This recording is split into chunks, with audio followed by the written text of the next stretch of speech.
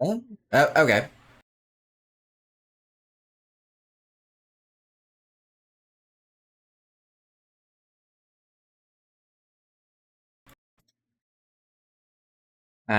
There we go.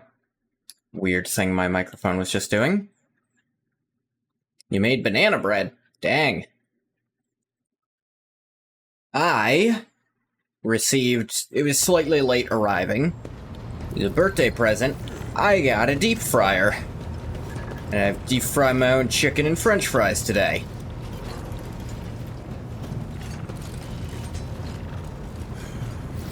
I've never made my own bread before, though.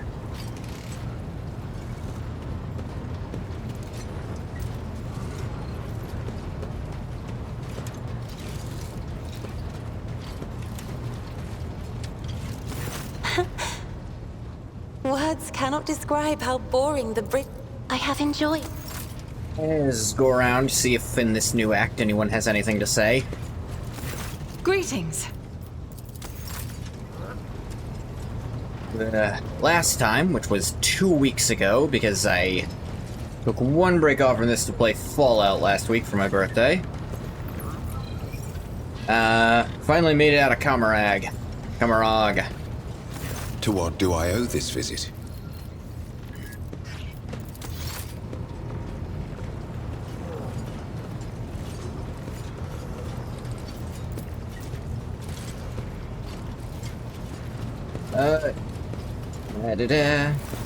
Turn my thoughts over here.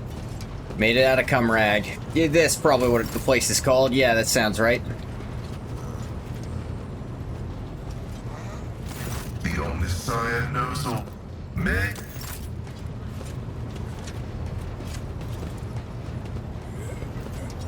Take Cabela. heed, Nemo.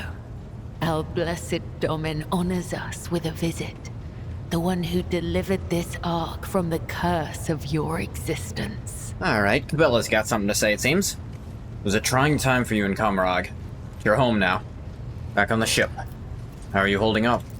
I am ashamed of what I said, of how I acted, of my hesitation.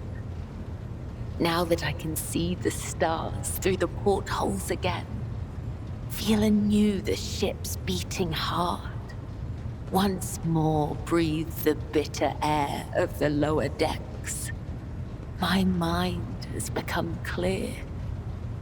I am Cabela, servant of the undying Emperor. I am your blade and your shield, and thus it shall be, now and forever. Thus I will be. Alright. You had something to say, Iliad. The Dark City released us from its thorny embrace. Walking finally. The wounds of the body will heal. But what about the wounds of the soul? Cruderach fell, and its demise shattered the fragile lives of countless children of Werserian. Scattered across this part of the galaxy, hounded by the monkey, pursued by the Dark Cousins, imprisoned by the servants of She Who Thirsts. Sounds unpleasant. Hatred is strangling me like a snake, and fear is coursing through my body like a burning poison. For the path I chose is leading me down the roads of failure. I can neither hold back my grief nor rein in my anger. And yet, I am powerless to stray from my path. Like, not the most comforting response, Pay no I'm heed sure. to my fleeting wrath, Anantak. Yeah, pay a little When the heed. will slips away, the soul trembles with rampant emotions. But I will resign my heart to meekness, for there is no other way a marked outcast can help their fellow Eldari wandering in the dark. Any terrible things happen in Camarag? Cumrag? Are you alright? I found myself in the Dark City after following the twisted roads of truth and lies. And although the truth blossomed like an ugly bud and scratched my soul with its thorns, I did find the answers to my questions. Those who come back from the dark of the webway will never be the same. But it is we who change while the surrounding world remains imminent. This thought gives me strength.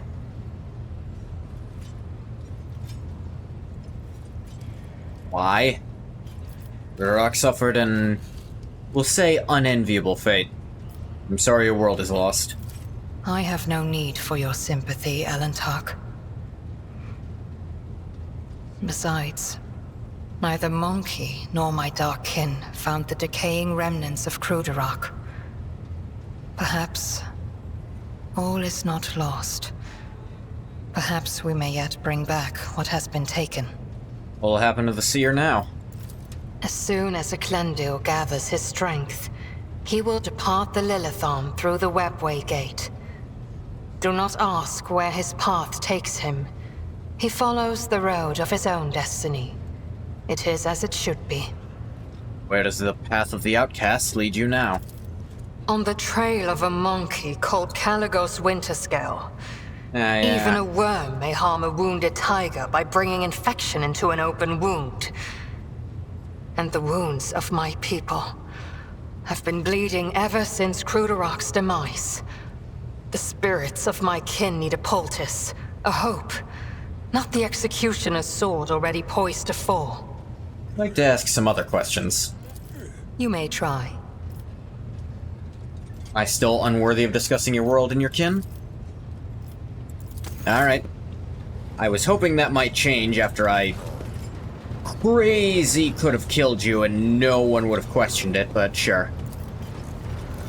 Quote from the sacred text catches your eye. Ruthlessness is the kindness of the wise. Ruthlessness is mercy upon ourselves.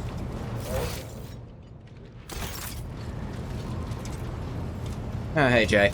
You are spoiling me with the splendor of your presence again, Shireen.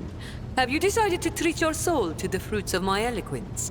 Or do you wish to discuss business with the newly appointed owner of a Mercatum Tabula Officiale? Seems like you and Trickster Core were close. Shame he lost his head. My gang is quite the void beast, Shireen, with 3 heads stemming from a single neck. Core's untimely demise will not interfere with our mutual business. I do feel sorry for his twin, though. Eh. Cora has been getting into trouble with her brother since they were kids. Getting out of trouble too, but not this time. But why are we talking about the departed, Shireen? We must save a few good words for the living. Take Falco, for example. I will impale that ashmag on a stake, Shireen. You will see. I will pick a slim one, so he has more time to appreciate it. At you later. Oh, I have no doubt you will. Okay, don't say it like that. I actually wasn't sure where he was. Apparently he's over here-ish.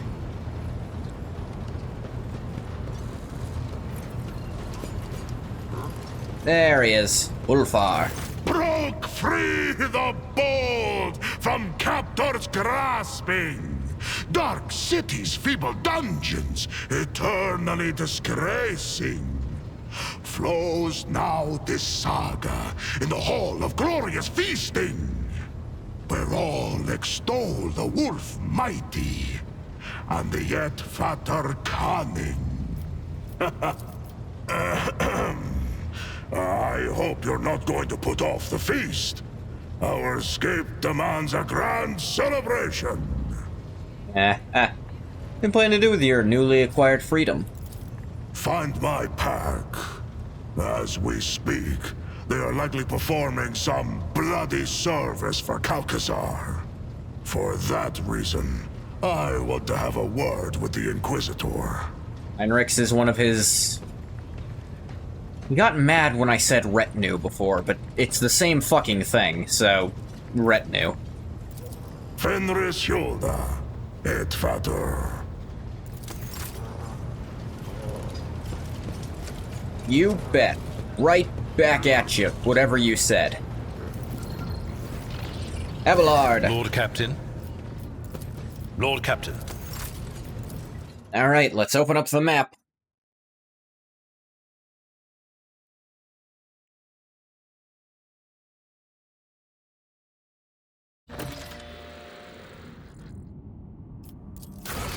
Brave merchant, ruined by his competitors, intends to attack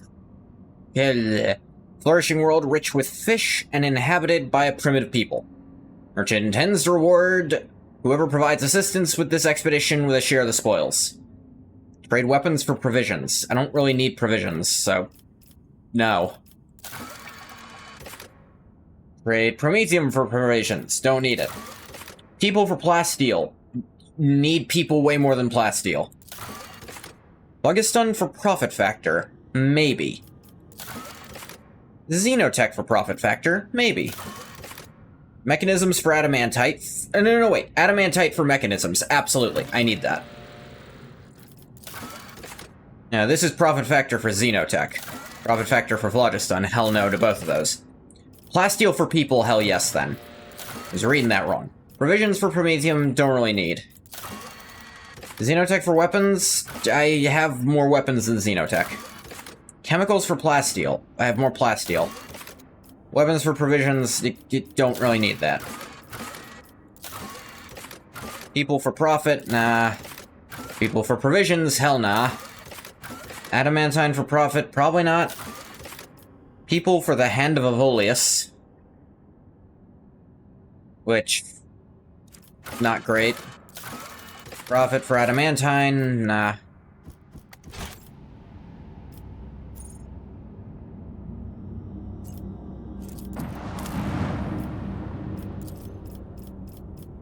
Got anything new to do? Oh yeah, they actually have higher ranked stuff, it looks like.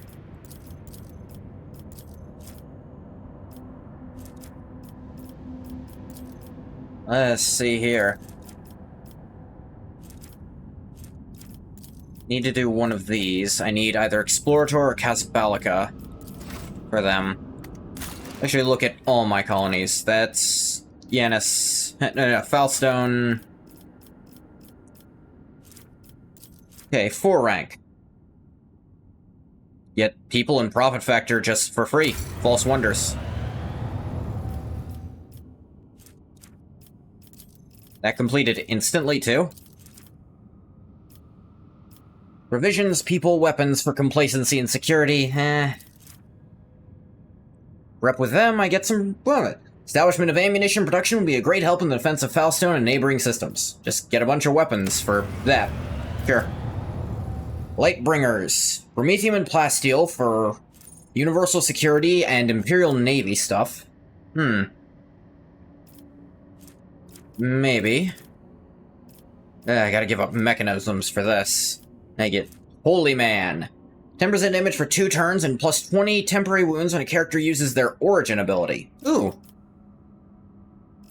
That's kind of nice.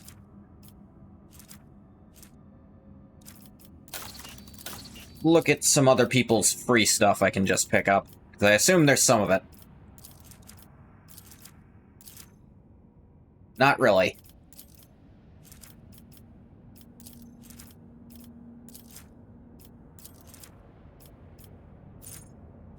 What is this?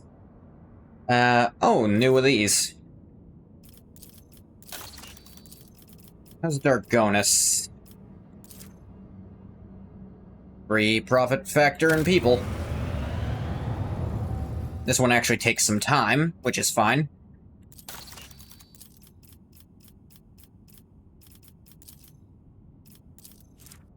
Profit factor and efficiency. Nice setup ones that'll take time to be able to do the ones that won't later.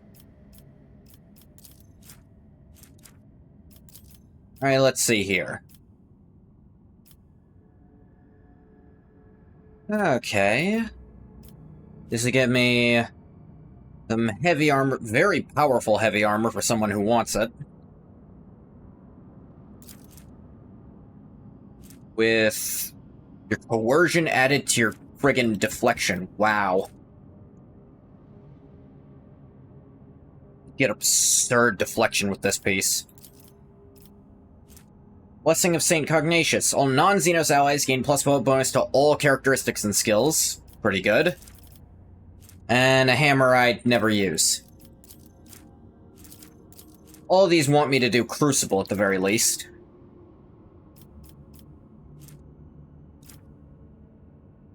Mm. Which mechanisms do I have versus how much I gotta spend for that other stuff?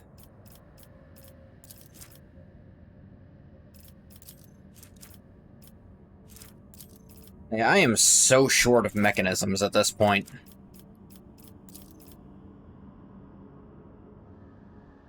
This would help immensely. This blocks this switch. 5% crit chance against Xenos, and broadside plasma macro cannons. And rather this for those mechanisms. And I get nice new armor, actually. All those mechanisms coming in, I could look for stuff, actually. Need... One of these did I want?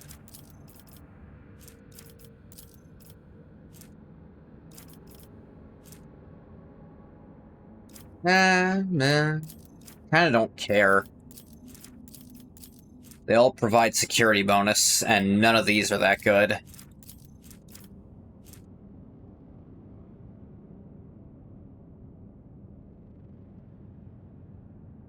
I guess this is an okay sword for... that onslaught ability could be useful. And it doesn't matter which one I do to get this, so... 5% more damage to Xenos, or... replenishing medikits. Guess I gotta go get Caspalica, then.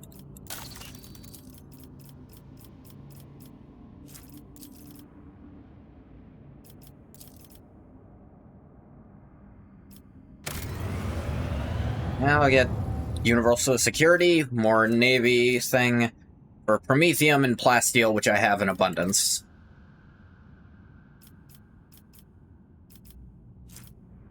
I think I just have to do this to get any of those.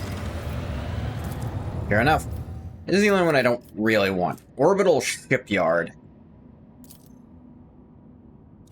I have to do it in the Protectorate, or Praising the Muses.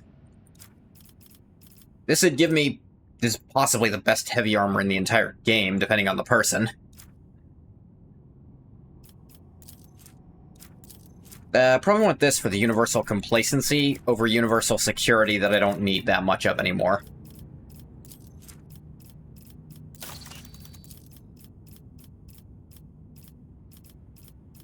Where do I go to praise the muses?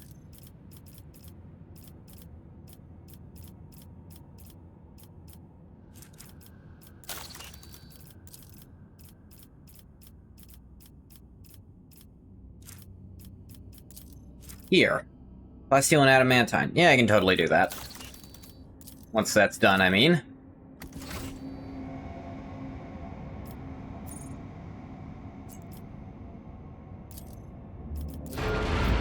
No scrap at all to repair. Alright. The map of the Coronis Expanse. The question is... where the hell am I going? It's been so long, I don't remember.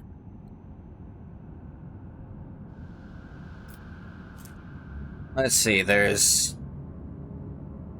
someone wanted me to go to Footfall. World of Quetzaltemur was also asked about, apparently.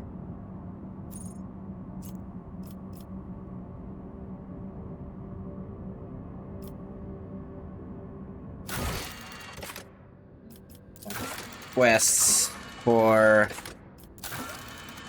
Brother Darkonis. That's the situation in the capital world.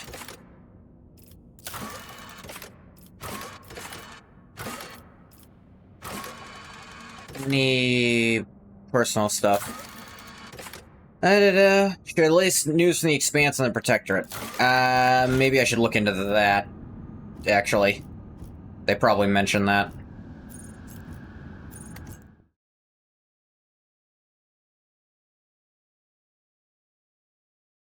Says they're ready. Who am I to say no? The rogue trader is who I am, but Be quite annoying if I just said no to running my protectorate all the time.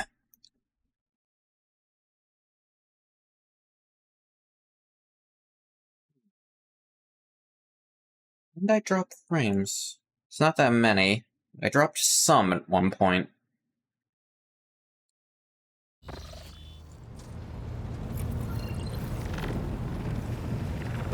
Factotum? Wish to hear news about the Protectorate, to keep apprised of things. We discovered a world that is home to a long-abandoned colony founded centuries ago by one of your predecessors. A ship was sent there, carrying several thousand colonists who were to restore the derelict settlement. After the ship entered its system of destination, contact was lost with it, and its fate remains unknown. Perhaps you might like to investigate the disappearance of that vessel personally. In addition to that, your lordship, pirates have presented a serious problem for your domain. For centuries, a group of bandits headed by a ship called the Elusive Contempt has been raiding cargo vessels on their way from the Protectorate's most plentiful extractia. Their ability to deftly escape pursuit by patrols has allowed them to operate with complete impunity. The pirates' flagship has been spotted in a nearby system. Your ship, Lord Captain, is sufficiently powerful to finally chase down those brazen scoundrels and bring them to justice. The Astropathic Choir has received a series of alarming messages concerning the Nama 4 system, where a dangerous space anomaly has supposedly manifested itself. Its nature is unknown, but the fabric of space within the system is reported to be curved and unstable. It is said that any ship entering the region disappears without trace. I believe we ought to be prudent and steer clear of that system. The factotum hesitates, as if unsure that what he has to say is worthy of your attention. There is something else, Lord Captain. The ship's astropaths have caught echoes of alarming messages. Unidentified ships abandoned by their crews have been spotted in several systems of the Expanse. It may only be a rumor, but those who encountered them have gone missing. It is all your lordship.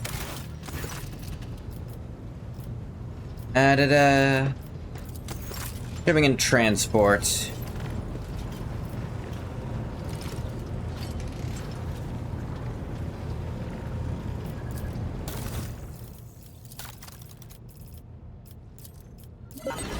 Let's get some of them.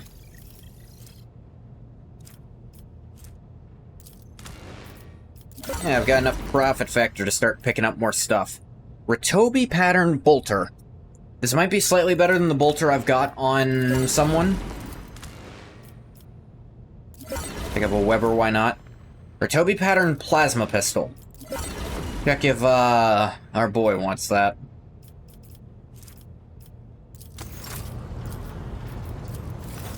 How about you guys? Nothing new. Werserians, you guys like me, I just couldn't afford some of this shit before. Condensed carapace.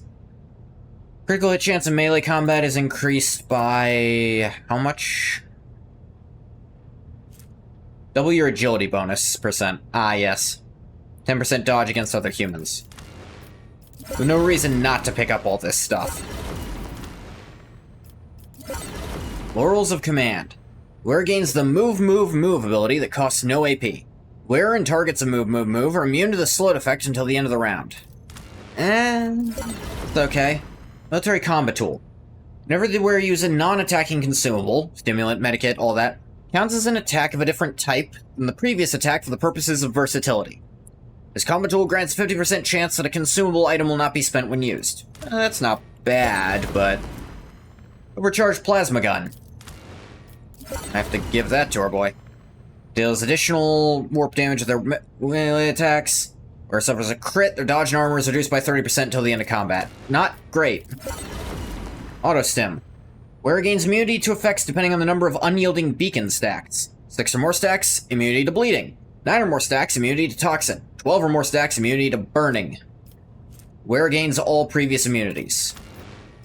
It stacks with itself. Notes on weaknesses. Wearer gains a permanent... 10%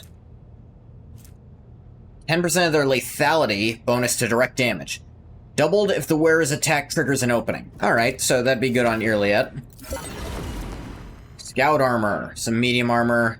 Cover efficiency is increased 15%. Doubles the wearers not move during their turn. 15% armor if wearer is in full cover. Wow. If you're in full cover, you're just immune. Power Maul. Boots of Silence. Wearer do not spend MP during their turn. They double their cover efficiency. Gain immunity to the force movement effects until the end of the wearer's next turn. Again, be immune to stuff. Virtue of Contempt. Each time the wearer inflicts burning from flamers, that burning level is doubled. That'd be cool for, like a flamer build. I don't have enough money for this new stuff. How's the Void?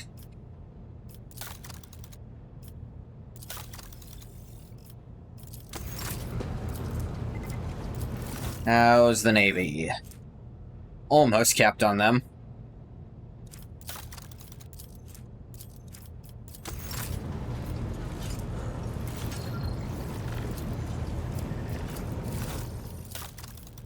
I don't have any more stuff that they want.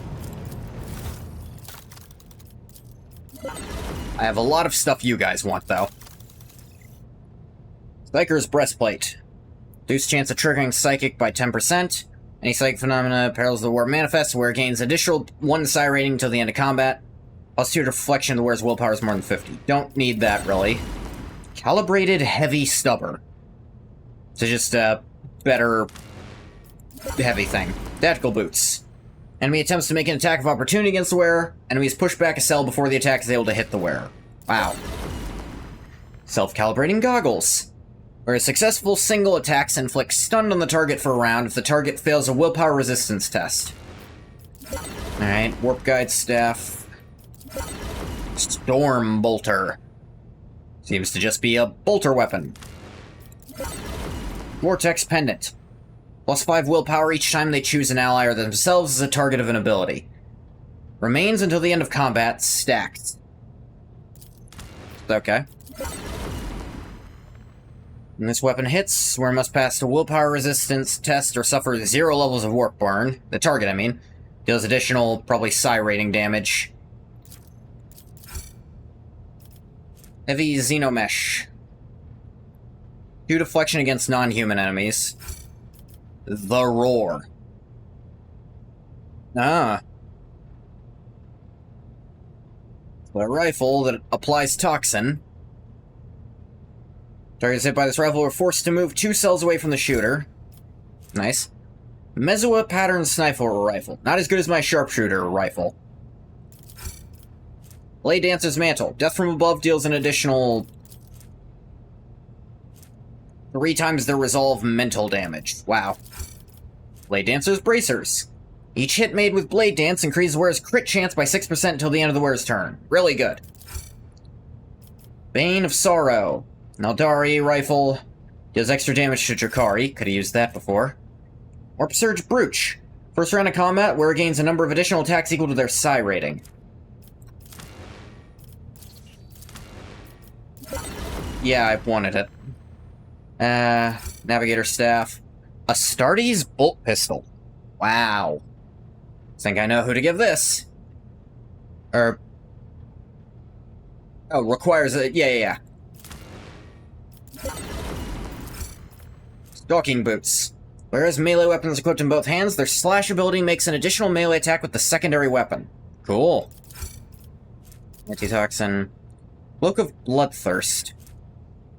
Whereas target is suffering from bleeding, melee attacks deal an additional 2% damage for each point of the target's agility bonus. It's kinda cool.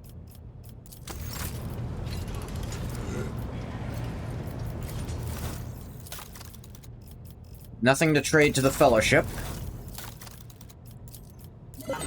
Give some stuff to the Navy. I know they can't take anything.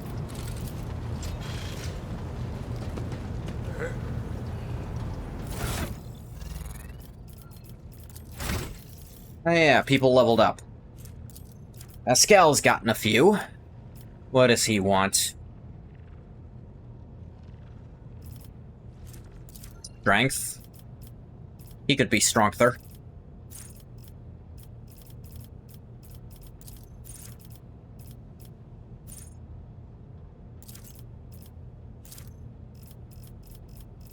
Let me say.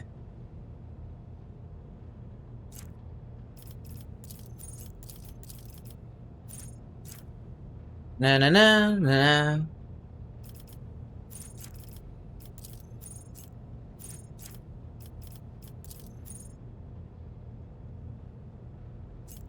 That's okay-ish.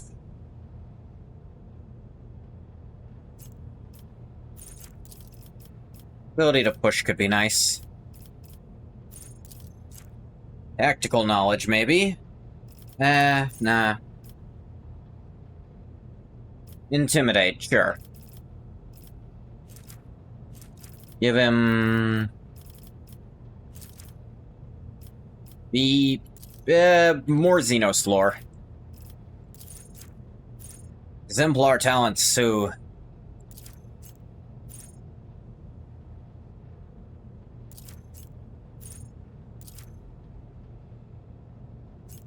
I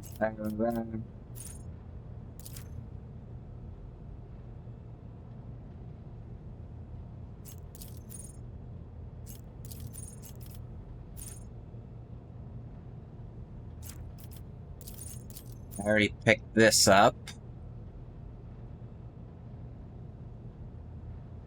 Apparently? Wonder why.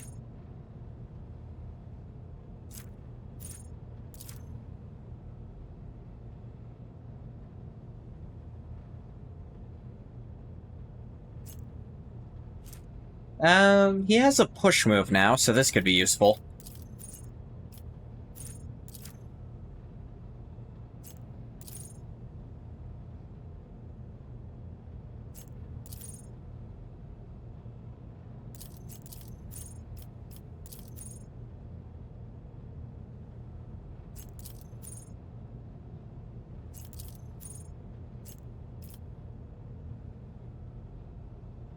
That's hard to set up, nah. Bonus 5%. 2 plus half his intelligence bonus. He does have pretty good intelligence. I'm looking at know-it-all right now. Da-da-da.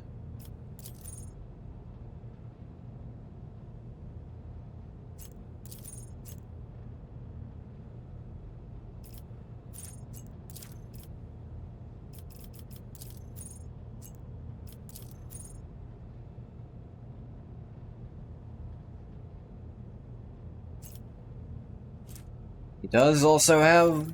He has that new push move, but I doubt I should build around it.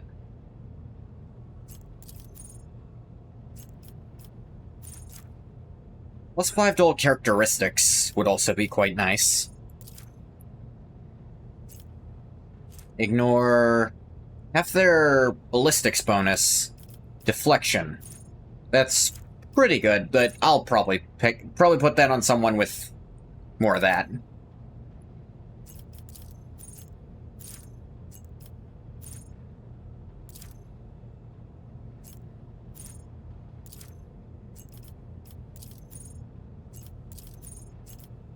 Additional wounds.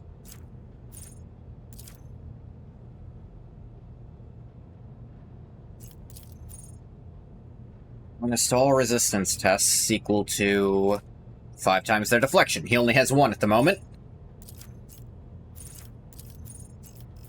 I think for him, know-it-all. Now, second tier talent.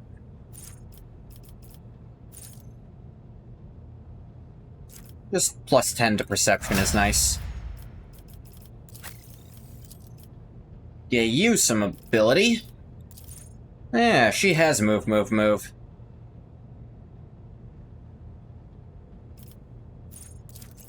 that doesn't cost AP, because she uses all of hers every turn.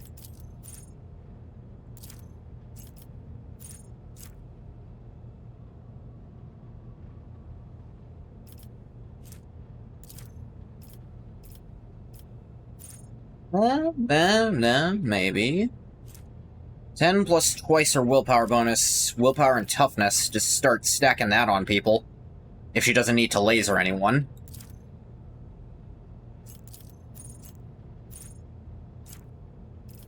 Only applies to warp damage.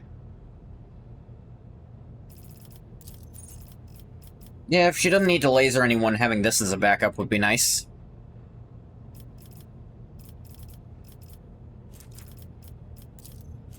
Her persuasion is so high, I don't think I need more of it. Let's look at other stuff. What else does she have that's quite high, but could be higher? Coercion. Now, let's see about other extra turn bonuses.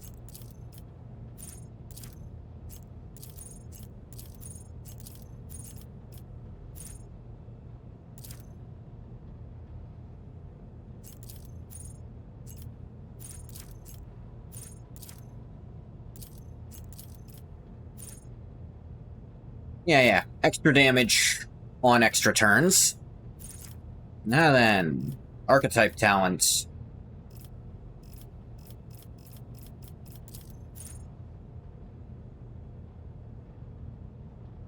Now she has navigator ability that actually boosts allies. You might look at some of these. Survive to all resistance tests on top of it. 10% armor would be quite nice. Reduced by the amount of veil degradation. Increased by the infusing parameter.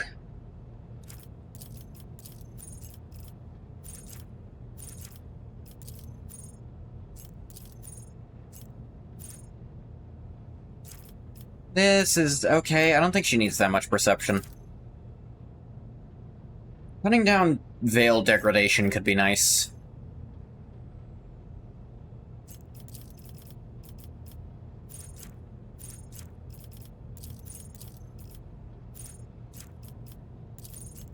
Yeah.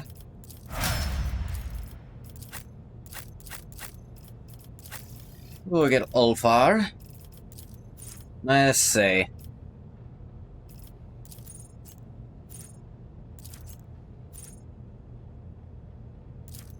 Dash is so useful. More athletics. I need someone who can.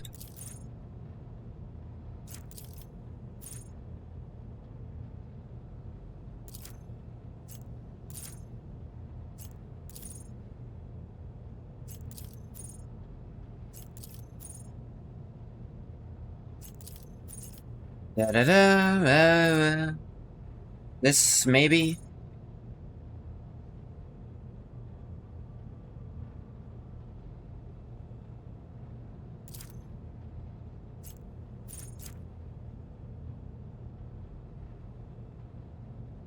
This could be nice.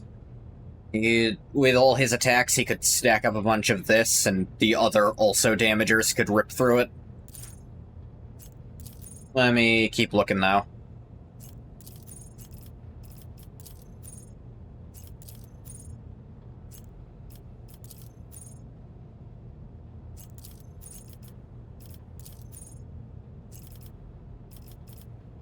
Oh, wait. Where's the one that gives him more strength based on his hit points? He has over 200, so that'd be pretty nice.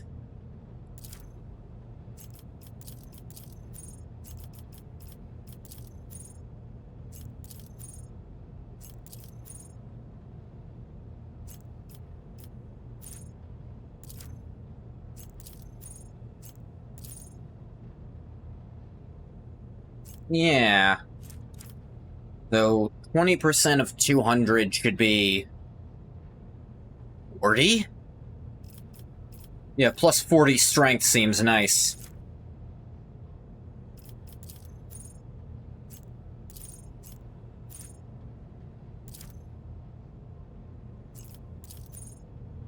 Da-da-da.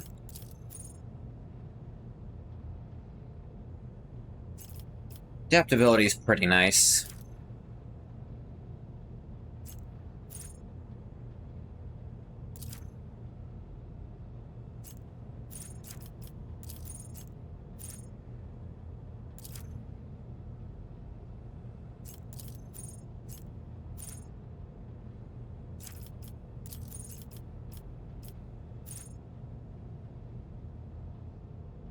Oh, yeah, this discipline's so good.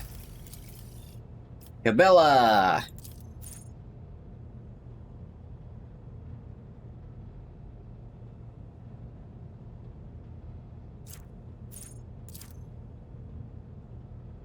Da-da-da-da-da.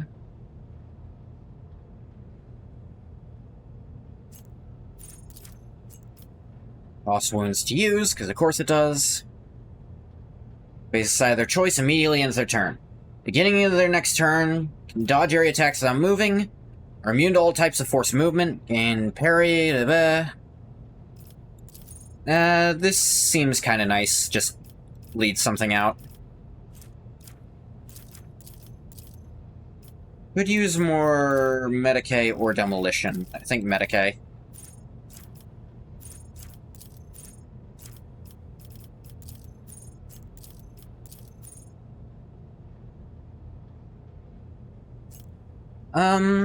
This actually would be really good. And then again, she doesn't tend to have to hit the same enemy a bunch of times. It kind of does, you know what I mean.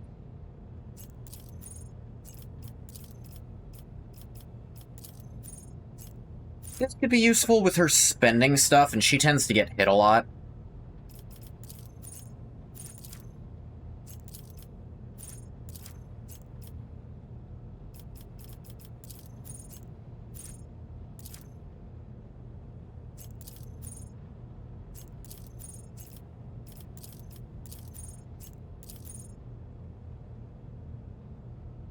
Nah, +5 to all characteristics is okay.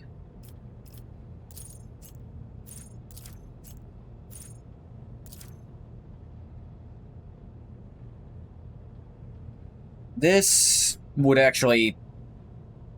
it's only to once, though, and she attacks so many times.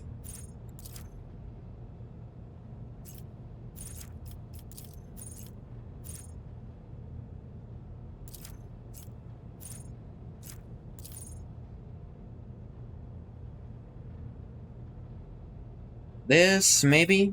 Make her very durable.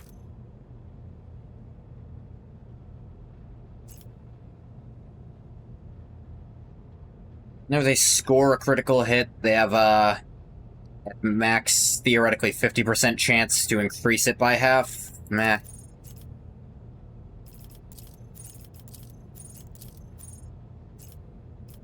Get her some tricky defense.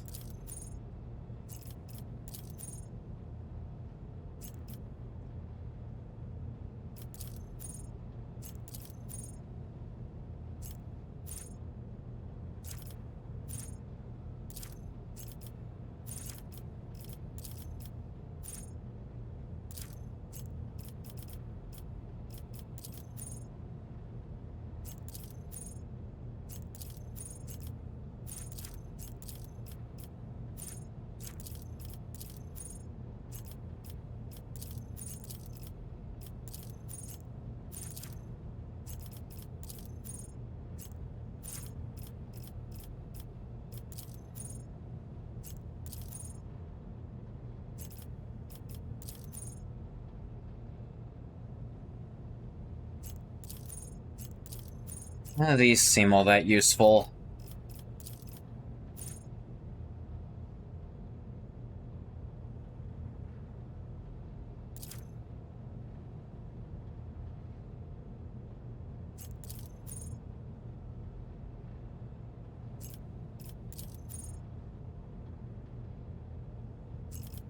Yes, just the crit chance. Now, Argenta.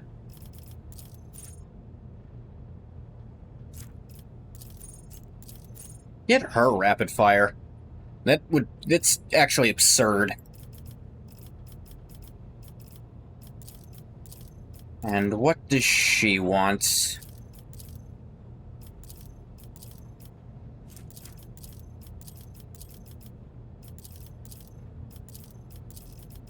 Or awareness wouldn't be bad.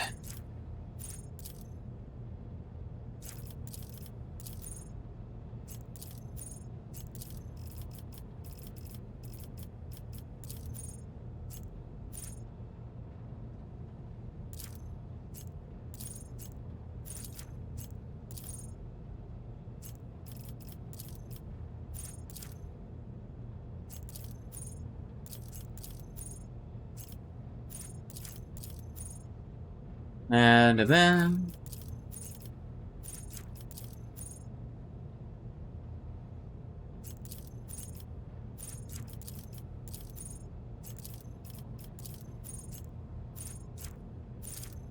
this would be nice to let her change equipment, actually. Yeah. Because she should have... that should give her enough strength to carry her thing now.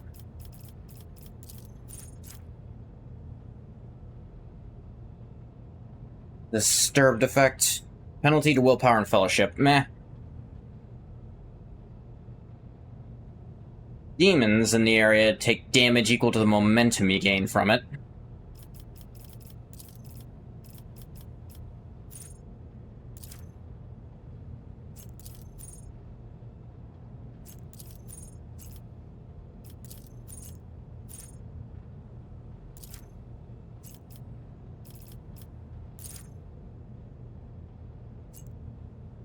Close quarters training.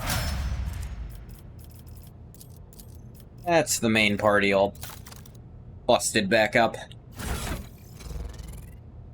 Yes, her strength is now 76. Should be enough to... yeah, it's enough to still carry the heavy bolter.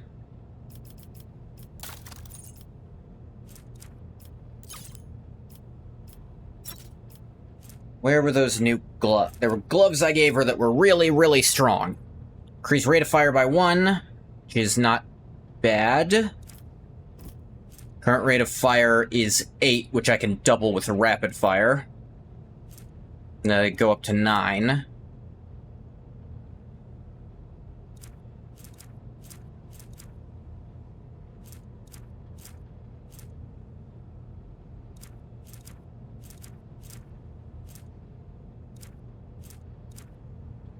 Yes, it was just this rapid fire thing. Better gloves.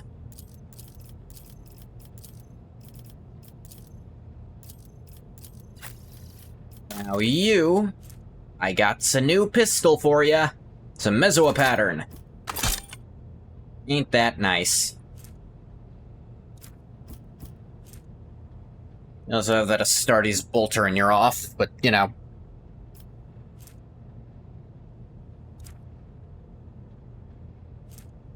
Stolen autocannon, it's called. Multi-melta.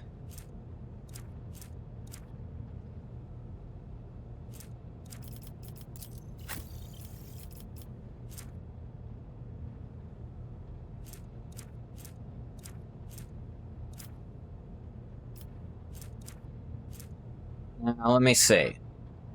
Not as much armor pen, but way more damage. Can only perform overcharged attacks. Damage increased by 25%. Its plasma explosion deals 2 times more damage and is 15% more likely to happen. Walk it.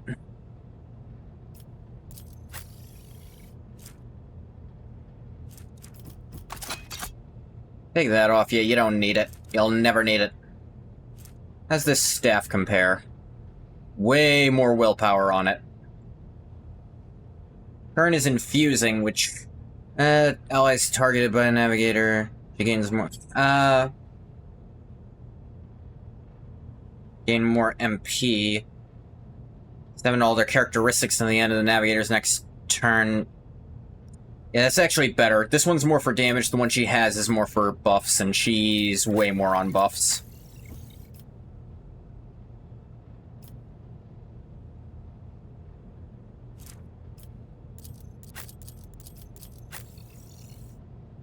Don't think I have a better heavy bolter for you to use, Argenta.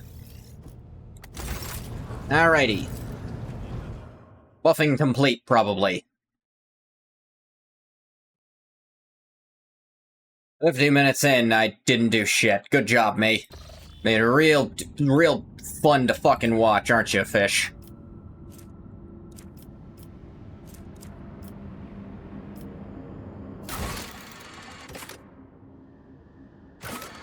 Let's see here.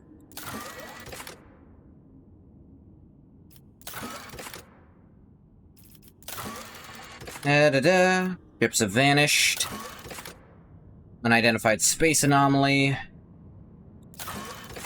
Vicious pirates in Langren's belt. Langren's belt.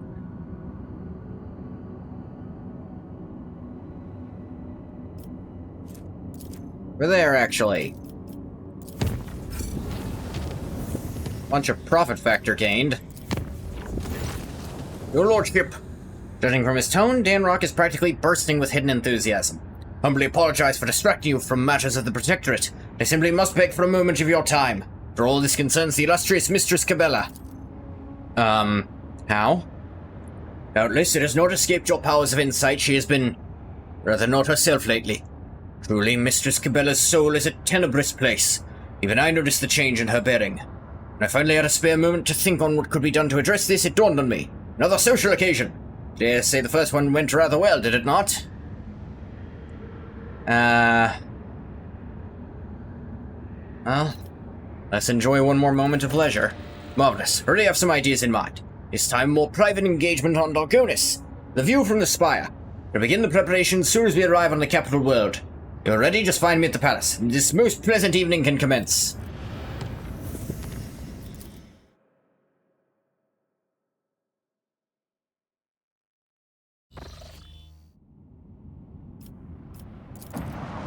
Alright, pirates.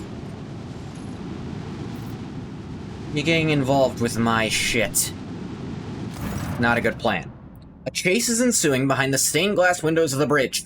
Several pirate raiders are trying to catch up with the cruiser, fruitlessly firing salvos at it from their macro cannons. The officers of the Augur crew report. They're chasing the elusive Contempt, the legendary pirate flagship that's been plundering cargo ships around the Expanse for several hundred years, masterfully evading patrols and escaping unpunished with the loot. Shelby, the proto-speculator, the elusive Contempt's captain, addresses you via Vox. In a cheerful, almost affectionate voice, he thanks you for the high-grade resources mined by the Von Valancius Extractiums, and also for your invaluable assistance in his escape. As soon as Shelby finishes his speech, the elusive Contempt swiftly enters the warp. A powerful salvo intended for his vessel explodes against her void ship shields instead. They dare to attack a rogue trader. Prepare for battle. Didn't you say they already entered the warp? How are we fighting them?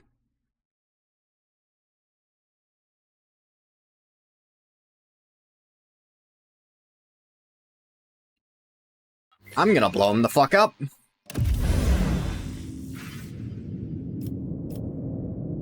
There's the elusive Contempt.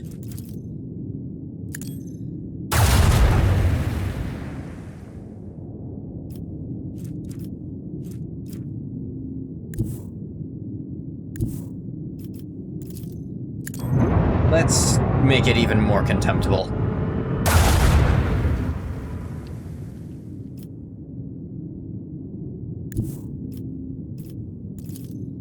By blowing it the fuck up.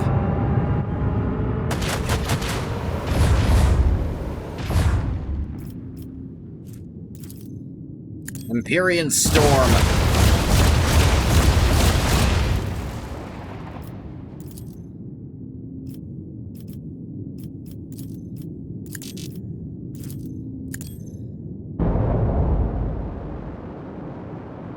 And that's our turn.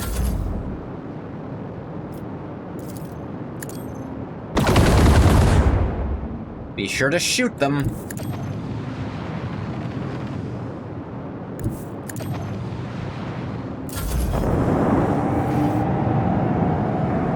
Motherfucker, where do you think you're going? Wow, they have a lot of speed for such a giant-ass ship.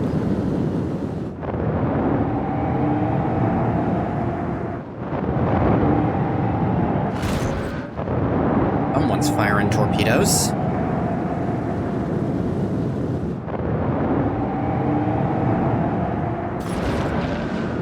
A lot of torpedoes. Missed. Yeah, ow, that one hit. Fuck.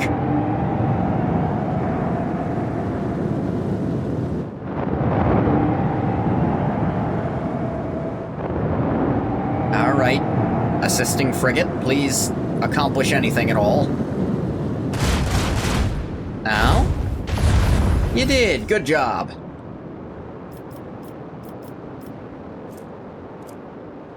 Jeez, that thing went far. Wait, where did it go at all? It jumped out of the warp instantly? Like, it's not even on the map anymore? That's dumb.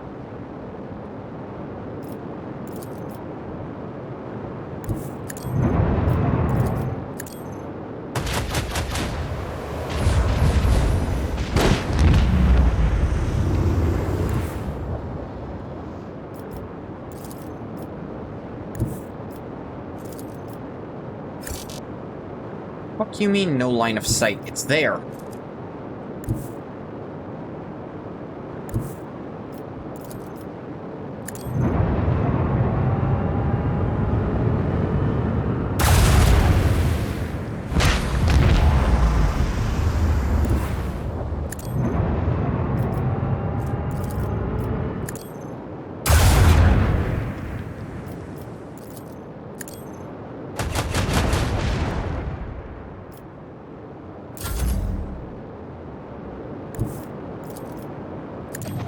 Take care of these torpedoes before they hit me, please, interceptors.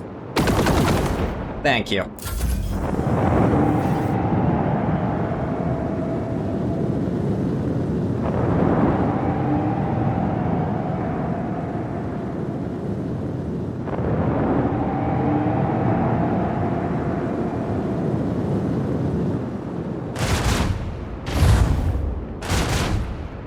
Didn't work.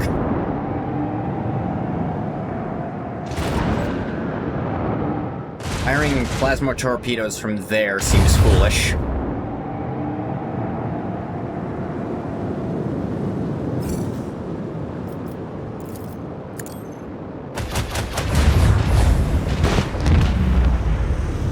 Let me see.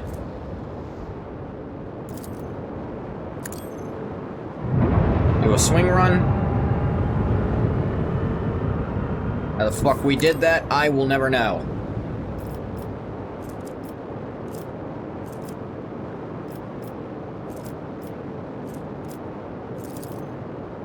Then jump ahead.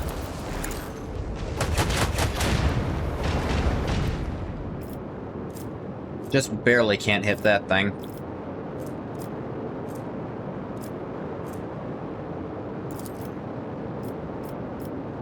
Actually.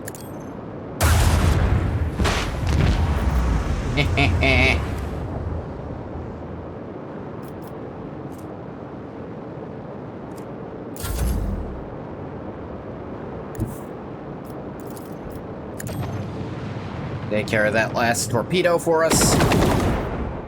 Best pilots in the sector. You destroyed 4 ships using attack crafts. Cool.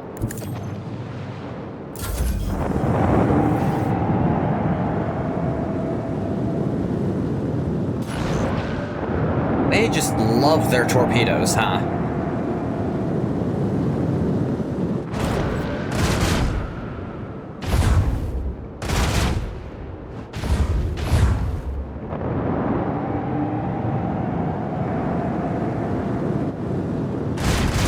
That's a very foolish place to end your turn, Sword-class frigate.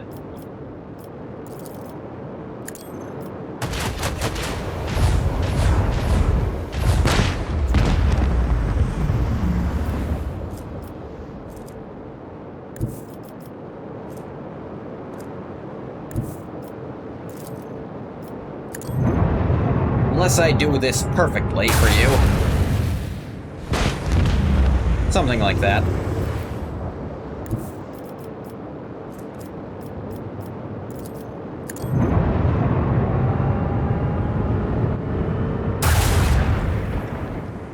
That only ever hits 1. Try this. Yeah, that worked. Ah, my interceptor's gotta come back.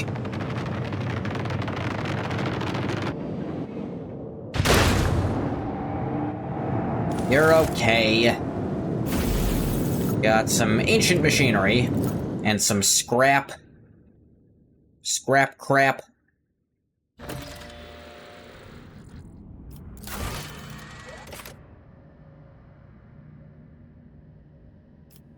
Rogue Trader's not the only one who has his sights set on the Protectorate's stolen property. Other pirates, just as eager to take House Von Valancius's riches, are after the elusive contempt as well. Nice. Mundus Nullius.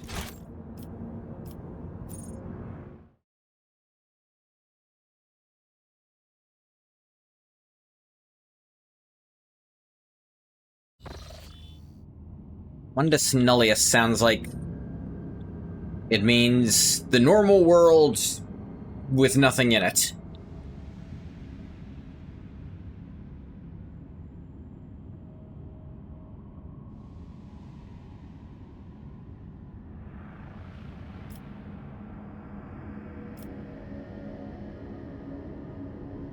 The hell is it? Bunch of this physical map you just can't go to.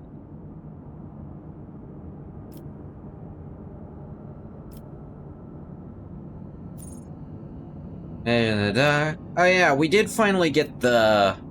Oh, there's Mundus Nullius. We did finally get the augury upgrades. Lord Captain, an urgent message. Our forces have arrested a dangerous saboteur who attempted to gain entry onto the bridge. This incident may be worthy of your attention. See, both the saboteur and the circumstances of his capture are rather strange. Not tell if Victus sounds baffled or worried. Think it would be reasonable for Magos Pascal to take a look at him as well. What's so unusual about the saboteur and the way he was captured? The thing is, Lord Captain, the saboteur is most definitely a tech priest. Found his way aboard the ship and penetrated all our security systems with staggering ease. Both his ability to communicate with machine spirits and the combat potential of his augmentations are extraordinary. Nevertheless, the enforcers managed to capture him. During the arrest, the intruder, he offered no resistance at all. That's suspicious as hell. Instead, he asked for an audience with the great machine spirit. He realized the enforcers had no idea what he was talking about. He asked to meet with you. Said it necessary to apprise you of the situation. This infiltration of a rogue trader's ship operated by authorized engine seers casts doubt on my tech comrade's stability. If he is indeed my tech comrade, that is. Regardless, I request permission to communicate with the captain. Captive. Very well. Pascal with me. Understood, Lord Captain. The saboteur will be brought to you. Come on, Pesky baby. Everyone train every weapon we have on this guy, though. Just to be sure. Who said his combat abilities were fucking crazy?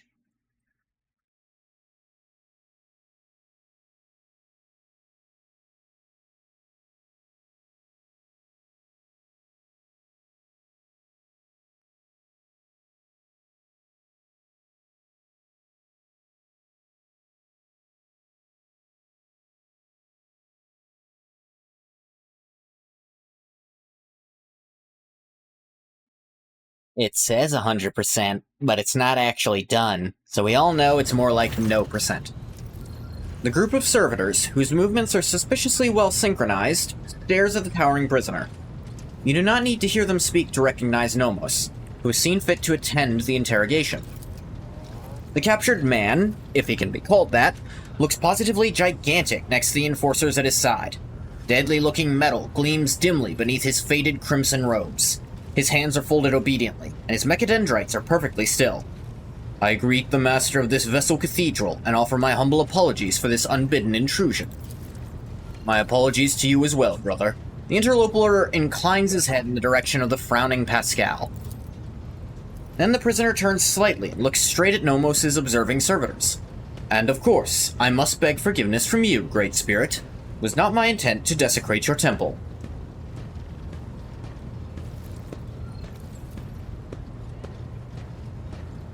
I honor the fraternity of the Omnisci's servants. Pains me to see you trespassing on board like a thief instead of arriving as a guest. The giant's shoulders shift slightly. For that, I apologize as well. I did not expect to find understanding amid the suffocating ignorance that abounds within the laity, and even many of my brethren. For this reason, I chose to carry out my mission in secret, and without seeking your permission. My name, if it matters, is Asclepius. Oh, after the ancient, Greek alchemist. Or doctor, I suppose. Nah, he wasn't really an alchemist. He made the elixir of immortality, though, so I guess kind of an alchemist. Anyway, the guy could genuinely bring the dead back, and the gods were actually scared of his ability, so they struck him down. Formerly a computator general of the Cognizance Fleet, now a library recluse with the status of Maletech. Maletechs are exiles whose ideas have not crossed the line of heresy, yet have come close to it. Need to calm after the heresy, buddy. They are removed from this fleet's structure to give them a chance to see the folly of their ways, and prevent sedition from spreading. Pascal's voice sounds unusually alarmed. All of that is trivial. My past is nothing but a set of archival data. My lost status is a part replacement string in the long chronicle of the Cognizance Fleet. I come not as the priesthood's messenger, but as a faithful disciple of the most holy Armanat. My brother once served as the Engine Seer Prime on this ship. Scopius gestures around him reverently. He was an adherent of the school of discontinuing the cycle, as am I. It has spread that far. Difficult to discern Pascal's emotions from his tone. I know that my brother perished, but before he did, he sent me a message that told of a journey embarked upon by Theodora von Valancius. A journey through a dimensional gate, an artifact more ancient than humanity itself, and toward worlds unknown. The blessed Armanat was with her, Amarnat. There, upon those dark worlds, he witnessed a great miracle, the birth of a machine spirit of incalculable might. My brother believed that this spirit then fell aslumber within this ship like a child in a cradle, not responding to lowly pleas. That was the purpose of my pilgrimage, to reach the ship where my brother died, the ship upon whose decks the blessed Amarnat had walked, and prostrate myself before the Great Spirit. Amarnat traveled on this ship. Yes, he did. My brother's words on this were clear. Years ago, Amarnat was part of rogue trader Theodora's inner circle, before their ways parted. You know anything more about this journey? My knowledge of it is scarce. More than mine at this point, I believe.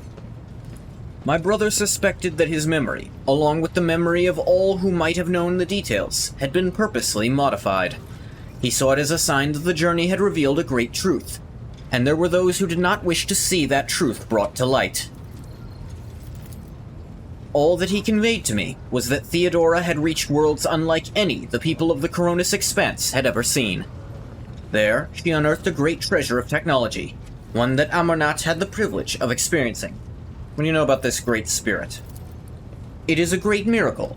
The Omnissiah's breath, meant to help us discontinue the cycle, was born of the treasure that Amarnat and Theodora discovered upon the Dark Worlds.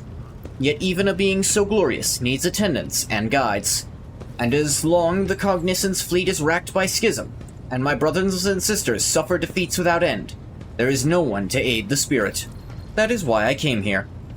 The name Nomos mean anything to you? Nothing. He has not come to know us yet. He will if you let him, Angoth. We know. We sense that his words are about us, that the story he has told is our story. I put that together too, Nomos. You are strong, yet you let yourself be caught. I took a vow that I would never inflict physical harm upon laypeople. The Omnissiah grants us the power of the true flesh for a purpose other than damaging the frail and blind creatures that are all who have not yet tasted his knowledge. Made my decision regarding your fate. Whatever it is, I will accept it. As will I, and yet I plead that my brother be shown leniency. His story initializes thought. Alright, Pascal, I'm gonna go a little easy on him. We ask you to keep him for us. Almost the servitors speak up suddenly, in the faintest of whispers. Let's see. Tome by serving me, therefore, the Imperium. Your actions have caused no harm, so I shall not harm you. You're free. You may stay on my ship if you so choose. I could not ask for more. All I wish is to remain in these halls and observe and reverence the Great Spirit's deeds. Let the cycle be discontinued. Nomos' servitors turn their heads to you and nod all at once in what can be interpreted as an expression of gratitude. At the end of the day, he didn't really do anything. And I've kind of roleplayed Ungoth as being on very good terms with, like, this whole thing and the servants of the Omnissiah. That's kind of been how I've been playing him. And Pascal even asked I be a little lenient towards him. Pascal's my buddy.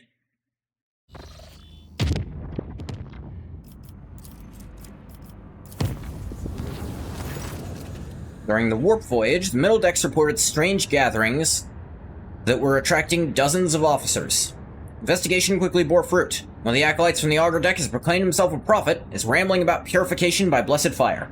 Only the perilous influence of the warp can explain the strange convictions and uncanny zeal of this person. Dispose of the prophet. Yeah.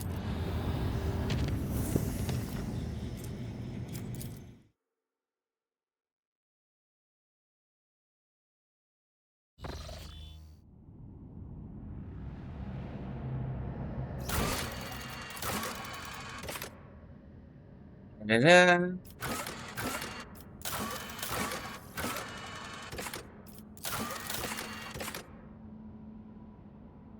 Nah.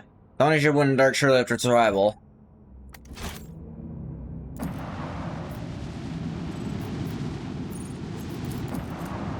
Check this ice world with the abandoned palace? Probably not, though. I'm in range of it, but...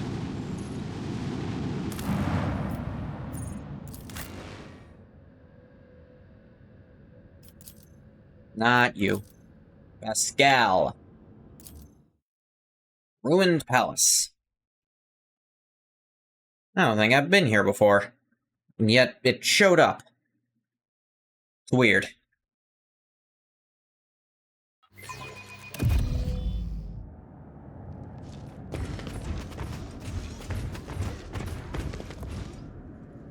Alright, let's... This is fine. Yeah, this works.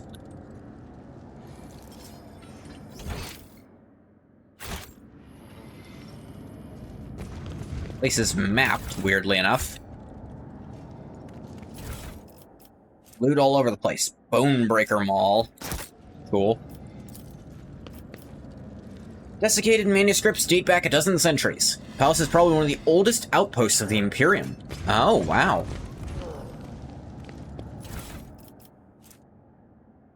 Decree of Gubernatorial Will. Grace of the God Emperor of Mankind, we, Yamon Nigel von Powen, for the good of our world and the deliverance of our people from the wrath of the heavens and the fury of distant stars, hereby command to provide for the needs of the governor's office no more and no fewer than 20 faithful young men and maidens picked in accordance with our instructions, each 7th rotation around the heavenly body. Robust and firm in body and spirit, voluptuous in shape, of similar height and stature, dainty and beautiful. Was the governor getting... sex here? That's not the normal way to do that. It's not the normal people tithe. It's supposed to be people who's good at, you know, strong. Enforcer light boosts. Wearer parries, immediately strike back. Attack deals damage, the wearer performs kick to push the enemy away. Huh, kinda cool. Another wearer deals damage with a heavy weapon to an enemy. Enemy suffers a stack of perplexed. 3 more stacks of perplexed are already on the target. Wearer's attacks also inflict staggered for 2 rounds. Shroud of Dauntlessness. Oh, this is an Astartes Shroud.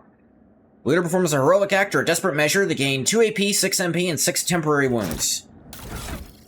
What's your current one? 10% armor is pretty good. Yeah, I think we'll stick with the armor for you for now.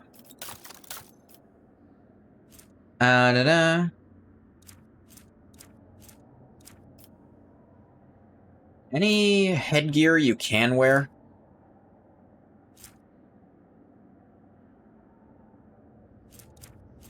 I mean, Virtue of Contempt. Actually, that looks perfect on you.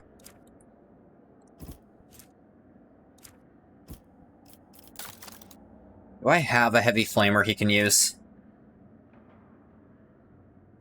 I have a multi-melta, that's not the same thing. Here's a heavy flamer. That can be your off.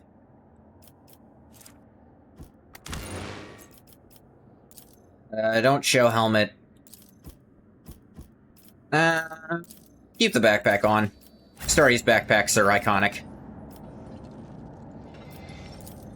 Pascal? Thanks, big guy. We can do this for us, too. Don't need more than one bone breaker maul, though. Giving out free shit in here. Ooh, what's this? Some cargo.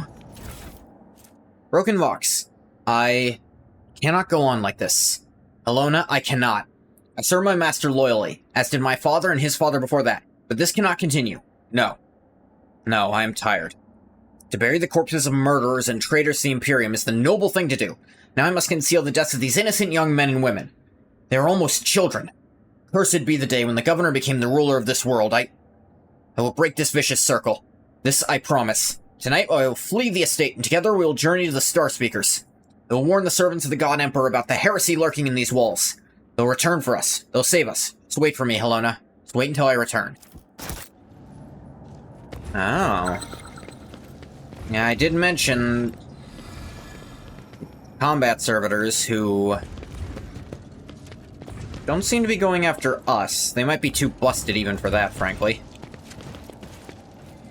Things are old and fucked up, it looks like. Gal? Apparently I'm using a semi-typical party setup, like Pascal is your lockpick, and Cassia for the extra turns, Argenta for unlimited damage. Though apparently Cabela's a little less, just because when people first beat the game she wasn't out yet. And also Ulfar's kind of an unusual pick. Mainly because on release he sucked. Like, his stats were just terrible.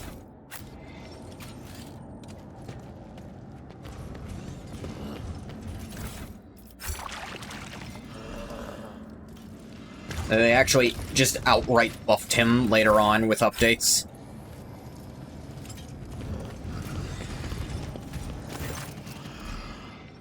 A lushly dressed, vaguely human-like carcass sits reclined in a massive Calixian oak armchair.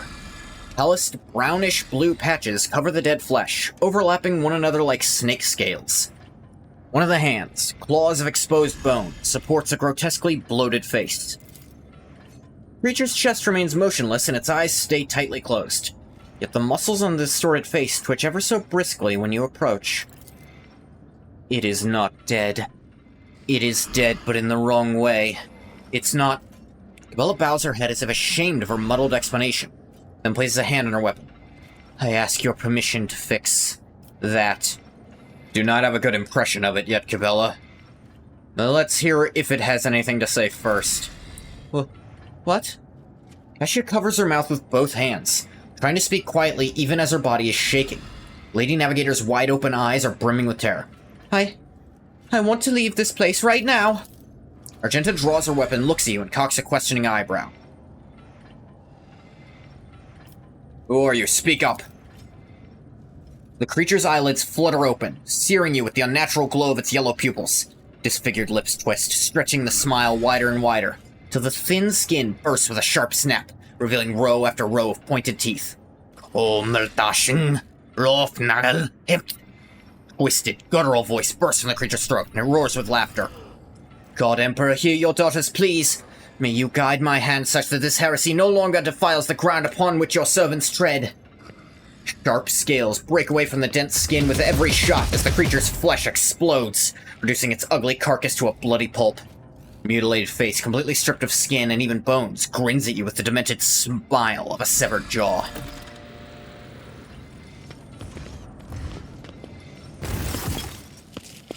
Oh dear. Yeah, I figured the servitors might freak out if we did that. But I'm gonna level with you. I was totally gonna tell you to do that. Like, team, never mistake that 1000% blow that thing the hell up was the correct choice. I wanted to give it one chance to say something so I could maybe figure out what it was and kill it. You know, prevent it from happening again, but it took that chance to be gross, so we exploded it. That was the correct course of action, team. Open the game.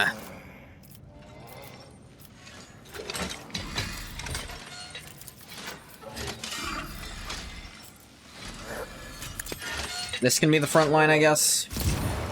The enemies aren't concentrated in a specific area, so it's like the...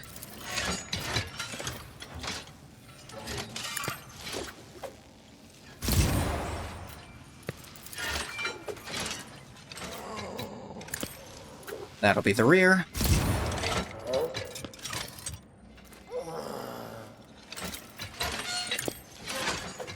Now, Magenta, are you prepared to solo this shit?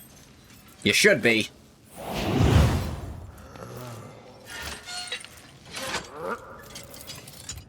Reveal the light while you're at it.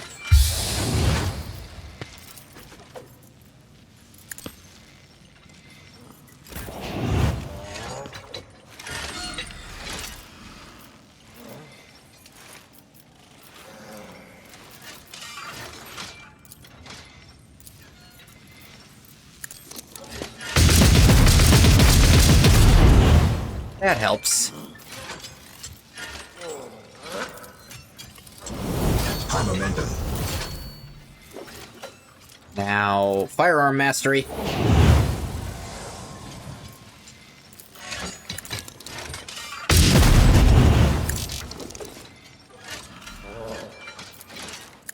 I forgot to use this first. Well, I didn't have enough AP. I should have waited till her turn.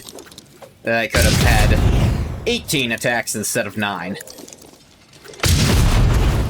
The fire is not enough to finish you off, actually.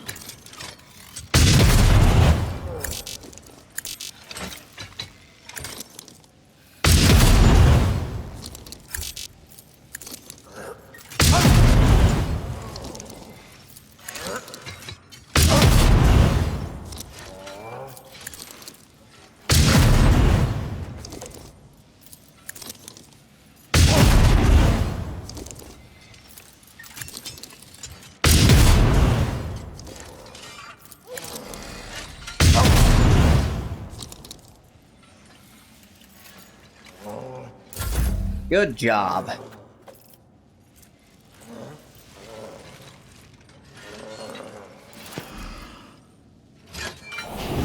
Visitor's Decree.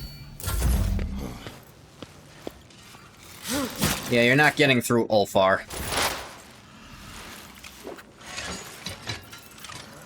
I am in the perfect spot.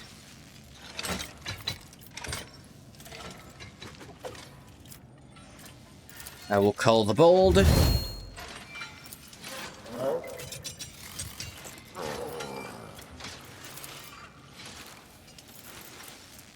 No. I have a plan, Arthur.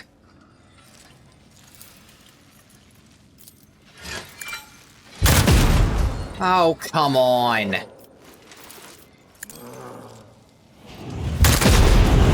Hate the 95... I hate... that. Okay, this is a big thing with XCOM 2. I despise the... No, your hit rate can't go above 95. We have to have randomness in this game.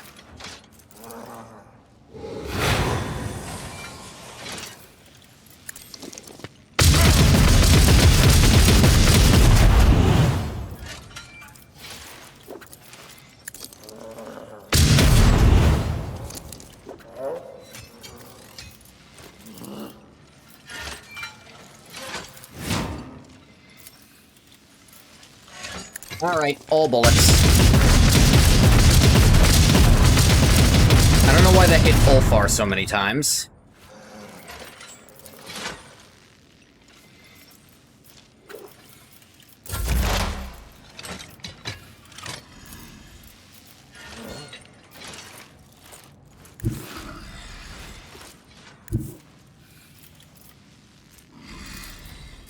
Analyze this thing.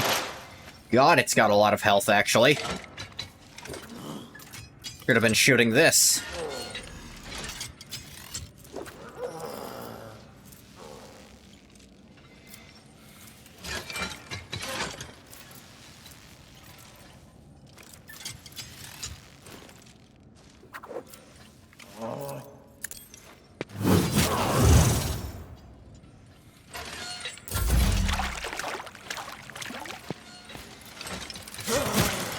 Yeah.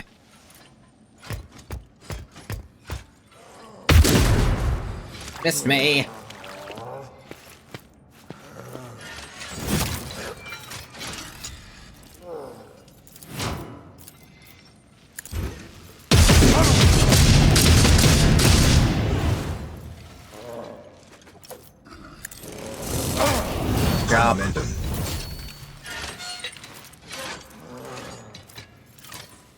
Firearm mastery.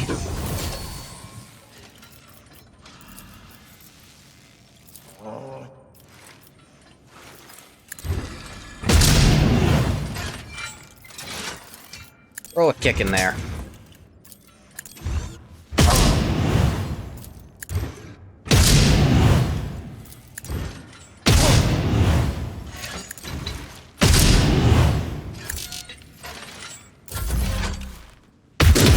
Yeah. Yeah.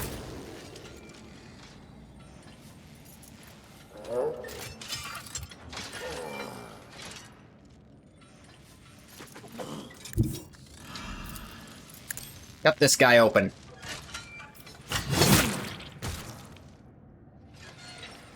You have no death from above. Okay. Where was the... Here we go.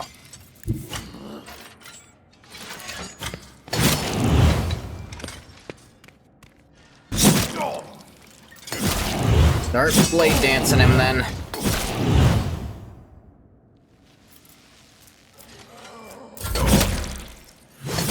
He's healing. Choosing the game. Hell does that mean? Depends on the total amount of its wounds. So as we damage, it'll lose some of that. Choosing the game. Turn, the corrupted noble chooses prey, applying the game for the feast effect on them. The effects suffer more damage from the noble's attacks. Noble hits the target or gains 10% wounds, removes this effect. Okay.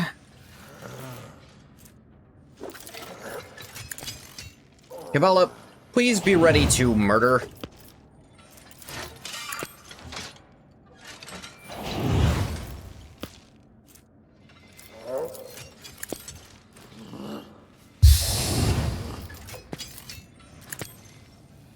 Take your turn.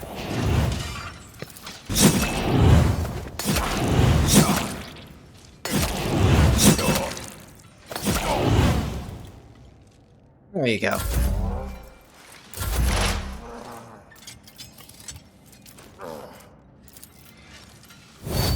Follow the bold. I have a plan, Arthur. Plan is shooting this guy. Plan successful.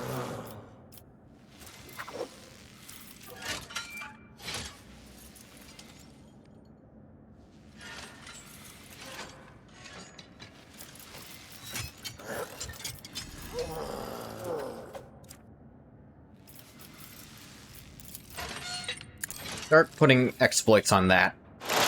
I don't like it. Yeah.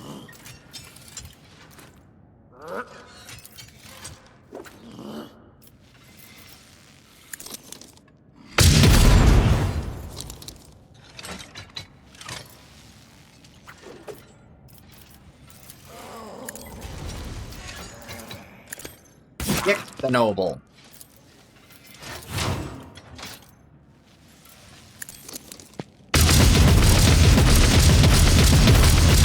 And then just light him the fuck up. Good job.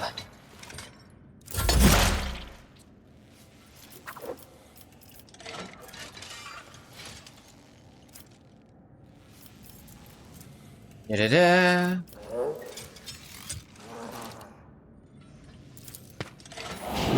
Where it hurts. Put more of these on him.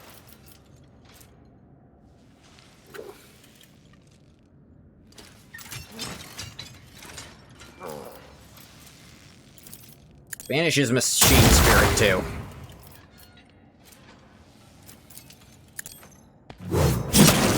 There. Boatload of damage. I wish. Owie. Yeah.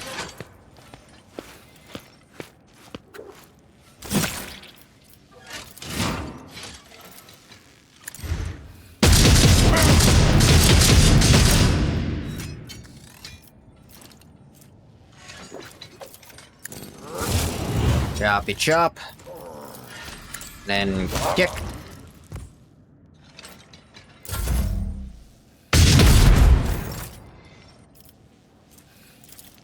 Keep dancing on him, Cabela.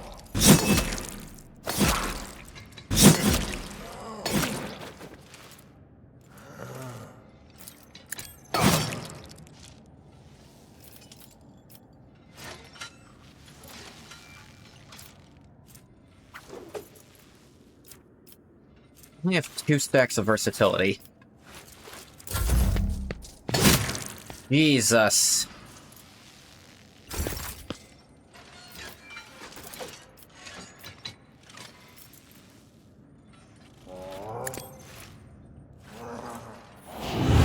We regained all the stuff we just took from him right away. Can I even win that? Do you have to, like, play very serious keep away to win? I'm very melee focused here. I don't know if that'll work. High momentum.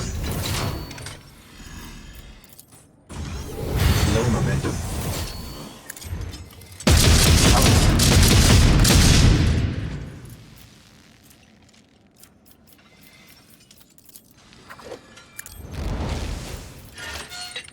You and kick the servitor. Reload the gun.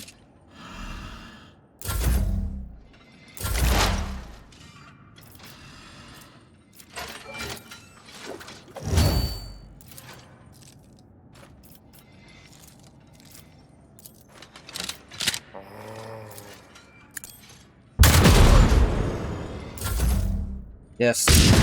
Yeah.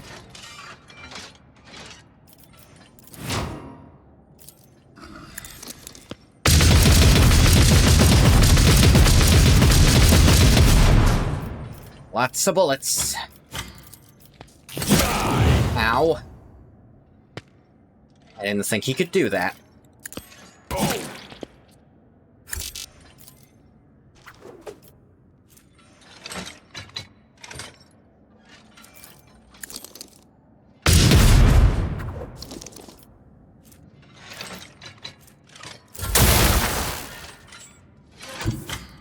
Pascal, I think you're gonna want to back off.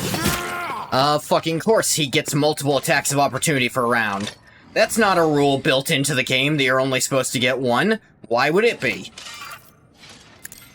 Of course, just give him shit for free because you say so.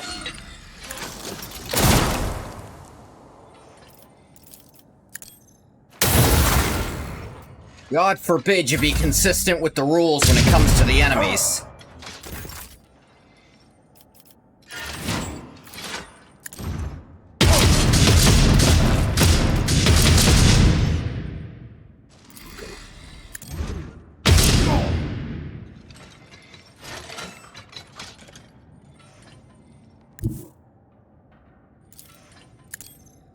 Come over here and beat the fuck out of this guy. He's a bastard.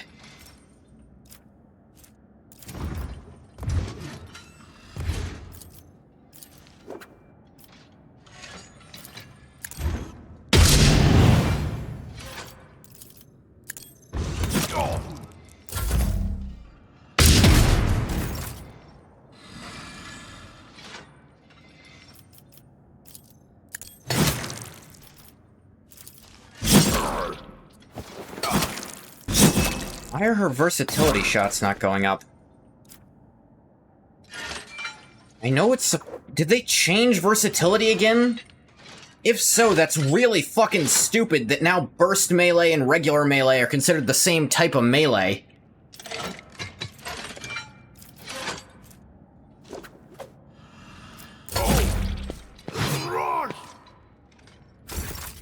Who would he choose for the game?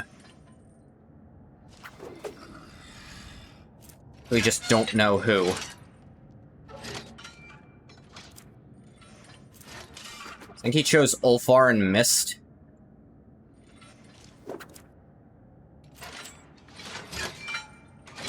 You choose someone off screen?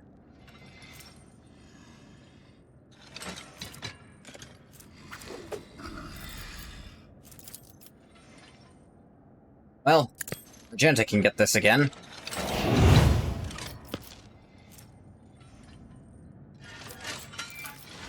Put this on Pascal. I think he needs it.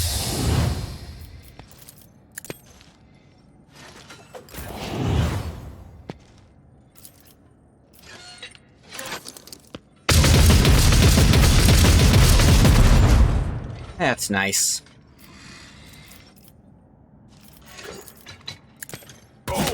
Then kick him.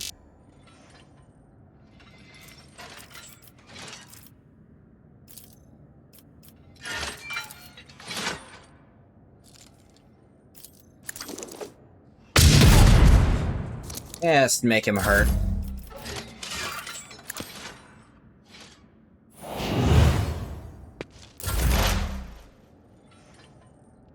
Let's start dealing with these. I have a plan. The bold will be culled. I see you.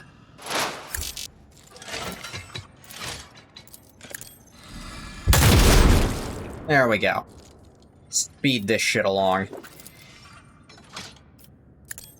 About claiming your bounty while I'm at it. It worked.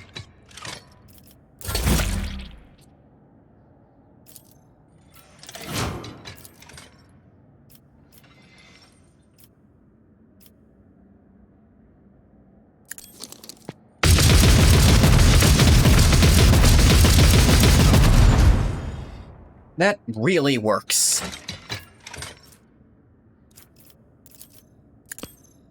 And you kick him, and just do it again. His armor is shrinking every time I do this. Oh, wow, his armor is nothing now.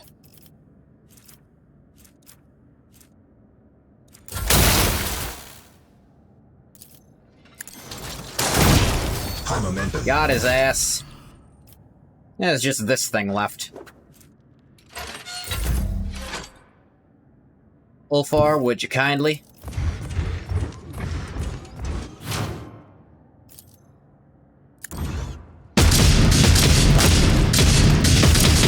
Yay! That's the power of shooting more bullets than have ever been invented. That is the power of Daka. Fortress World Tempestus Carapace. +2 deflection against range attacks. +10 toughness if you're from a fortress world. I don't think anyone's from a fortress world. And a Halo device. Where it gains the following. 25 strength, toughness, agility, and perception. Agility instead of intelligence, toughness instead of willpower, and strength instead of fellowship. Immunity to injuries and traumas, regenerates a wound per turn. Whenever the wearer kills an enemy... Is it really only one? Half your toughness bonus, so could be anything. Whenever the wearer kills an enemy, any damage they deal is increased by 1% until the end of combat. Their intelligence, willpower, and fellowship are reduced by 1 until the end of combat, but no less than 1.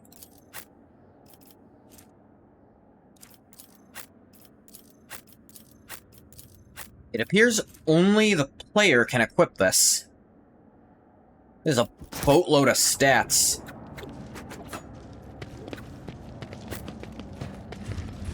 Like an unreasonable number of stats to put on a single item. Then again, it was actually really hard to kill him.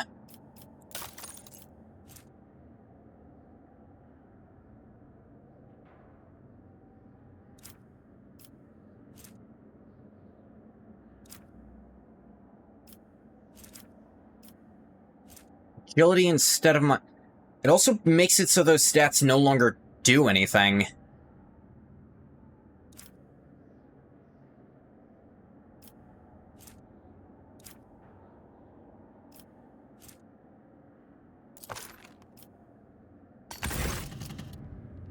The ingenious creation of an unknown craftsman shimmers, hypnotizing you with its faintly glowing patterns. Trinket is so captivating you cannot take your eyes off it. When you try to shift it into your other hand, you notice it can barely separate from your skin. There are thousands of fine flagella stretching between the surface and your palm. Tear the device off with effort and see countless tiny droplets of scarlet left behind. Oh, then in that case, break the thing. A shot, a torch, a sharp rock, you go through several ways to break the Xeno artifact. Your efforts are futile. Not a single scratch appears on the smooth surface. All the while you sense something strange. Hear ringing in your ears and the metallic taste of raw meat in your mouth. Throw it away. Swing wildly and hurl the mysterious device as hard as you can through one of the broken windows of the hall. And only the God Emperor knows where to look for it, and perhaps that's for the best. Okay, no, that thing was evil as shit. That's the downside of it. Guessing it would have done something even worse if I'd left it on. I think I know what it might have done. It might have made me start trying to eat people. Fun for an alternate playthrough, or a heretical one. Though I hear heretic playthroughs, if you want to go full on, you basically lose everything at the end of the game. I mean, like, all the best companions just won't be with you.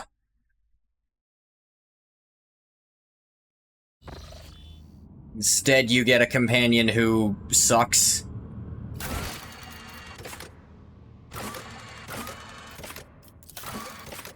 Siege of Euphrates.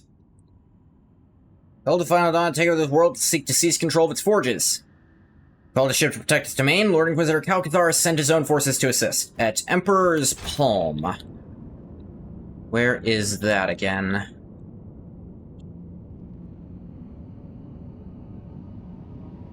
It's over here and I can't get to it. Yet. Wall of Sentinel's Pride. Santiel's Pride. World is part of House Corda's domain. Was attacked by the vicious Drukhari. Soon after the word of raid was sent, the system went silent. Not a single ship has come from its silence. Nola Septum.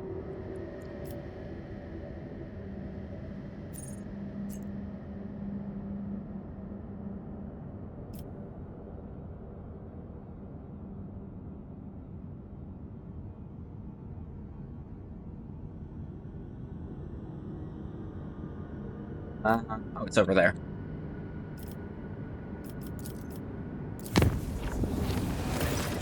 Lord Captain, we have found the trail of the elusive contempt. Ship aside in Latotian's passage. Go to the pirates right now and catch them before those arrogant scoundrels slip away again. Okay. Where is that? Up there, actually. Way closer to where I was. Apologies, just delivered an urgent report. Cargo Bay 73G has received some unusual cargo, one can call it that. Crew considered disposing of it, but do not dare to do so without your direct order. Suppose cargo is not quite the correct term. It's a crowd of people in worn military uniforms of the Imperium. They insist you are their commander who saved them from Komarog. Their account is to be believed some masked Xenos who spoke in riddles somehow managed to transport them on board. Ah! What are your orders, your lordship? There are Xenos in flashy clothes speaking in rhymes by any chance? Big just falls quiet for a moment, either processing what she just heard or making inquiries through other Vox channels. Eventually the Vox comes to life again. No, your lordship. Doubt that such a conspicuous character could have slipped by unnoticed. You'd be surprised. I'll inform you of the crew report seeing anyone like that.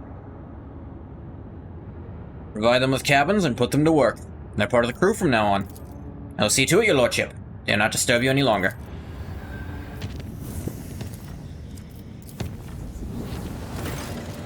Bring you new information about the Xeno device you discovered during your time away. Ever since your return, the tech priests have been making every effort to comprehend the nature of this mysterious technology. They have succeeded, to an extent. After many rituals and pleas to the machine god, they awakened the Xeno artifact. For but a moment, produced a holographic copy of a planet, coordinates that matched the location in Langren's belt. Perhaps you will wish to see with your own eyes what this destination holds. I'll keep that in mind. For now, there's an upstart pirate who needs to be blown the fuck up.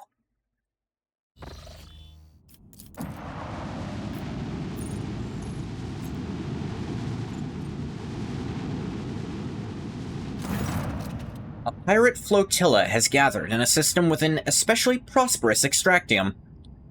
The Augur crew reports that all the void ships share their signatures with the elusive contempt. You hear a familiar, cheerful voice from the Vox. Shelby, the proto-speculator, sighs theatrically. You're hot on his heels, coming between him and his fortune. Cargo ships are just about to take off from the bountiful planet, but the rogue trader himself wishes to rudely interrupt their plans. That's quite alright. Shelby sounds thrilled by the sudden competition. The elusive contempt's captain is ready to wait for the next opportunity, and for now, he'll leave you in the good company of his friends. See the pirate flagship beginning to maneuver to escape into the warp. Don't let the insolent pirates escape. Fire a broadside at the elusive contempt. Ulfar has the highest ballistic skill in the crew. That's interesting. Starboard batteries light up, firing a salvo. The missiles reach their target. Despite a direct hit, the elusive contempt manages to slip away once more, though it won't recover from the damage anytime soon. It's like, motherfuck. Fire.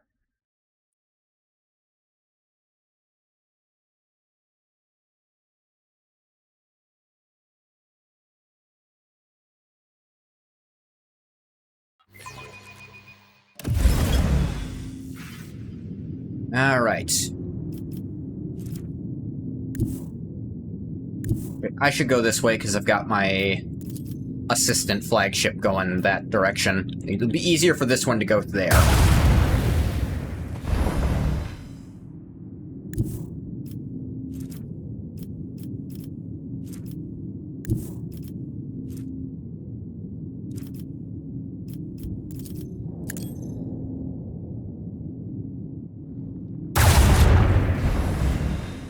That dealt some damage, but not enough, frankly.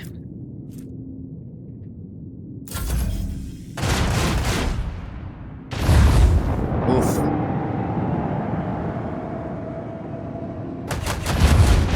A little close.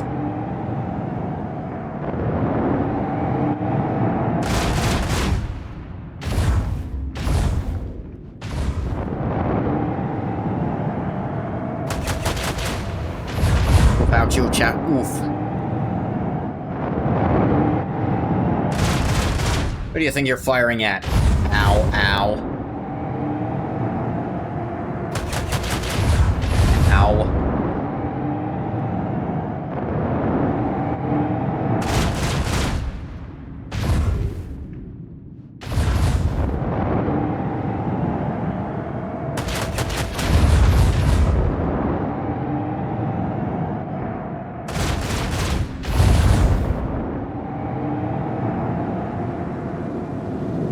That was not the only weapon you had.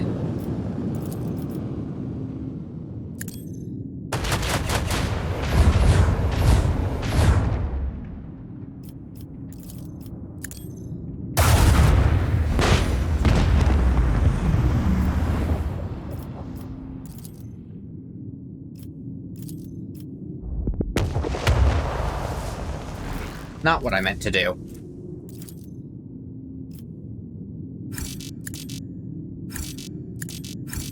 Why is... What? Why did it... What?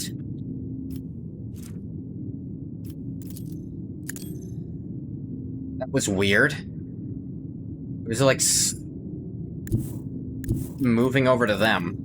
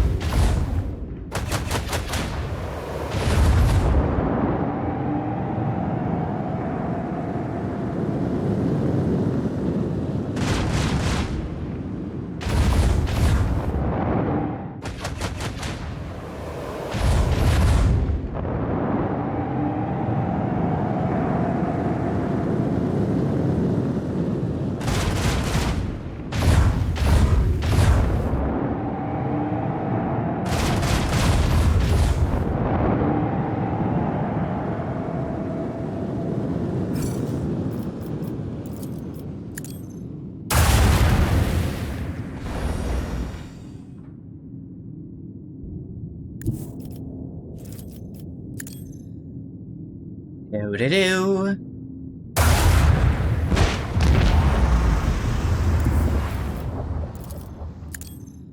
Do-do-do-do.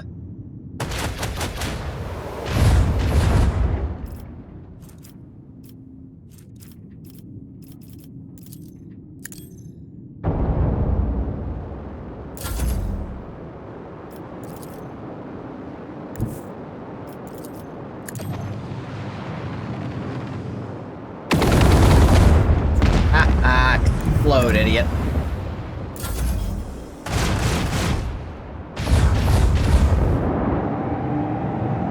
Where are you running? You didn't run far enough, wherever it was. Broadside the bastard.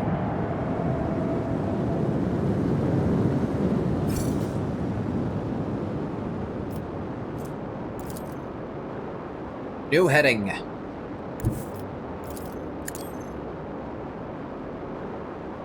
Give us a full 180.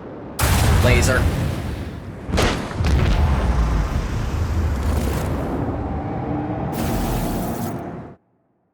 Upgrades.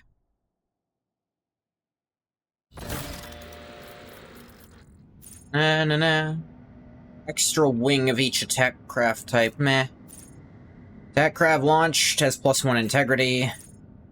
Ram deals more damage. Torpedoes and attack craft gain evasion.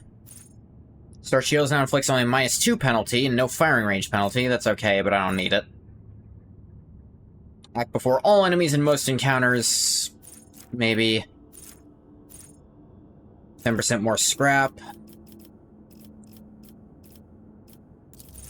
Let's just act first, why not?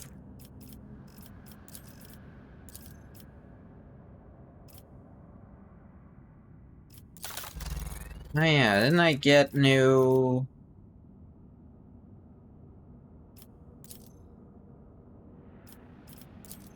Let's see, 85% hit chance, extra evasion. I don't really need the evasion. I'll take the gigantic crit chance over that.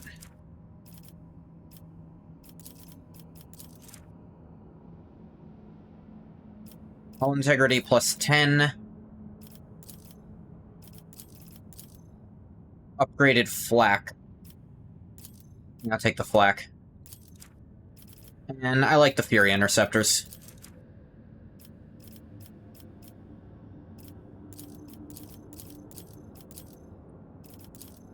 Doubled against kinetic, or just 120 permanently. I think the 120 forever is a bit nicer.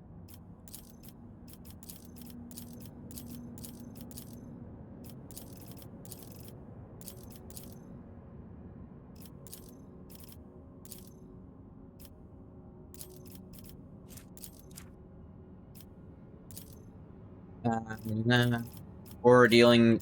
Yep. I have one set of those, unfortunately.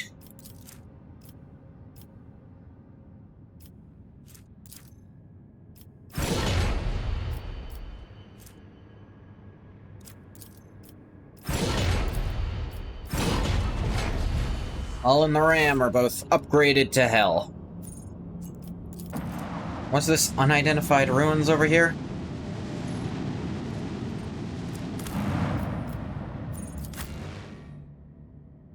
Team can just go here? Sure, why not? Alright, if I... It said unknown.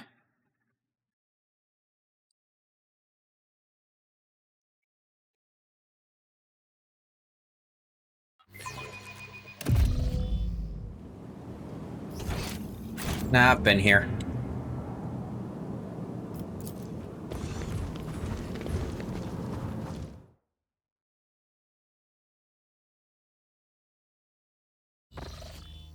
I can tell because there's nothing new to steal.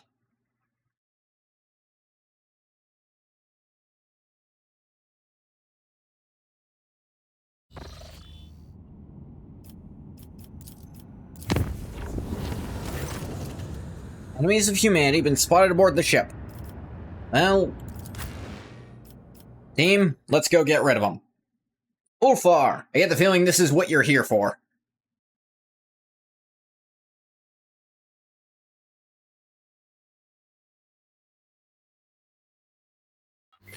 Adira can help you predict some ambushes. If she wasn't useless in combat, I'm sure someone would have used that mechanic at some point.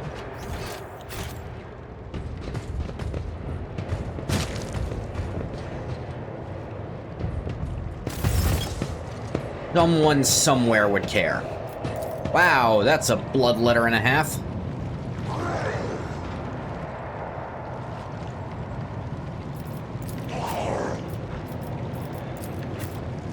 Ulfar, guard the stairs for us, would you? Actually, that's only one flight of the stairs. Ulfar, guard us from this side instead. I feel like it might help a little more.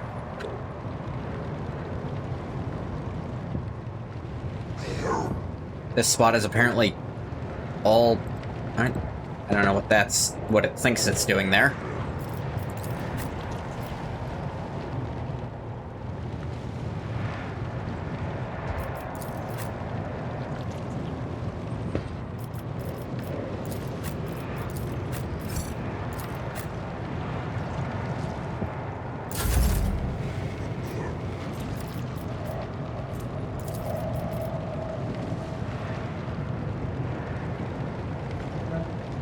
Yeah, sure, that could be the front line.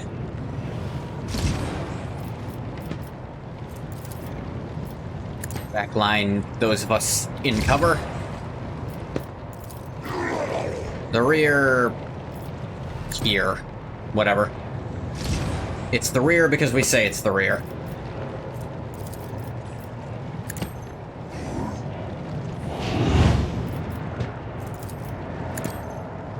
Did that in the wrong order.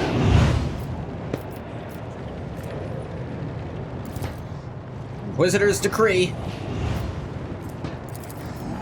Argenta, bring it down.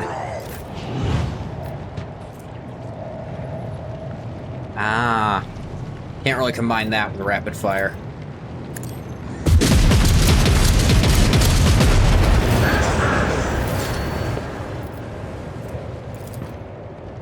Activate steady superiority for now, though.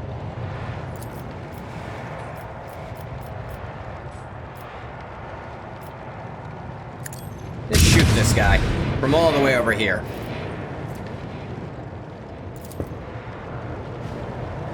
Furious recital.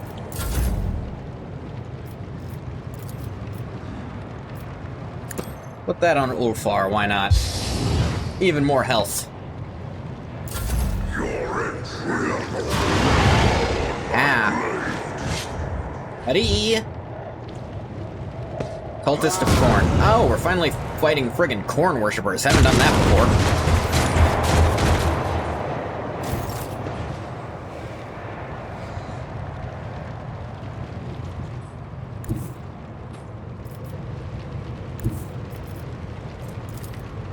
Alright, first of all, kick this guy. Just because. Prepare for rapid fire. About this much.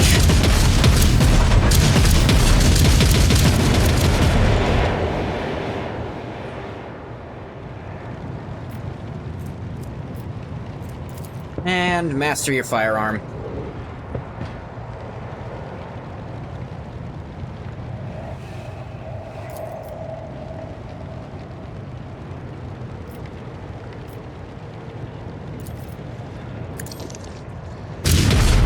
We're gonna kill this guy. Because I want to.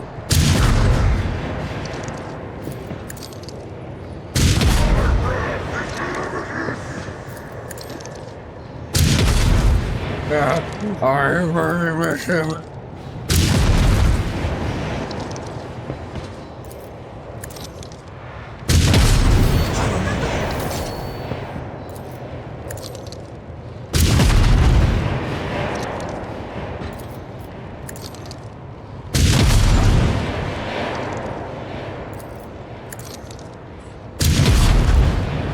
They're all bloodthirsty and they're all dead. Because she literally can't miss on single target attacks. Is it fair? For me it is. For the enemy, probably less so. She can't see that guy. She can't full solo this. Unfortunate. Oh well. Alright, you get your turn, bloodthirsty marksman. The guy essentially just shot himself and nothing else.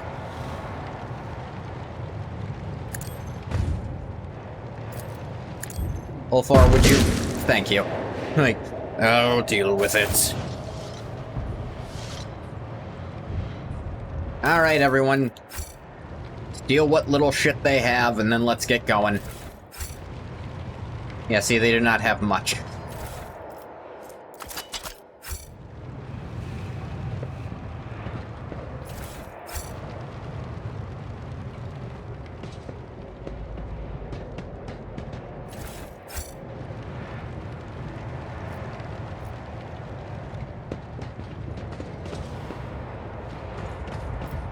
The combat servitor didn't even end up helping. This thing is buggy. Send it back.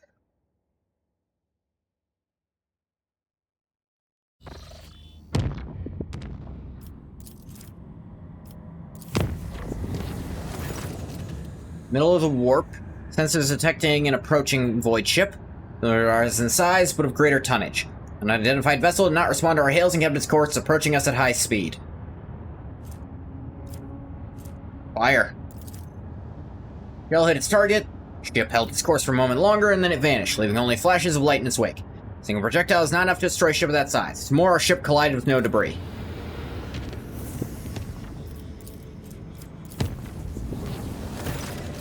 Lord Captain, the astropathic choir received word about a pirate fleet preparing to attack one of our richest extractiums. Leave us the thugs from the elusive contempt again. Next target is one of the planets in silence of Mer Secret. Which would be right there. Let's kill them all. Before they have the chance to ruin my day.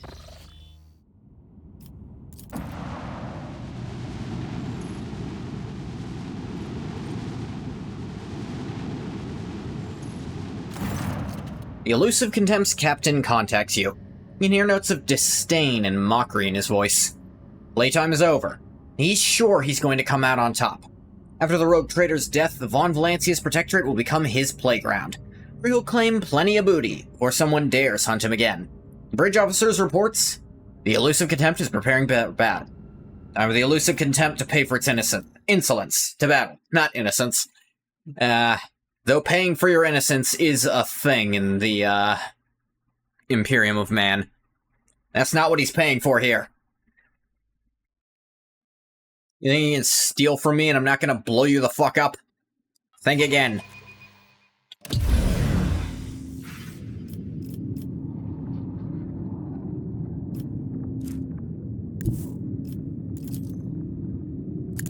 It has a lot of shields, which is concerning to some degree.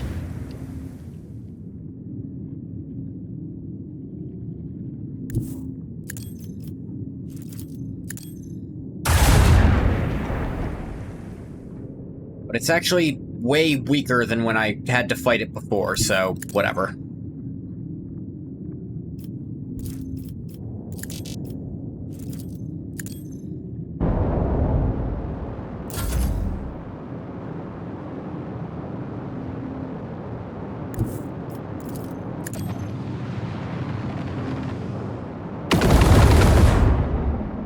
Okay, that did almost nothing.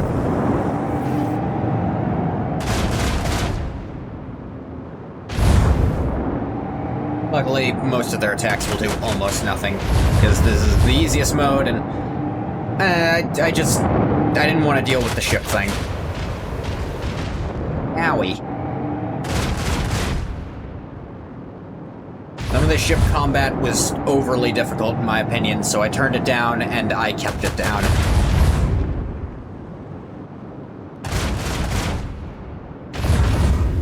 I don't think there's any shame in turning down the difficulty on something that's too difficult for you to enjoy. But I think there is pride to be found in refusing to turn it down and managing to win through that. Where's my escort, by the way? Oh, there it is, up there, getting shot.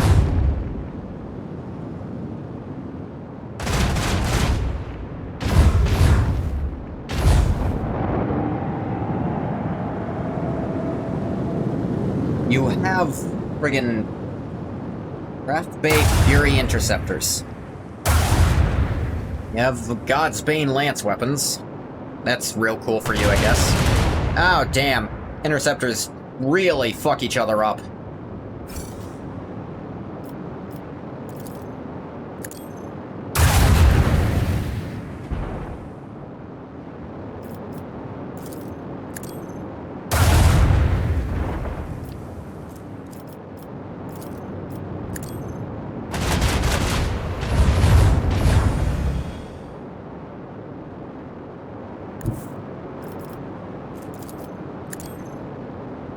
Alright, elusive contempt. Please explode. Well, he almost did.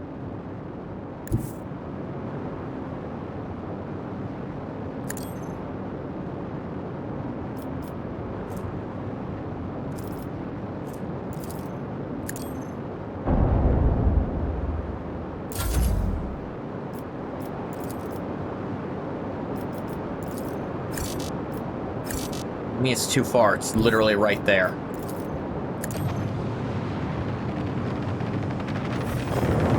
But why didn't it fire?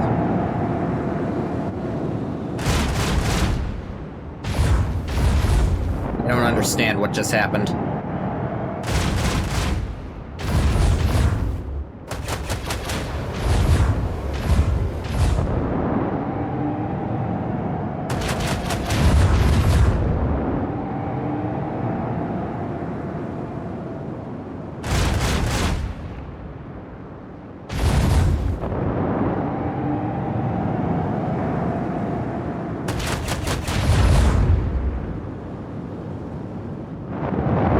Where the hell is that one going?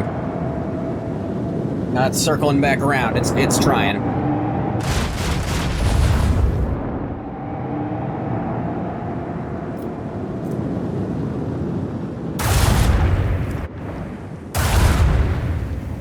That looked unpleasant.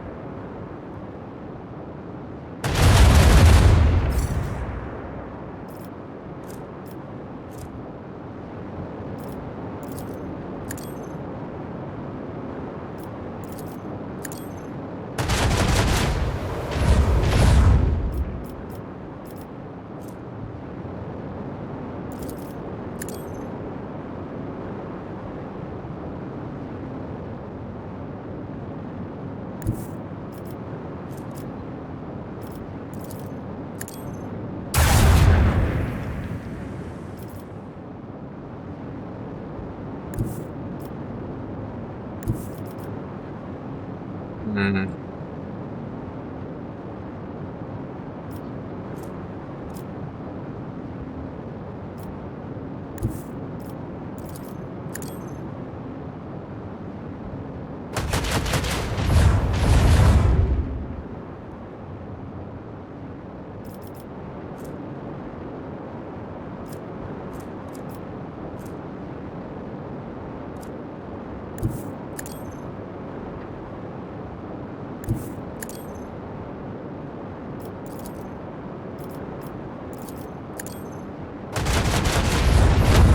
There we go.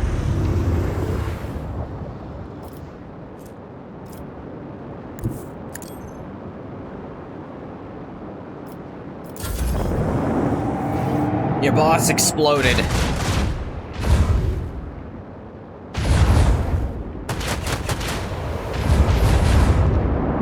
They are inching away on your health, my guy.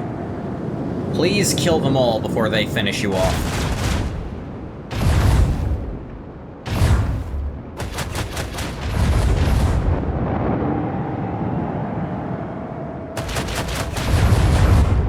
Oh, blowing yourself up with that, actually.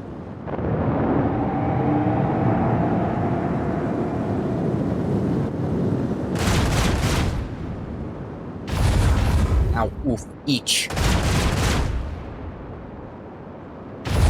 Why that far away one? Why not the one in front of you can hit? I'll never understand this thing's AI. All I can figure is they made it shit on purpose.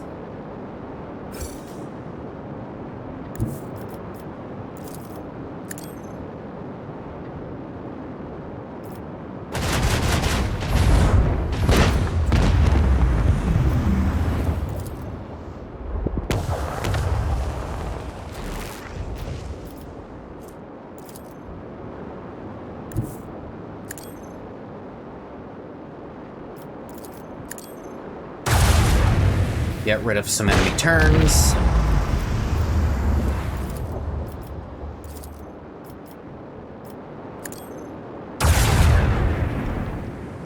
That only hit one, I don't know why I bothered.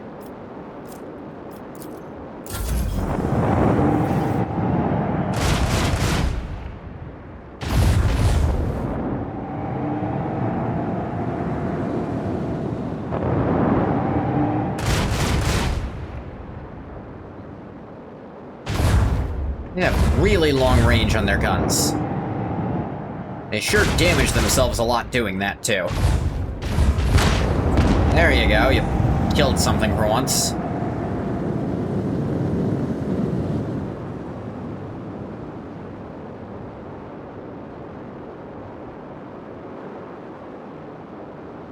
The interceptor's gotta go back into someone's ship.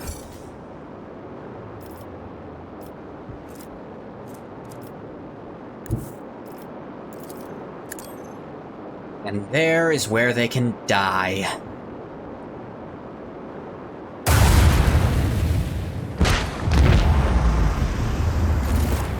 Yay.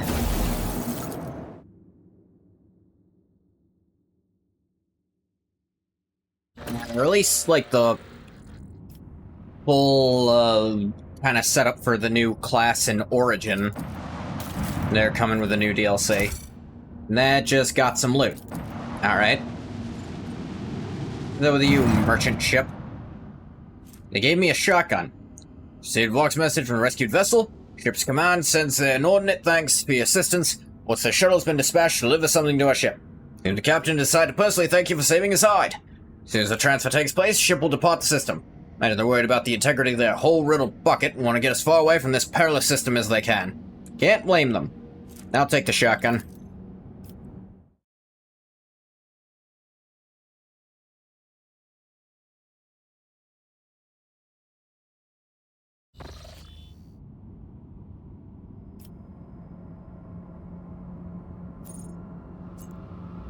Yeah, I want to go to that Fall of the Pride thing over there.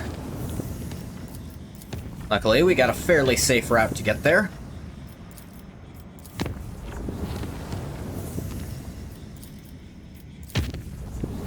As in, a lot of the lines are literally just safe. Then one unsafe jump. Warp jump passed without an incident for everyone except the crew members on bridge duty. The duration, they heard laughter. Fair enough. Seen that one before.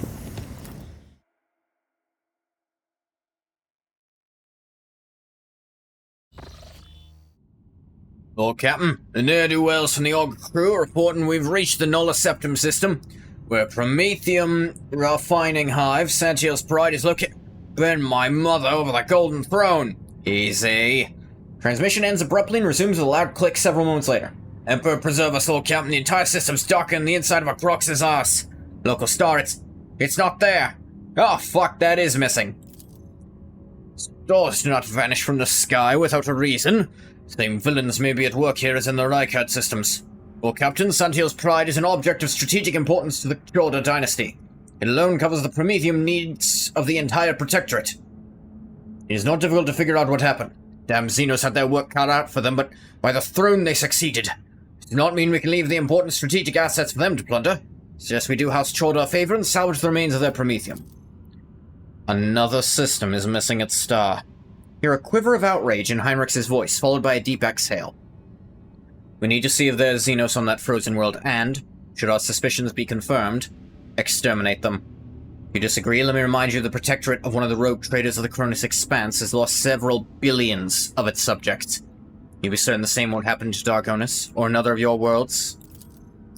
Forgive me, Shireen. I refuse to believe that among the billions of Jorda's subjects there wasn't at least a handful of desperate souls still trusting the Exalted One's providence clinging to life. Who will become their salvation if not you? Thank you for your comprehensive report, Rabor. Big just takes over the channel, her vexation showing only in the force with which she clicks her vox. Apologies, Lord Captain. As the esteemed Master Helmsman just stated, the Augur crew is troubled by the anomalous absence of a star at the heart of the system. As for the Hive World, their fate is forever lost to the Imperium, as are the lives of billions of its children. Yeah, I never said I wouldn't kill ones actively trying to kill me, just... I don't know. I'll hurt Xenos in a lot of ways, but feeding them to one of the enemies, I feel like that's counterproductive.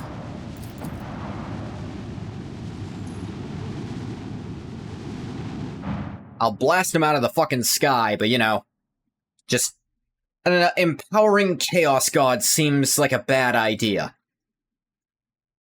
I feel like if Xenos are alive, most of them are also fighting Chaos, and that's a slightly higher positive than the Xenos being fed to the Chaos, you know?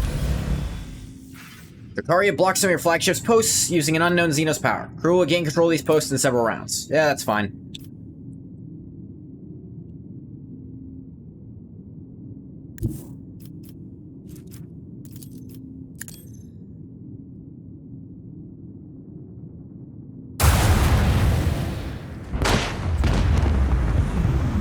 Got him.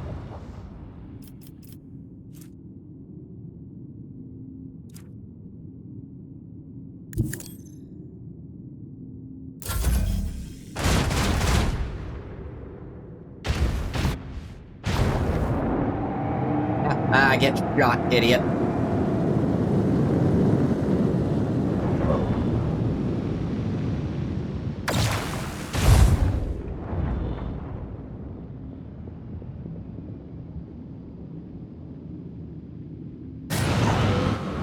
Leech torpedoes. Gross.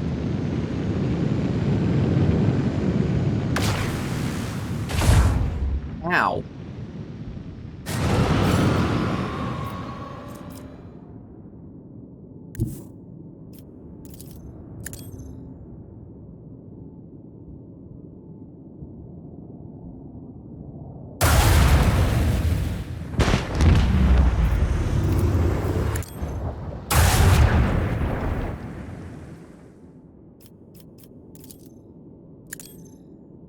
These to deal with the torpedoes.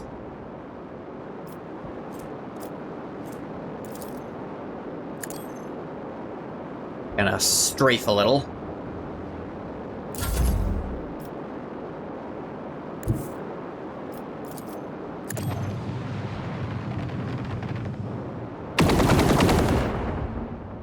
Interceptors are very good at eliminating torpedoes and other interceptors. Not the direction I'd have gone. Those torpedoes are going to crash straight into you. Not do a lot, but they tried.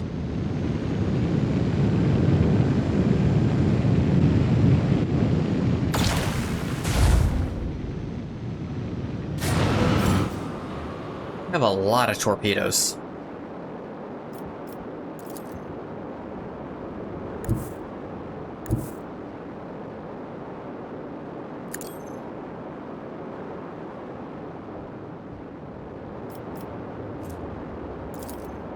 Yellow jump.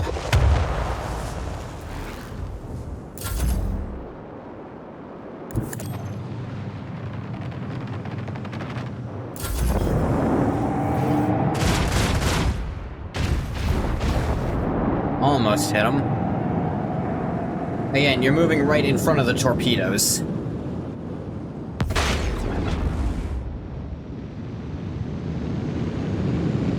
Oh, and you're coming right to me. Welcome.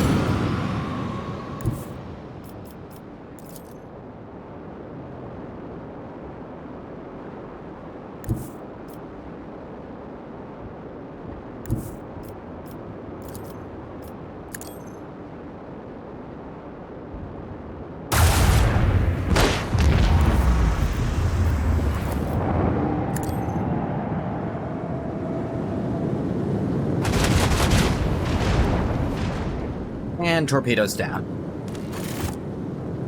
Enemies exterminated.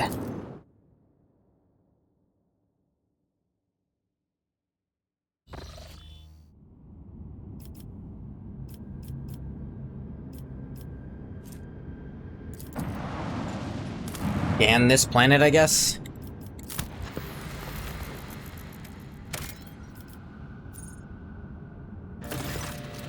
New information has arrived, Lord Captain. Managed to detect a residual heat signature on one of the continents of Santiel's Pride. No clear indication of its origin. Crew is waiting for further instructions and praying for the souls of the deceased with extraordinary zeal.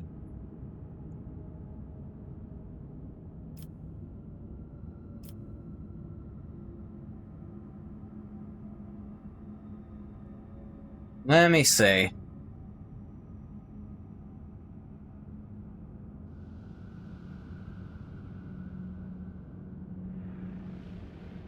The crew to get the shuttle ready. It's not delay and begin exploration of this dead world. Santiel's pride awaits. I don't know what that means. Dispatch rescue teams. Start promethium extraction immediately. Exploit remaining potential while it's still maintaining orbit. For the Colonial Expedition Chamber to start deploying the extractium. Lord Captain give further instructions? Dispatch rescue teams. Orders clear. Rescue shuttle has been dispatched to suggested evacuation points, likely locations, hidden bunkers. Oh, anything else you desire? Ready. Let's not delay and begin exploration. Helmsman's sour voice fills the channel again. If so, you're gonna freeze your steamed arse off, Lord Captain, who awaited object. In we go. Is this a full thing? I didn't want to start a full thing yet, actually.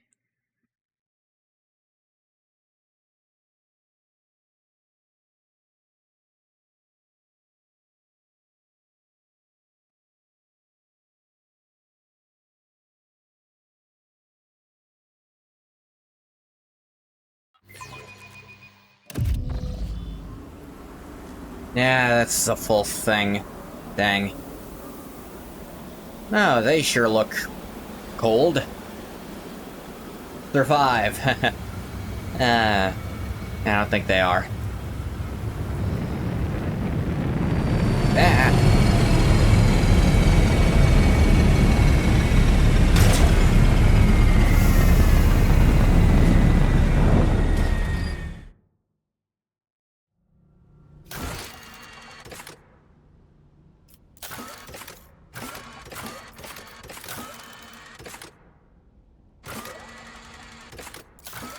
Let me see, got a footfall.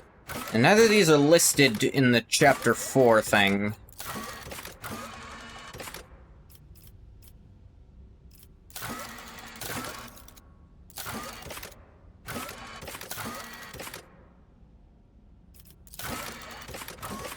There's a new contract, or that just tell me this contract's available, I guess. This place is fucking huge. Alright. Angel of death, you hail from a world blessed with danger, one that nurtures mighty warriors. Is this place anything like your home? It is fucking cold. The frost here is like that of an ice throw's breath. This does bring back memories of Fenris, but the resemblance ends there. Ah, fair enough. This world feels I was right on the money. cold It is oblivion. fucking cold. But Fenris bellows with the fight for survival and the promise of glory. This is an incredibly difficult awareness test. A lot of people in my crew have good awareness. Thousands of bodies emerged into frozen snowdrifts, covering streets as far as the eye can see. It's unclear whether the formations occurred naturally or if somebody purposely piled the corpses up. Delicate young woman lies curled up in a snowbank like a living statue. Thin hands are clutching a silken blanket. Crumbled writ. Writ of passage that, issued to Pulchrumus family, arriving at Footfall, signed Harbor Master Maleficus Acticus. Maleficus is not a good name. 2 engraved pendants. To my darling S from D. Signed are hand-painted portraits of an elderly man, his wife, and his daughter.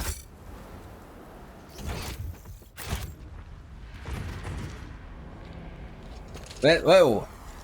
Begone nightmares. Burn in his punishing flame. Vedic God will not help you, monkey. I think he's about to. Why didn't we do anything about that? We have so many weapons. Ball of Santa. Yeah, this is a rumor. It was blood dry and despoiled by the Drakari Raiders. Even the system's star was stolen.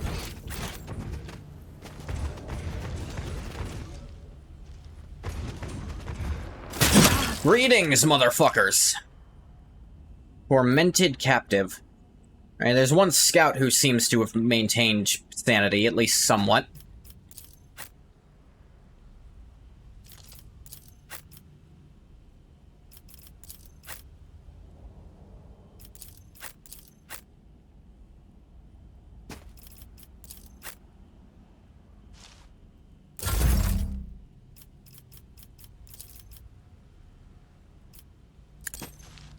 Sure, that can be the front line, I guess.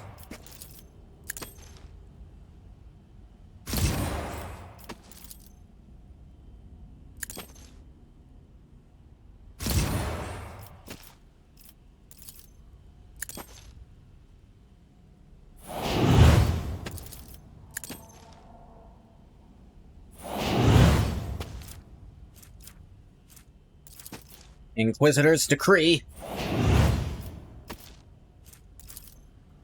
Argenta, reveal the light.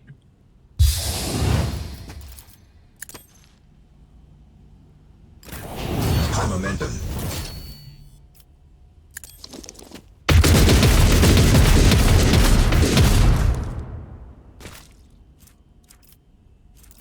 Furious recital. Maybe should have saved that, actually. Obolite Specklist. Ow. Owie. Ow.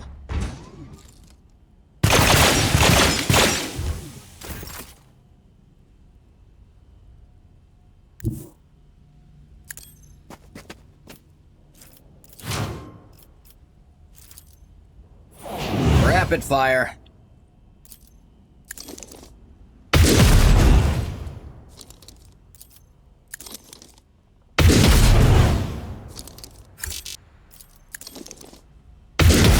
True master, inflict the pain. You will not withstand my vengeance.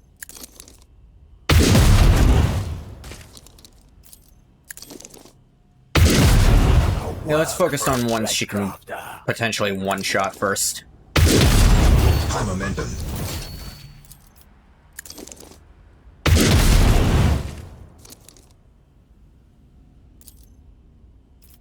Yeah, that's all the one-shotted. The fire will get you.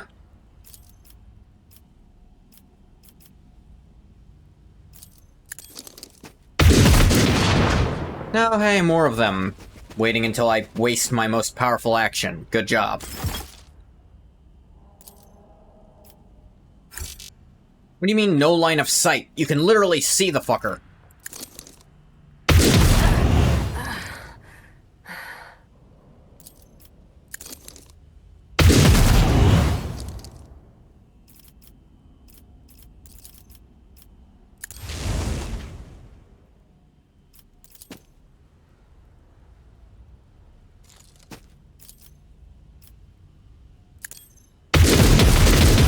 Pay for this.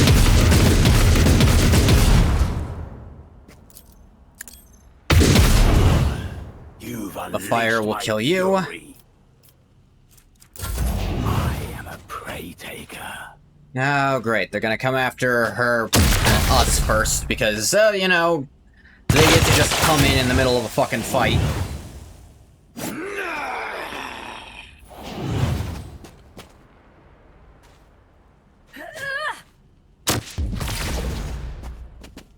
Ah, yes, don't dodge in a way that's advantageous to me at all or anything.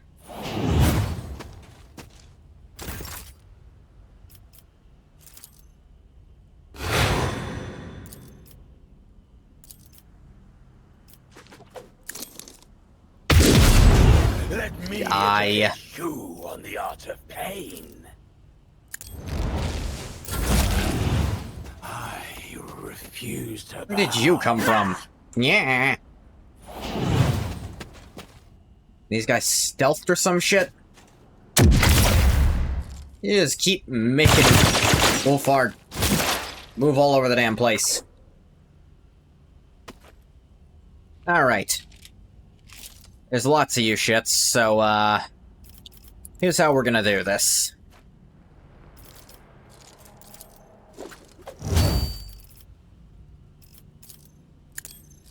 I can hear her whisper. Agony. Yeah, like that.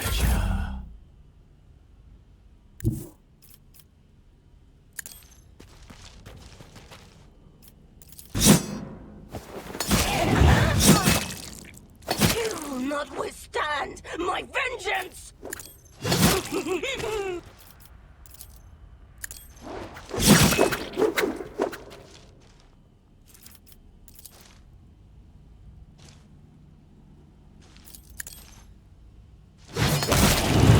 God.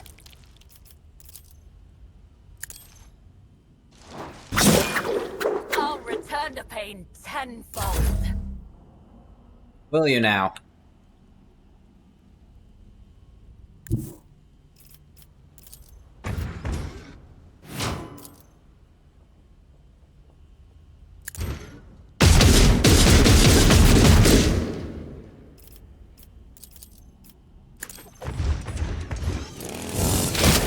Got momentum.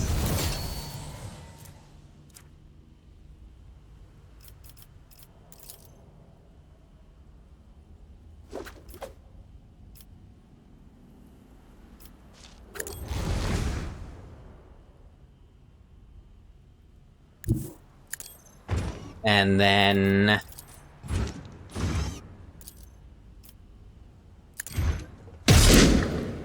Damn it. Damn it. Move a little closer.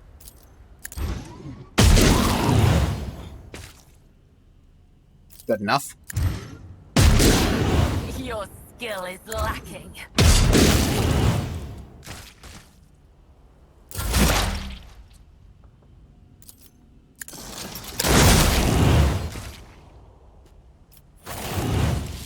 There we go.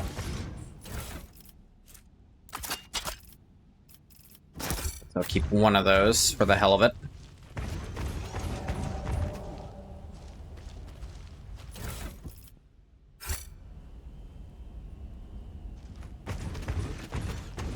Hey yo. Quivering figure wrapped in several layers of tattered clothes is keeping an old lasgun at you. Pointing an old one. Who are you? I'm the God Emperor. Keep away from me. In another time and place, I would immediately demand you cut the peasant down for such an outburst. And yet...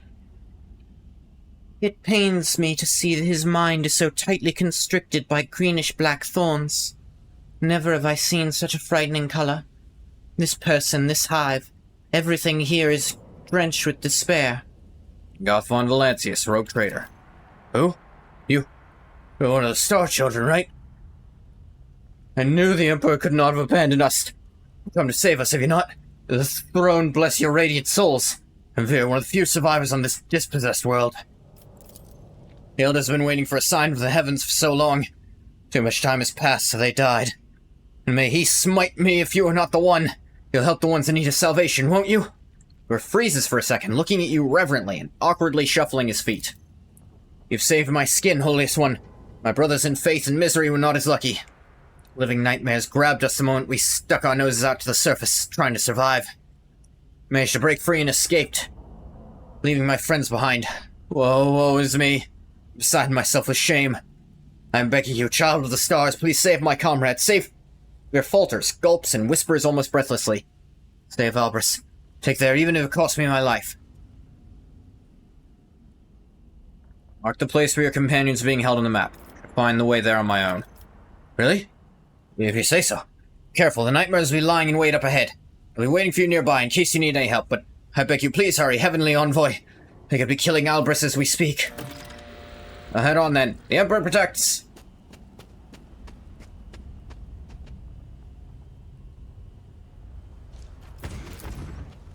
God Emperor silently gazes down upon the once teeming streets. Interesting they gave the God Emperor wings.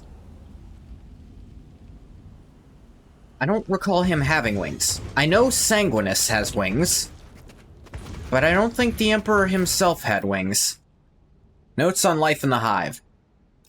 I'm good.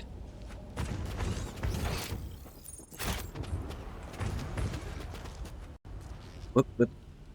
Like, clicked out while scrolling out of there.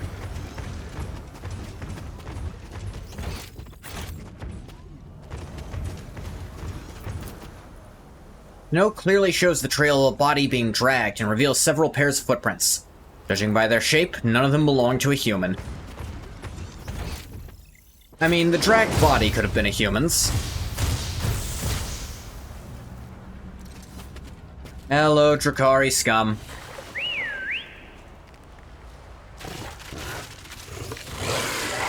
I'm more than happy to exterminate the lot of you.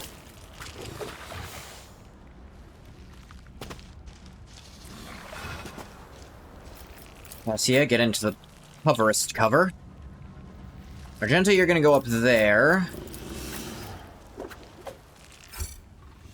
Ulfar is gonna go that way. Block off these guys from getting in. Cabela... Go with Ulfar.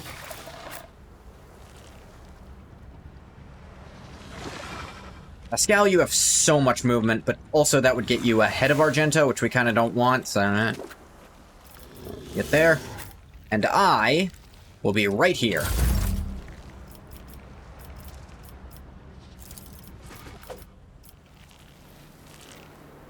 That will be the front line. Kill them all. Put yourself in the back line to not die.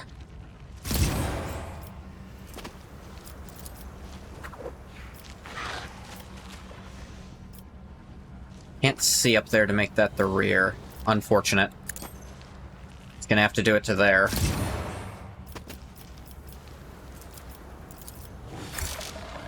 Bullshit! That's dumb.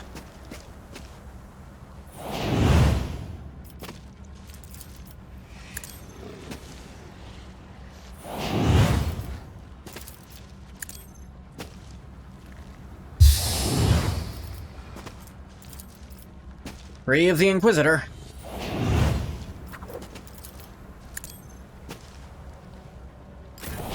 High momentum.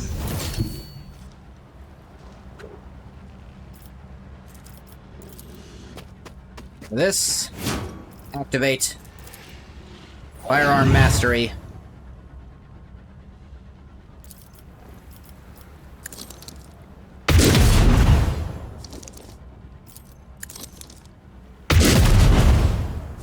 Now the fire will kill you.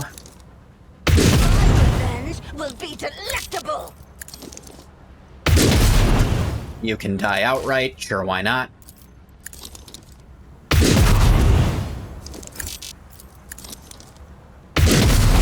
High momentum. Yeah, just keep momentum higher than ever. You are doomed. Yes, you don't have to keep moving to it. I can see them. I'll tear your heart out for this. Won't live long enough to do it. They get a free turn when their master dies, because that's fair and how the game's always worked.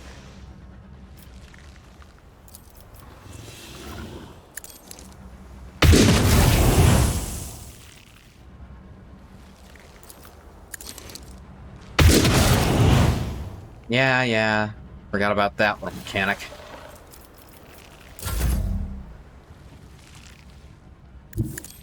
Get back into the better cover, Cassia. Why didn't you take the fire damage?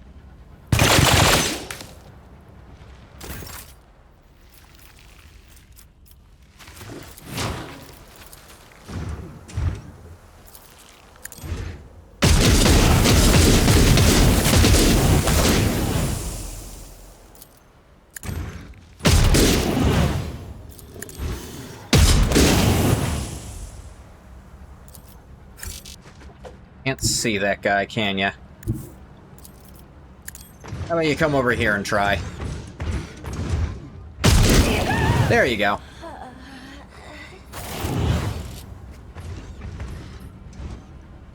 How could that possibly be the person closest to it? Vultures come to feast on the remains of the dying world. I will not let you. You tell them, Argenta. I mean, they're all dead already, so they can't hear much of it. I'm sure the Emperor heard it. At least a little bit.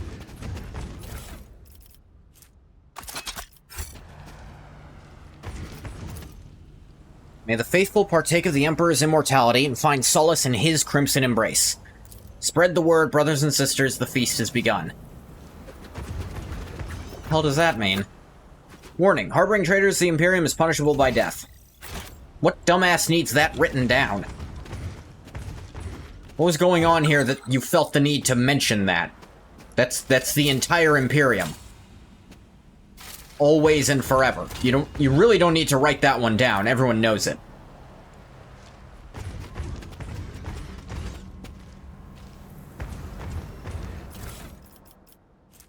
Old frame data slate. Travis, may the immortal emperor guard you with his grace. Done everything I possibly could. Grab Anjet and Jalanta and flee this cursed world as soon as possible. Left the writ of passage and some savings in our secret cache at the Spire of Pride under one of the wanted posters. The Master of Mankind bless Acticus for his assistance. Still have unfinished business for the department, so reunite on Footfall. A loving brother, Lamprecht von Grotten.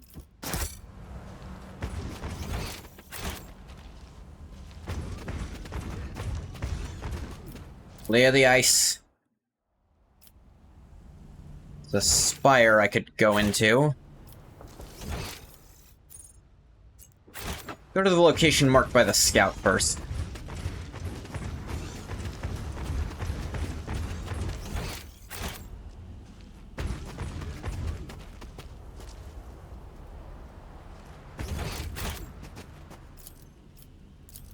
Pascal, please open. Thank you. Ulfar, check this corpse. Unsealed letter.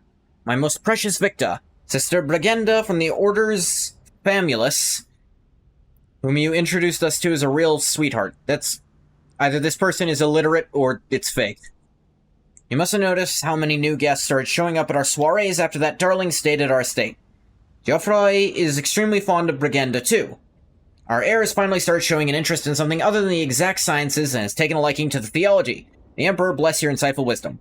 Yes, come visit us today after the 8th klaxon. My husband will be at the club with his friends. Forever yours, IL.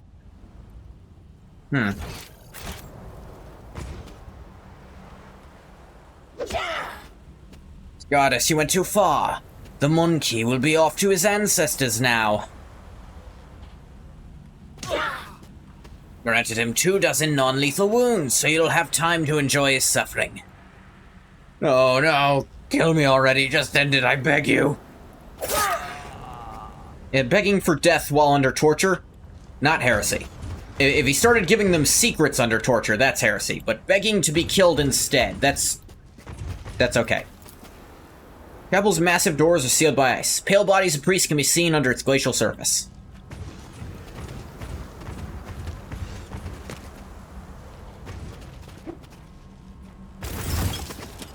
Listen up, motherfuckers.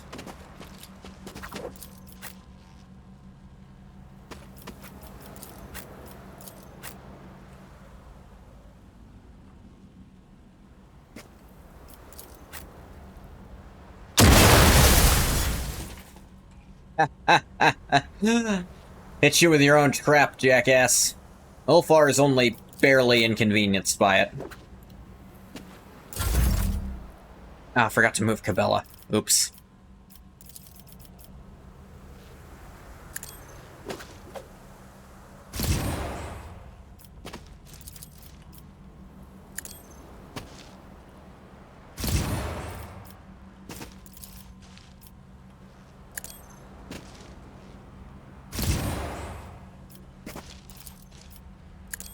Voice of command. Air of authority. Reveal the light. The Inquisitor's decree. Bring it down, Argenta.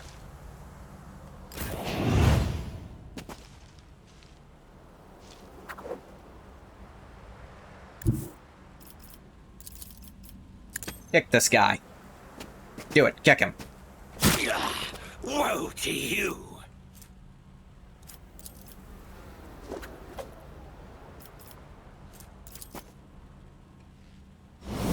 High momentum. Furious recital into firearm mastery.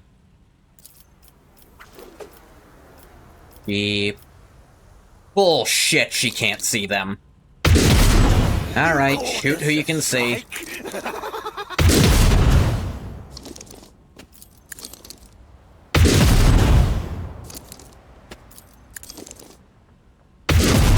This Medusae will be a good start.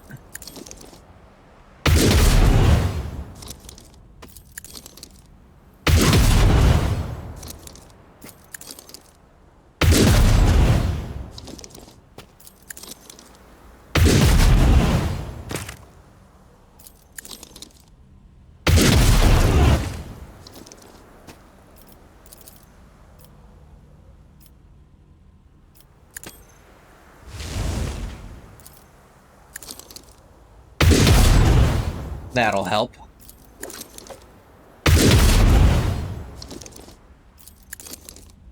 High momentum.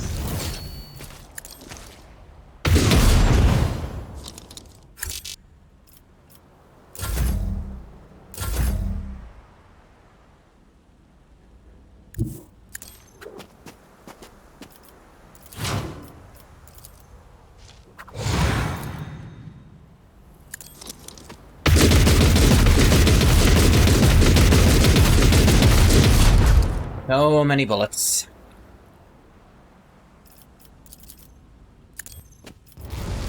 And then kick the Medusae. Now it should burn to death on its own next turn.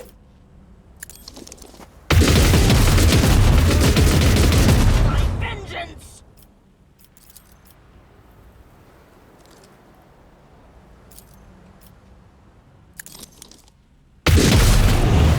There we go. Alright, perfect spot. Call the bold. Pull out my actual rifle before I forget. Take a little eye on you. Alright, that's concerning.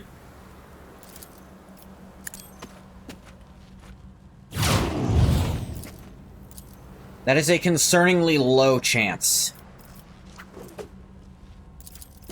I have a plan, Arthur.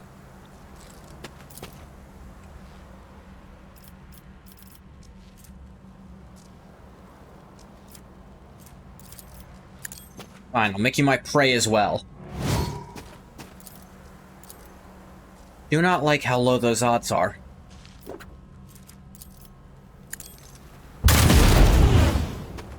It hit.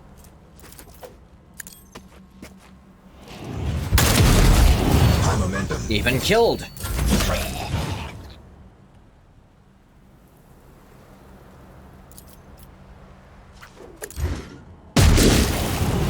Way to go, team. Holy shit. This is a battle absurd. Is that you? God Emperor have mercy, they put that thing on his head. What are you talking about? Be quiet, Cleon. What are you talking about? God Emperor has sent us his envoy. We're gonna make it, you hear?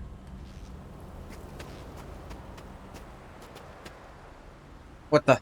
Albris, what have they done to you? Hey, team level. I'll go first.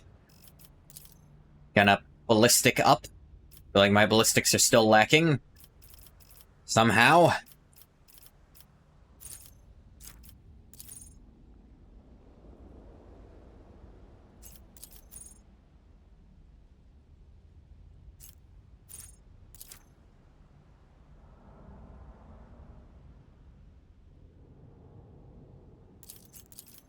Da-da-da.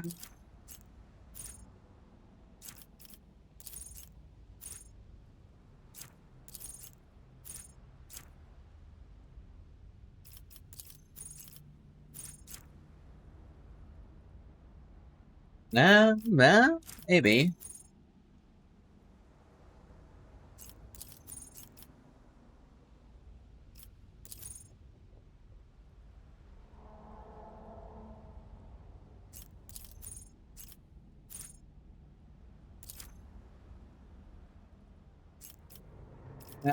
Probably sniper expertise, yeah. Argenta!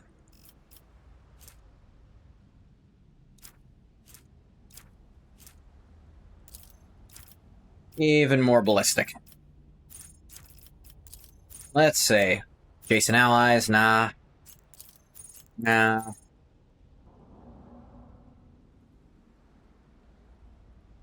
Nah, that's not great. She's doing way more than 2 most of the time.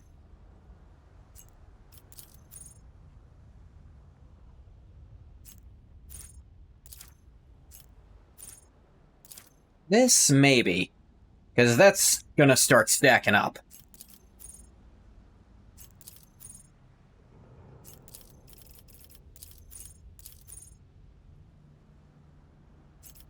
This, possibly. Maybe the first one in a row hit a lot, but...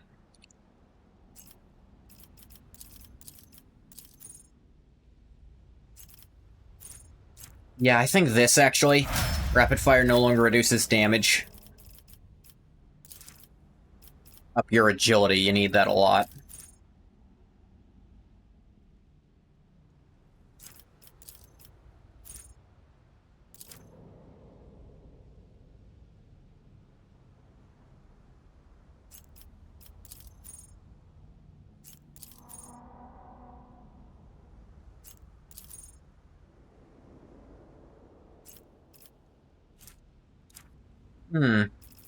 That could be nice.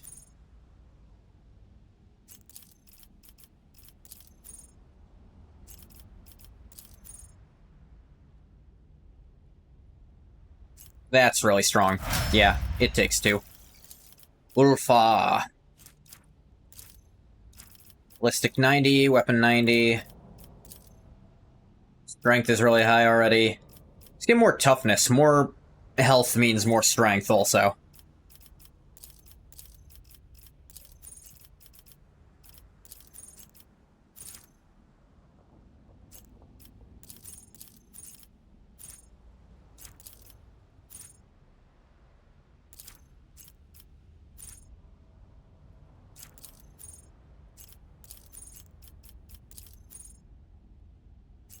Nah.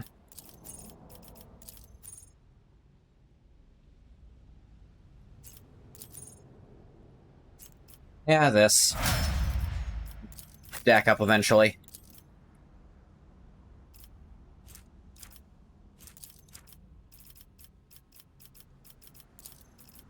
Or fellowship.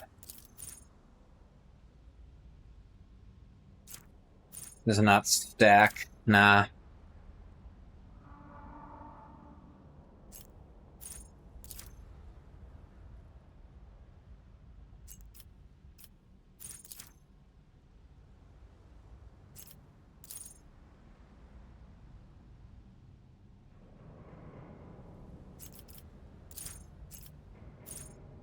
Heroism...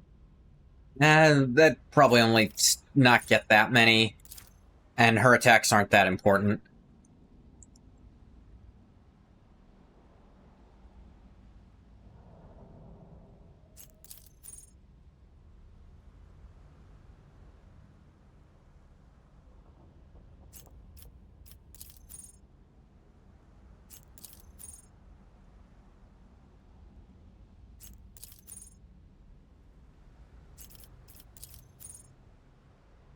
Nah.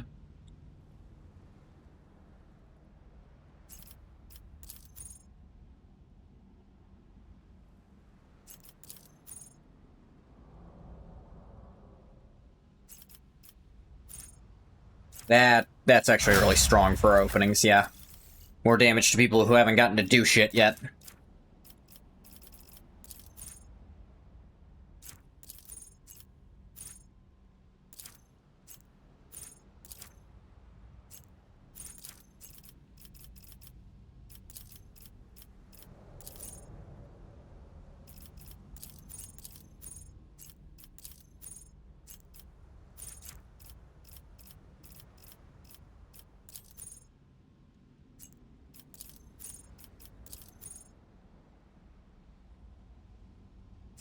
That's okay. Extra hit and crit chance against anything with an exploit.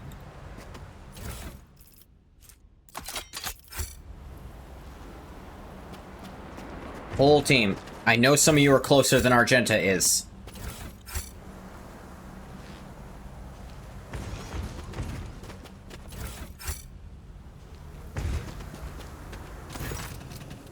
Strange, meaty growth the size of a human head is clinging to the skull and neck of... a man? The emaciated face, at least the part of it you can see from under the pulsating alien flesh, bears no emotion. The cracked lips hang slackly open. Your vision grows dim and you have a sinking feeling in your chest. You're still alive and are trying to open your eyes. Dark figures dash about in the twisting shadows cast by the fire. One of them is standing in front of you, casually tossing something from one hand to the other. You Slowly turn your stiff neck and dumbly stare at the stump where your right arm used to be. The figure comes closer. Tosses a frozen hand onto the ground, breaks off the tip of your nose with a little crunch. Why haven't you died with the others? Why are you still alive? Willpower test failed. Damn it. I had a decent chance of that.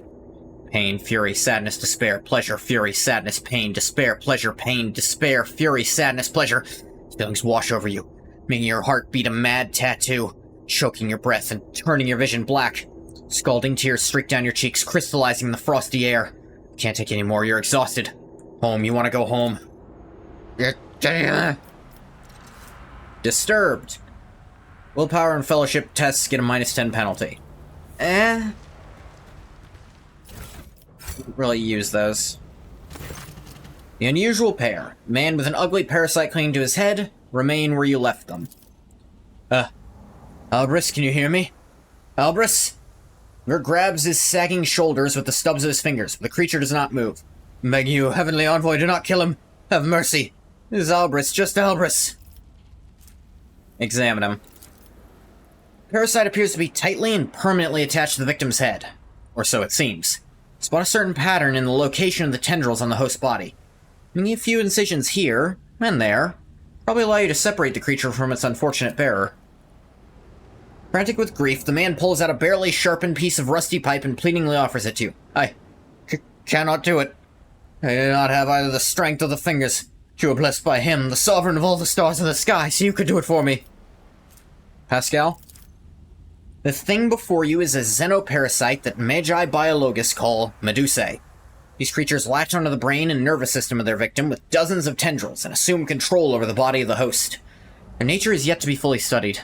The prevailing hypothesis claims that Medusae are capable of absorbing strong feelings and emotions from their environment. The questions of how and why are still a matter of debate. Cabela, give it a shot.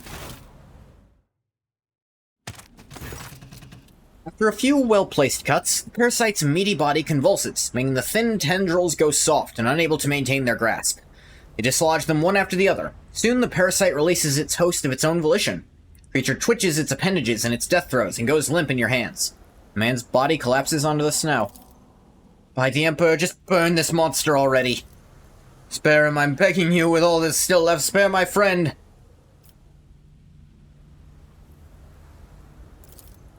The parasite is dead and is of no further interest. You let go and the small body hits the ice with a sickly squelch. Long silence is interrupted by the groans of the rescued man at your feet. He is still alive. Albris, you're saved. You're saved. Man kneels next to the limp body, clutching the man's motionless hand with his fingerless stubs. Still warm. Contact the shuttle crew and give the order to transport the survivor to the void ship. Nothing else, we can test him. Heavenly Envoy, today you saved the lives of the damned who even their own star and the Immortal One chose to rebuke. How is this not a miracle? May fortune always be as gracious to you as you have been to his lowly servants. We said it's not fully understood, and...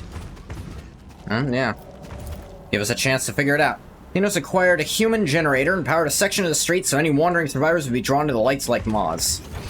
Bastards. Sister Argenta, you are always shrouded in a greenish-gray mist when I see you. Is it me that troubles you? Or is it whatever I can see behind it? My soul is open to the light and his faithful servants. The rest is merely fleeting frailties that hold no significance. Noted.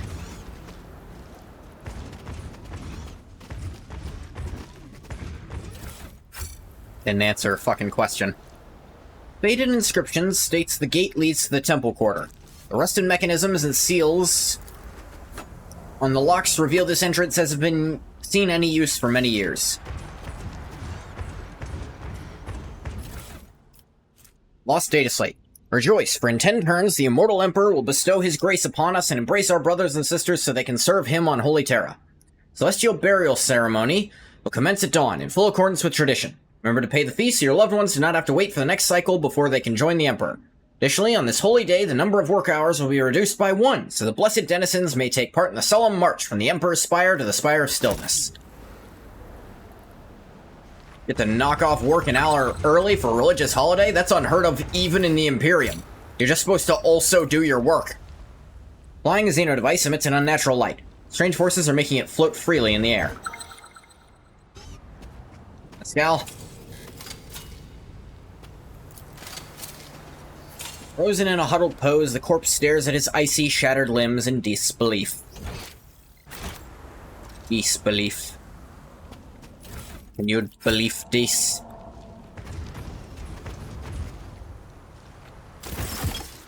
Whoa, where the fuck did it just... Why did it shoot me over there?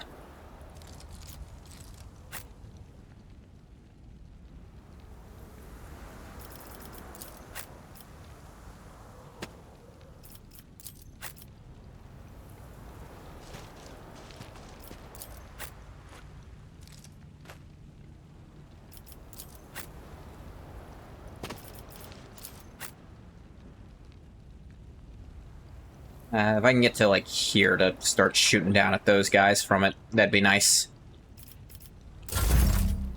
Ah, I forgot to move Pascal. Fuck. Always something.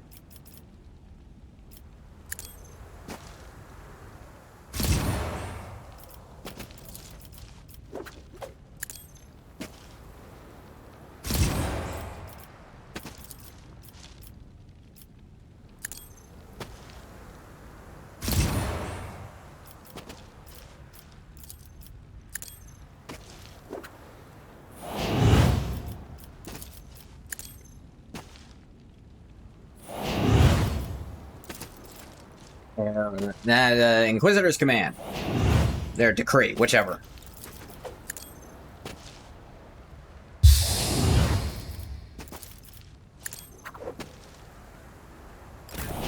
High momentum.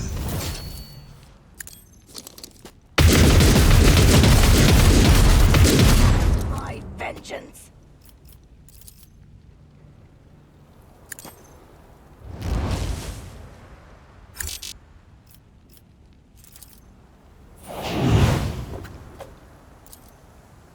There we go. You'll burn. Stroke of luck. You will pay for this in blood.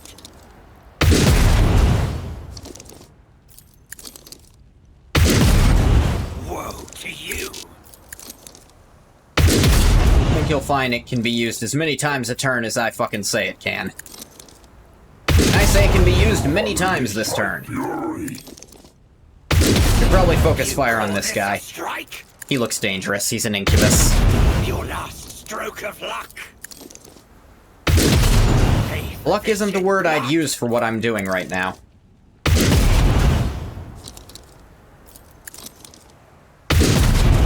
I'd argue you're just dying. High momentum. Oh, blew his head off, wow.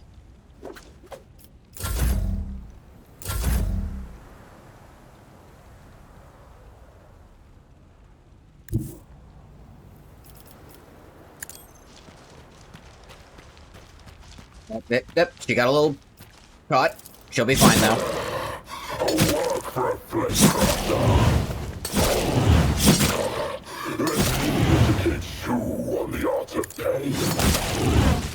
There goes our girl, Cabela.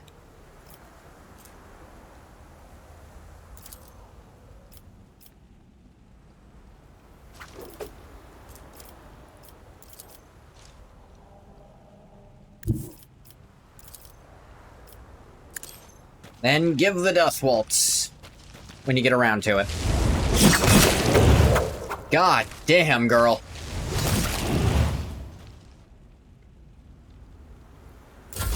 No, I said to do it, but I didn't think you would. At least not that well.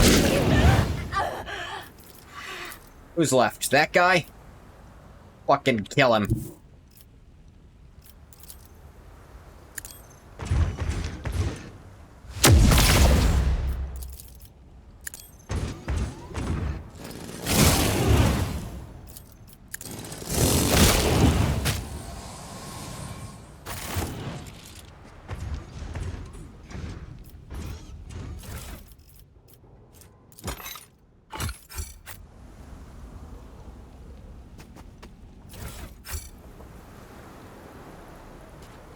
Alright, everyone. Steal everything not nailed down. Rack. Racked with pain?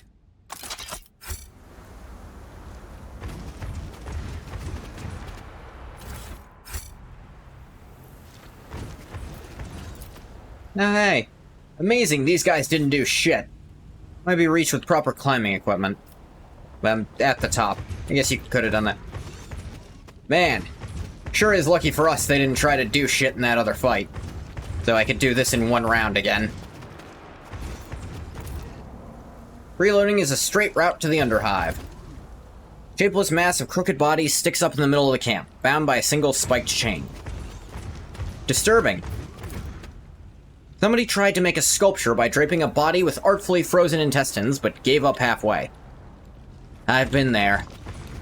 The give up halfway part, of course. Frozen in a huddled pose, the corpses stare at his icy oh yeah, I read that.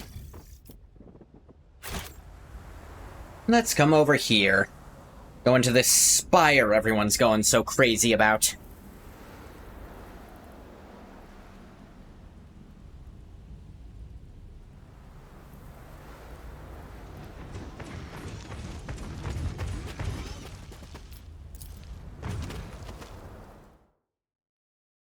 When in doubt, save. Yeah, that just applies to this game in general, yeah.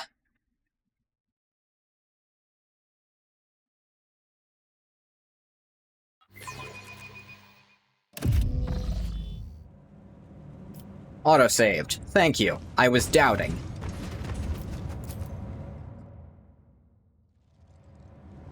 Nice one.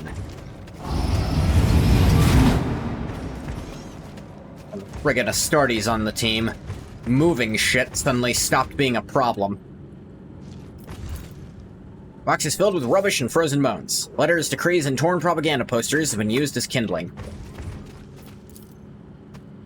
Door doesn't give. Something is blocking it from the other side. Part of a woman's face and several delicate fingers are still frozen in the cold generator. Someone shattered the rest of the body. Shards are now crunching under your feet. Gross. Charred bones stick out from a massive pile of ash. Some bear scratches that may have been left by a blade or by teeth. Depending on the climate within the hive, warm or cold air is circulating within the pipes. Cold at the moment, I'm just gonna guess. The empty promethium canisters bear a child's bloody handprint. Unpleasant.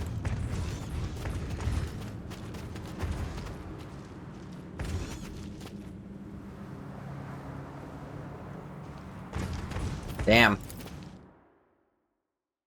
Get out, 100%. I mean, we did. Where's that gonna lead?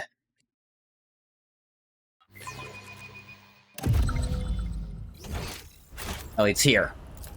Alright, go back inside, because I don't think I was done exploring there. Didn't realize that was an exit.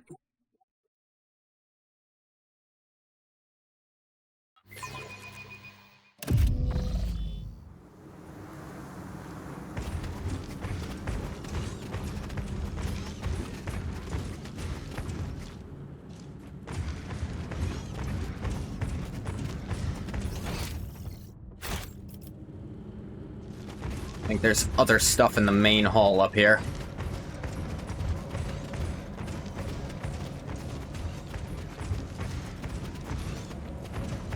Goods, if nothing else. Oh, hey, something else. Servitors. Frozen armor is inactive. Self-destruct protocol becomes active. Servitor will explode at the end of its turn. So they're also malfunctioning. Good to know.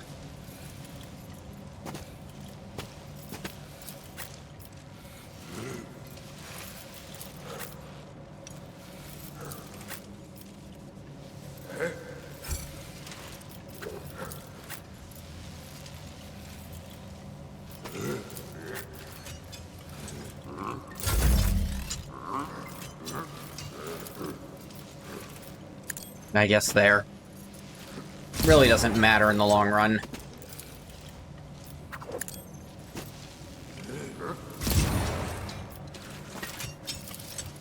Matters is giving Argenta the rear.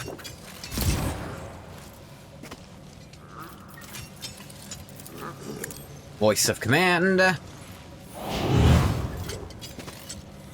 Into Air of Authority. Into Inquisitor's Decree.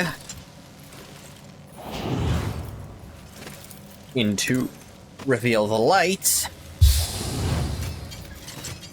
Into Bring It Down.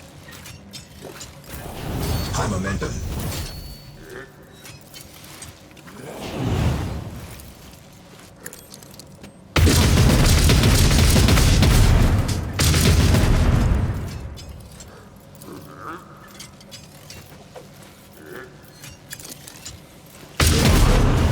Let's start hitting these. Her damage is only going to keep scaling up the more attacks she does.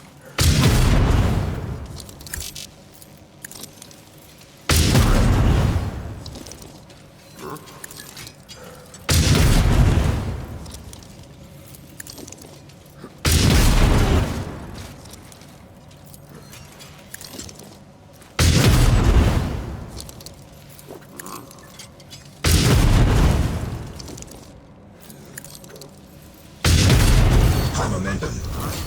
Already got momentum back up.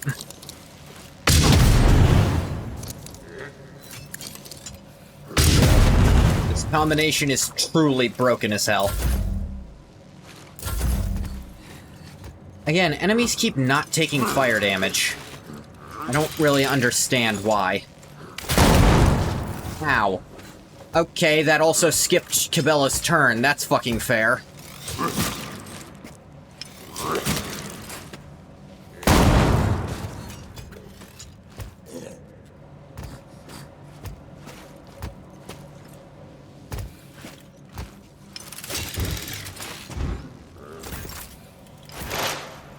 And skipped Argenta's.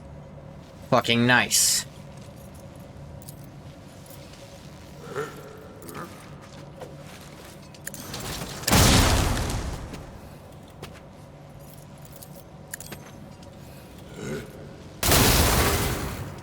Just banish it.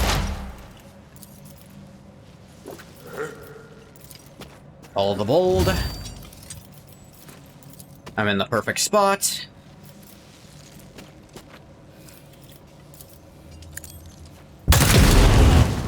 Got.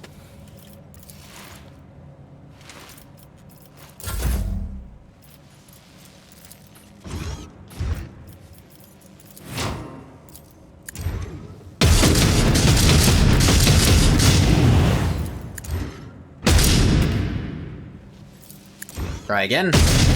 There you go. All enemies down.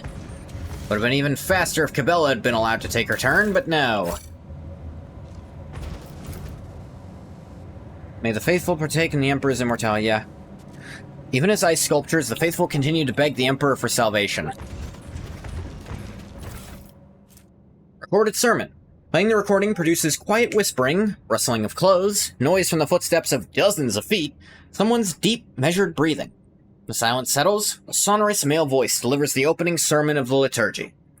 Glory to the divine creator that sits on the golden throne of holy terror, whose will created sky and earth, light and darkness, star and galaxies. Glory!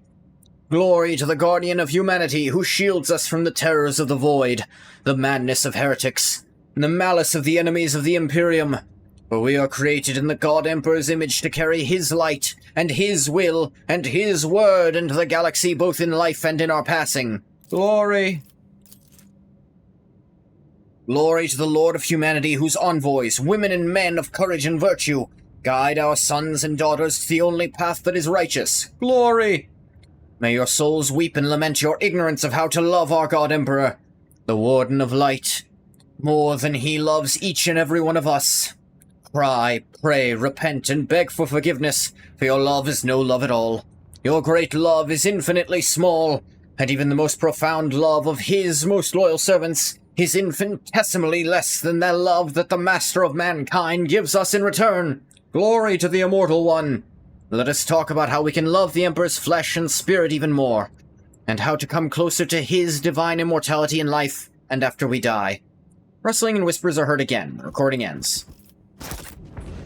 They seem to be slightly cultish, focusing on the immortal side, and some level of belief that humans could emulate that matter of the Emperor, which might be heretical to other cults, but not to, I don't think, the ecclesiarchy as a whole. Strength bonus parry while wearing a light armor. Huh. Golden statue of the Emperor is covered with twisted symbols and decorated with a garland of 2 small skulls. That is a wonderfully disturbing description. 2 small skulls. Skulls that are too small. Because you know why they're too small. Just think about it for half a second and you think, why would a skull be small? Maybe it's a child's skull.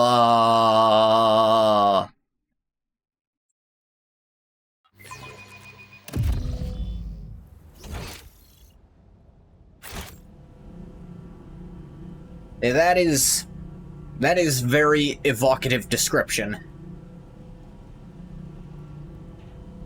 It is self-evident in its implications, and that's really good.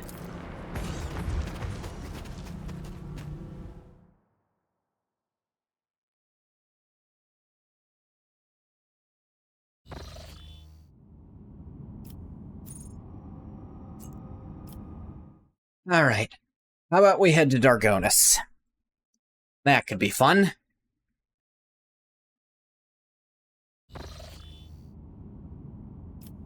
Because there's a few things to do there. First of all, we gotta check on the fucking place. While traveling through the Immaterium... Okay, just a thing we've done before, that's fine.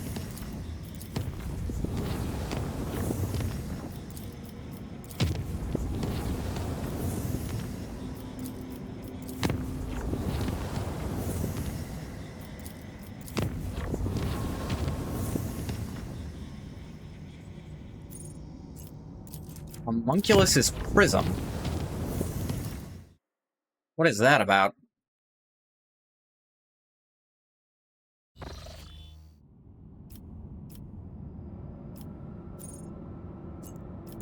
Yeah, there's that unidentified beacon here. Can we finally read that? Immediately after the ship approaches close enough to the planet, strange artifact from the homunculus's laboratory activates. Trying to receive the incoming signal from the planet's surface, the black faces of the prism have started to emit a pulsating lilac light. The Ogre team reports the source of the signal is a small beacon which cannot be studied from orbit. Group of living organisms is detected around the beacon. Scout team. Disgusting sight unfolds before the scouts. In a sinister, high-fenced enclosure, hideous mutants crawl and writhe. Hundreds of ugly beasts, their shapes vaguely reminiscent of humans, squirm on several pairs of deformed arms and legs. Incapable of attacking or doing much of anything else beyond crawling in the dirt, creatures are riven with endless pain, which seems to feed the Drakari beacon at the very center of the pen. Pulsating light flows from the beacon. Burn the place with holy fire. I ain't fucking with that, nah. Did not mean to go back to the bridge. Though I suppose I could check one thing on the bridge. So I'm doing it anyways. Oh, wait, I didn't go back to the bridge. Never mind. Yep.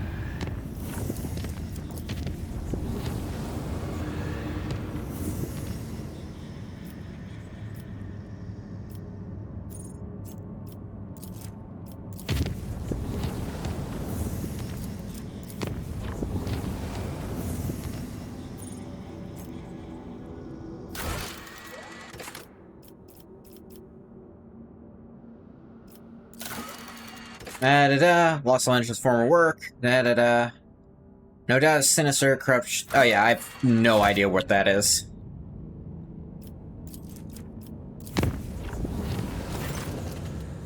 Da-da-da. Sanctify all chambers.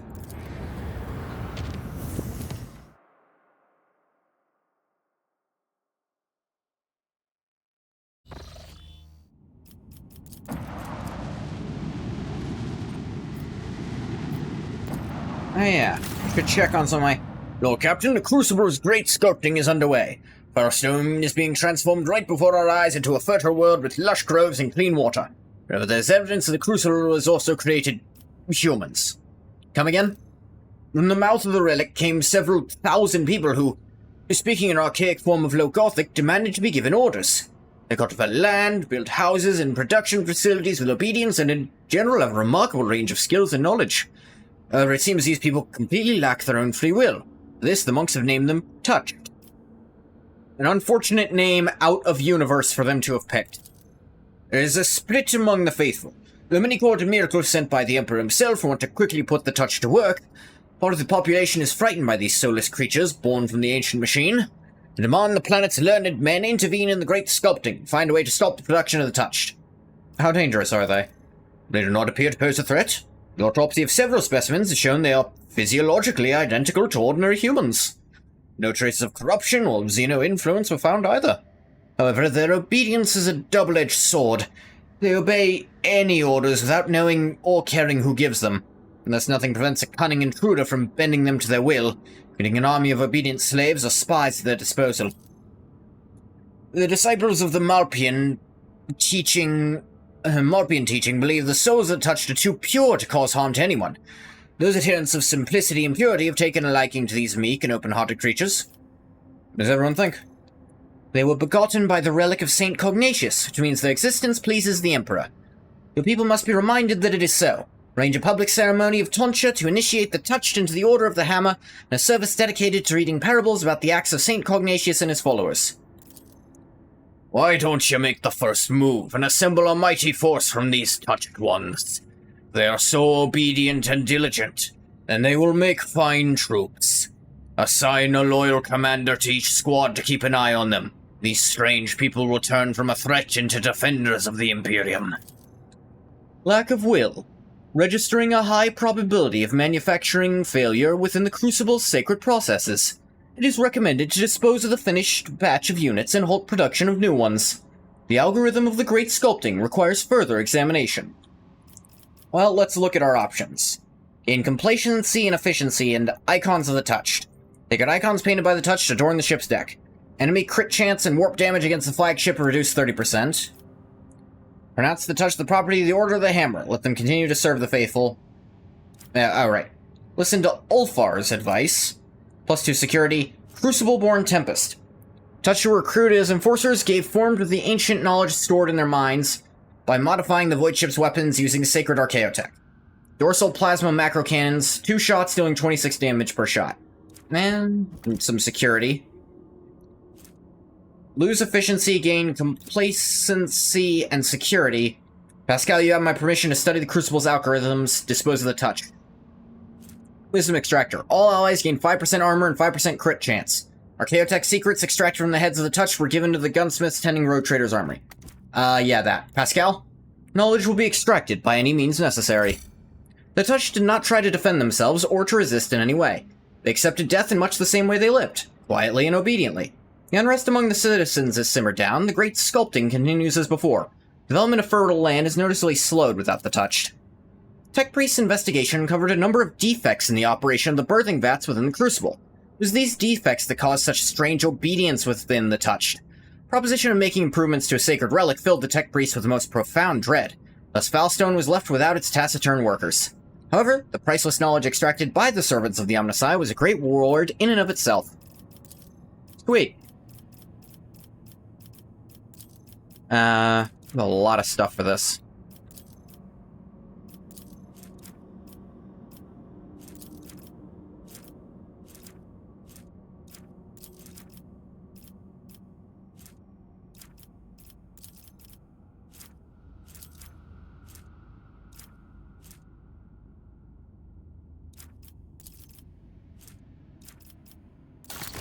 Yanis. Yeah, got that.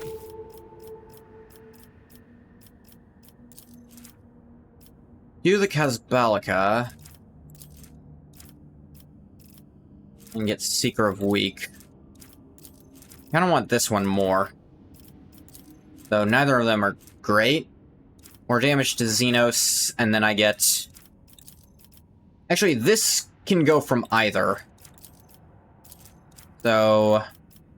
yeah, I kind of want this Remord more. Remord? You have a Gamma, boatload of mechanisms, and Memory of the Daring. Yeah, it's even better than the Compound Array.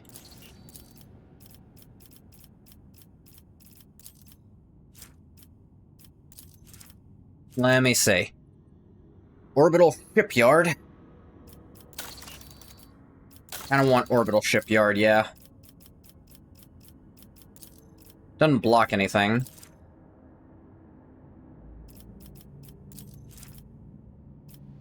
Costs a lot of resources, but I have a lot of these. Dargonis. Nice, nice. Would block sorted goods. Gives me this weapon I can't use. Profit Factor and Casbalica. Zealot. Macro cannons. Will cost people, too. Raising the Muses. Any of these free? Familial Power Armor.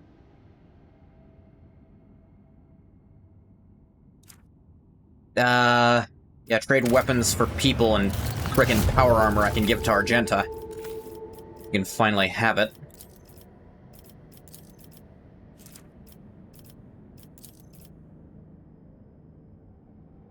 Acquiring captives from the enemies of humanity for use in forced labor is a possible way to replenish the workforce. Lose profit factor, security, gain a bunch of people. No. Rep with Imperial Navy, get Craven's Bane, more rep, all this stuff. This is just free. A two-handed chain sword. Cool.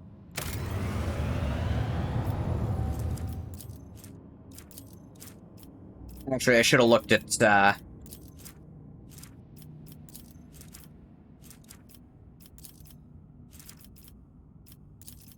wait, no, this doesn't block anything. Right. Everybody working on something? Not quite everybody.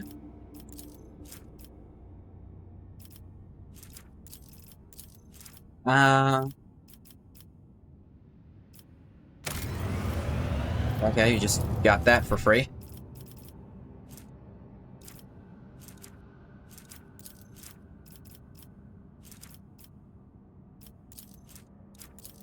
Give me money in this busted-ass armor I don't know if I'd use. This gives me +5 to all characteristics and skills for everyone except for Irliet. And I don't use Irliet that much, so I think I want this more.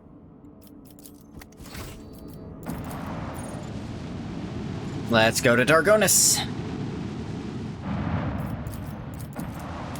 How's shit going?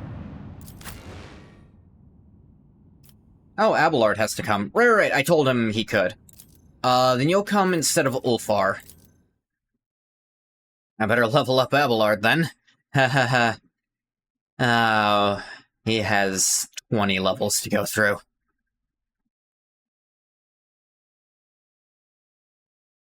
I've not used him in 20 of his own levels. I hear he's actually the best tank in the game, bar none. And that's really cool. But I already didn't do that. And I'm probably not going to add him in, because I'm so good at just wiping everything out in a turn.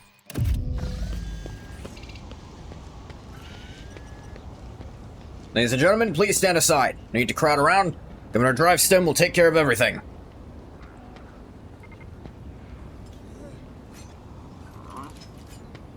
This is ridiculous. Such a thing happened right in the Rogue Trader's Palace.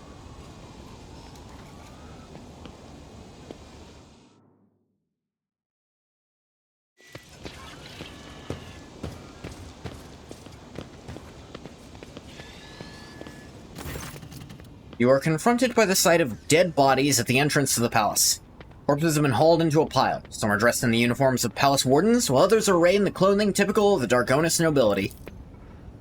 Upon seeing you, the young enforcer stands at attention and swallows noisily. His voice trembles as he says, "Your Lordship, we're honored by your presence." Examine them. Observation. There are rare, high-functioning servitor specimens present among the expired units.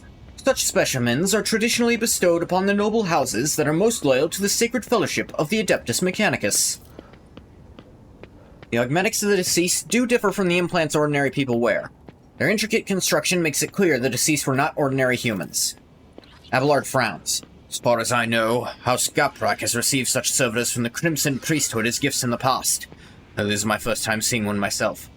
What is this mess? You see, your lordship, there's people wanting to attack. Gordon clears his throat. The second lieutenant of the Palace Guard, Ellen White, reporting. Shortly before you arrived, we averted an assassination attempt on the rogue trader. Palace soldiers detected intruders and engaged them in combat. There's the court chancellor, Clementia Werserian. I think she is with the rest of House Werserian. Detained in the throne room, that is. When a Drivestem has gathered all of Dargonis' nobility, them here to pronounce a guilty verdict against House Werserian. Why is the governor not here to greet the rogue trader? I do not know, your lordship. Perhaps he is... Guard throws a fearful gaze at Abelard. Probably find him in the throne room, but the governor intends to put House Werserian on trial. Must take my leave. Alright, Abelard, time to max out Vanguard.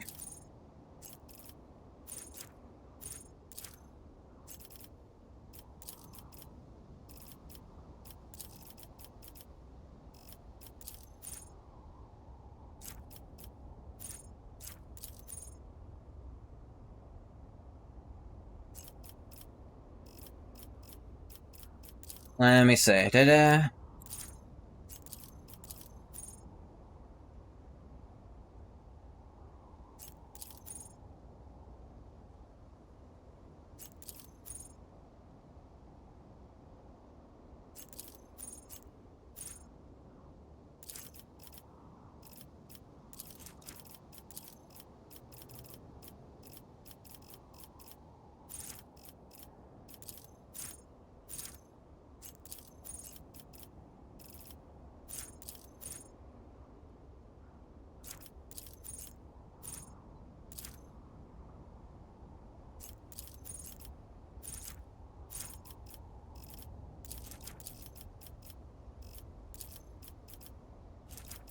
Da-da-da.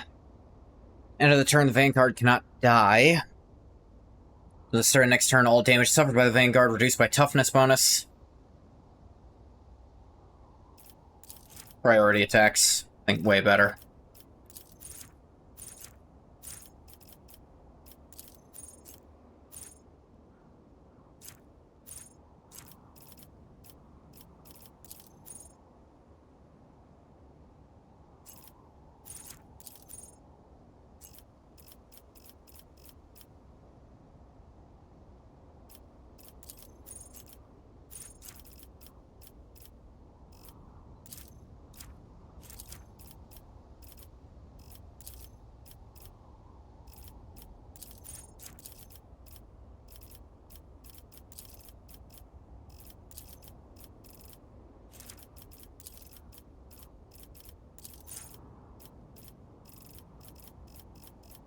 Let me see over here.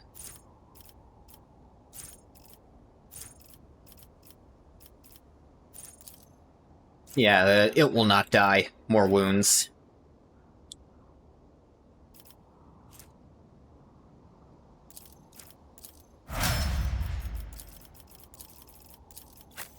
Off this, back on.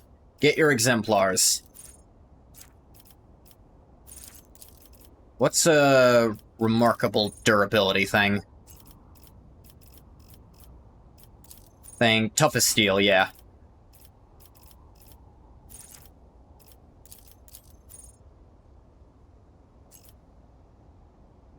Yeah, that's absurd.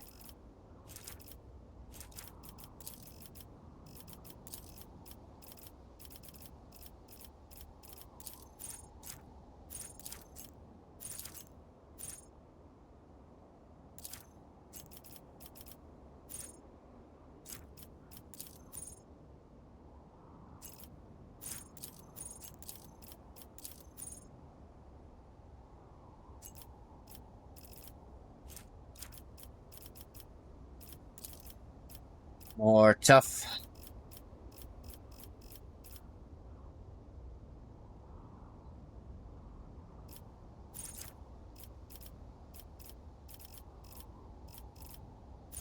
Let me see. See.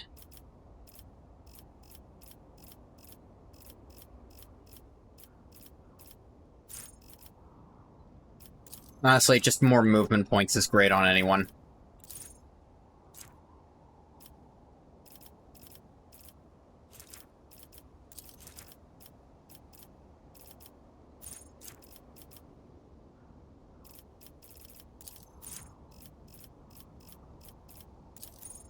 Yep, constantly regenerating.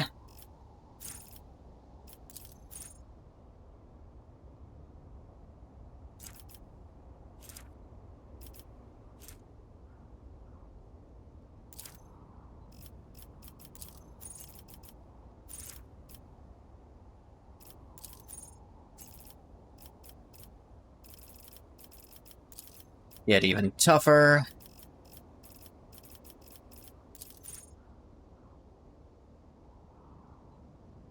Yeah, that's pretty good. There you go, Abelard.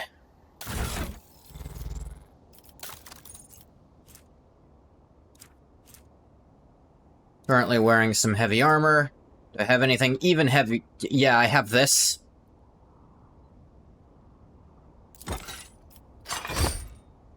Just be immortaler.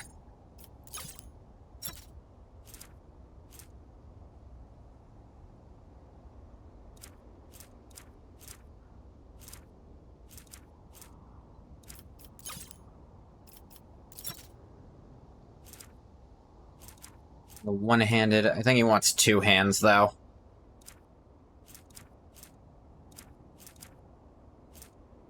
Heavy great sword. Yep, just great sword, but heavier. Serrated, which should... That's bleeding, I guess. It's okay, but... meh.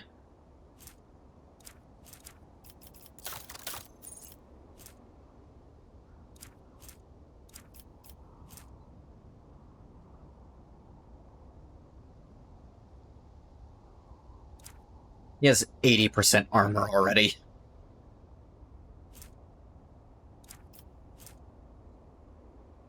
Intelligence less than 35, so he gets +5 toughness.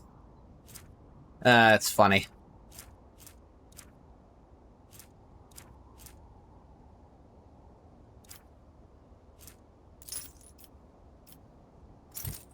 Yep, he's got enough of that to just... +10 to all skills, that's not bad.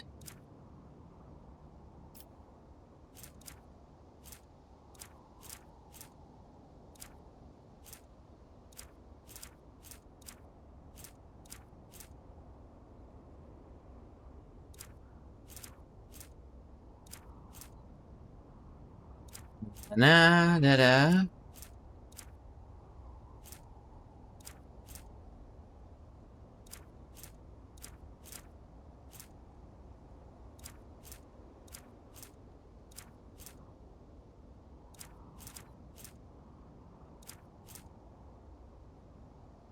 Ah, yes.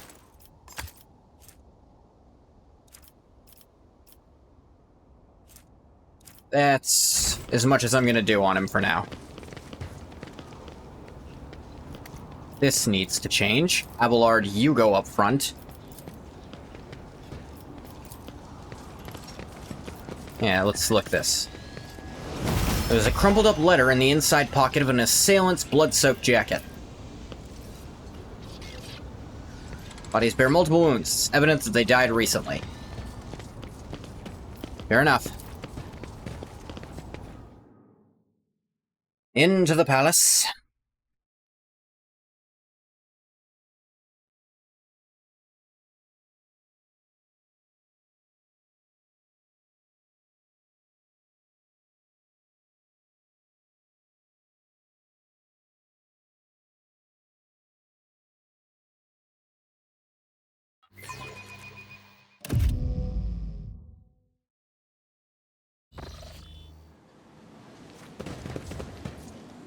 You are outdated and suboptimal. Your body has suffered deterioration and requires modification. Funnily enough, I've grown rather attached to the old thing. Have patience. Someone will shoot me any minute now, and then you'll have your chance to upgrade me. Abelard's funny. Let me through. I have an appointment with Chancellor Clementia Werserian. Apologies, my lord. You cannot go any further. Governor Drivestom's orders. Ridiculous. I shall complain. Don't worry. I'm here too. Move over. Let his lordship the rogue trader through.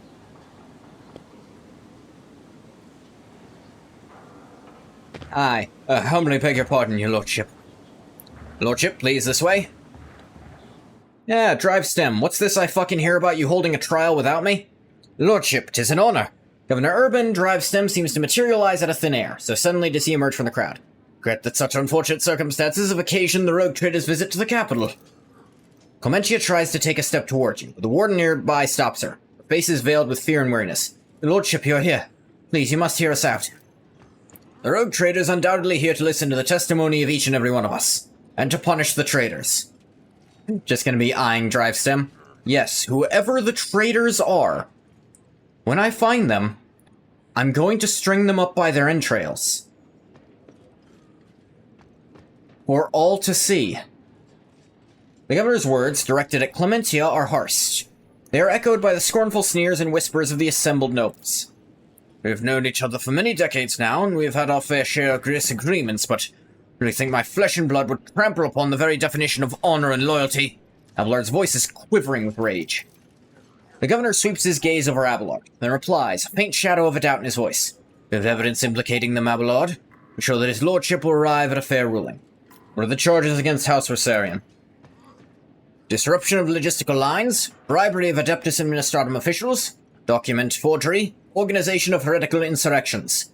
Top of the evidently devastating economic impact that this has had on your protectorate, these criminal acts have impeded the delivery of the imperial tithe, which, in turn, has drawn the Administratum's attention. An esteemed member of the Adeptus Arbitus is expected to arrive on Dargonis shortly. Before they do, we are obligated to identify and punish those responsible.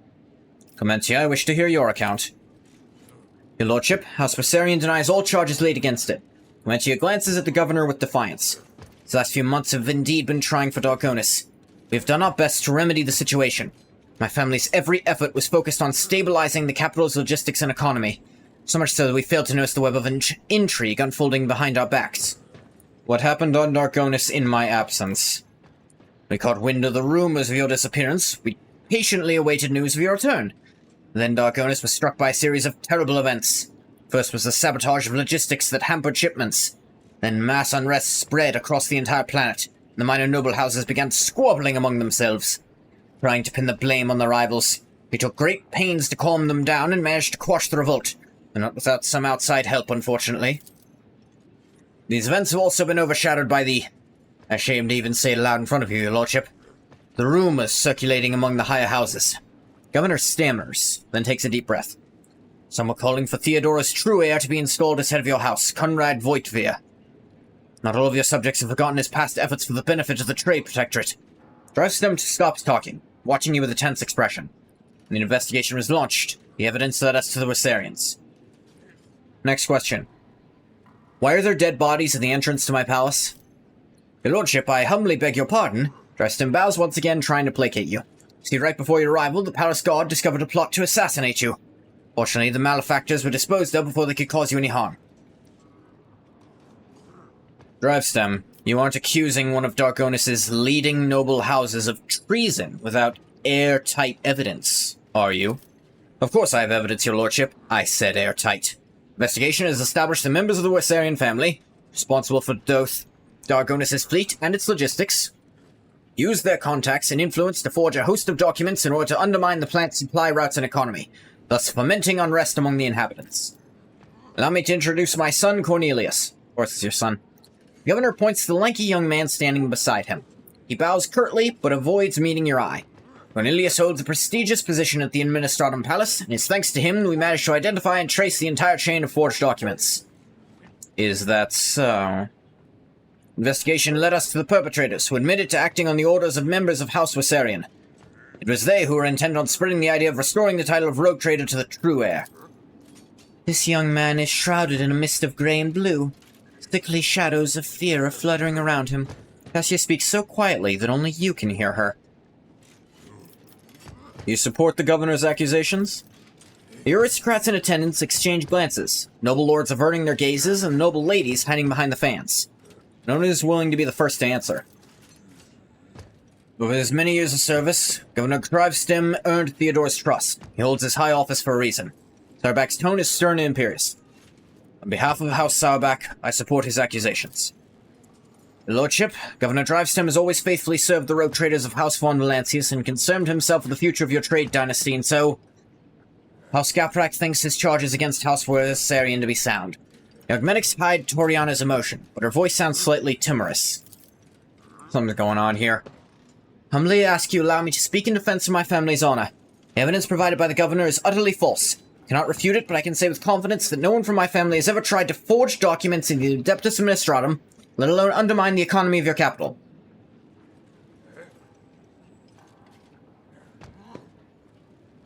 Let me see.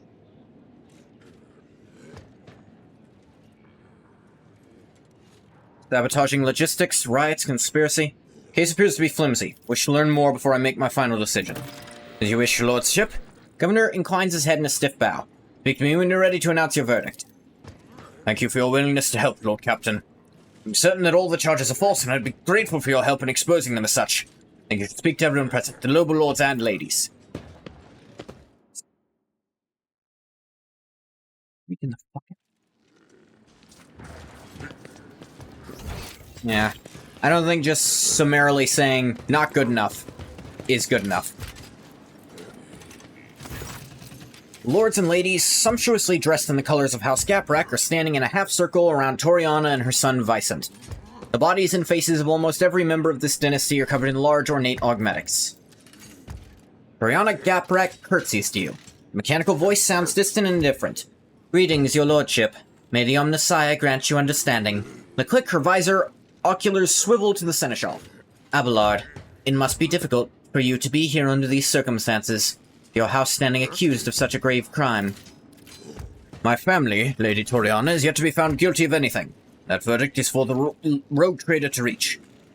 Do you think the accusations are true?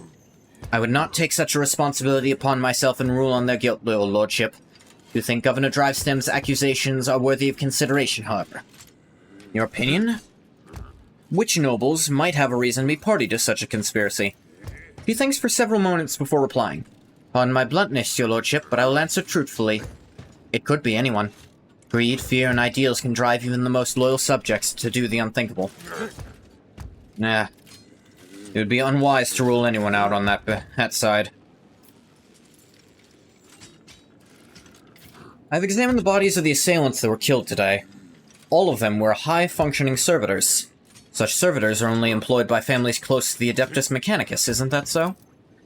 It is impossible to read Toriana's emotions in her heavily augmented face, but her sudden turn toward her family betrays her confusion and surprise.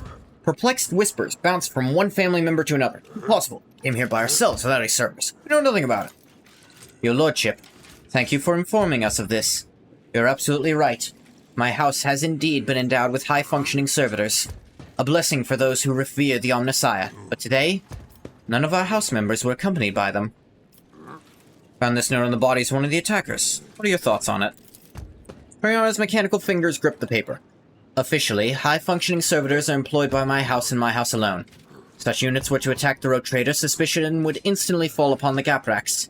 I assume this is what the Werserians intended to happen. They do not expect the servitors would have this letter on them. Vicent, I wish to speak to you. Ready to serve your lordship, how may I serve you? You make of the charges. Could they truly be guilty? I do not think I can doubt the validity of the accusations, but Vicent's voice trails off as he seems to retreat into himself for a moment. Before continuing, he takes a deep breath. I'm also not sure that House Werserian had a reason to betray you, your lordship. I do not know of any instance where their loyalty to you and the Emperor was anything less than unwavering. I know you care for Astatio Werserian. Are you prepared to watch her die? Vicent's jaw augmetic screeches slightly. The young man scrutinizes his mother and other family members for a few moments. There's something you ought to know, your lordship.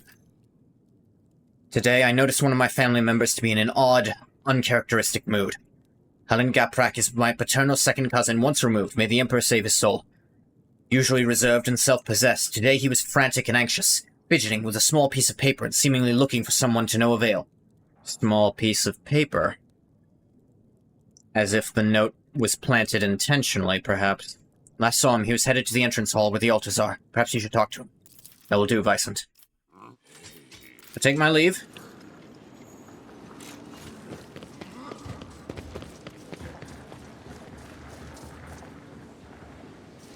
I'm stepping towards the servitors. Fuck with anything while I'm gone, I'll beat you all to death. Actually, no, I'll have Abelard do it. Abelard? Stretch his ballsack. Yes, sir. A finely dressed man of middle years is kneeling in front of the altar, his palms folded in prayer close to his face. The implant-free parts of his skin are a sickly blue color. The nobleman does not react to your presence. He does not lift his head, he does not blink, he does not even breathe. Only when you draw closer do you realize that he is dead. Fucking what?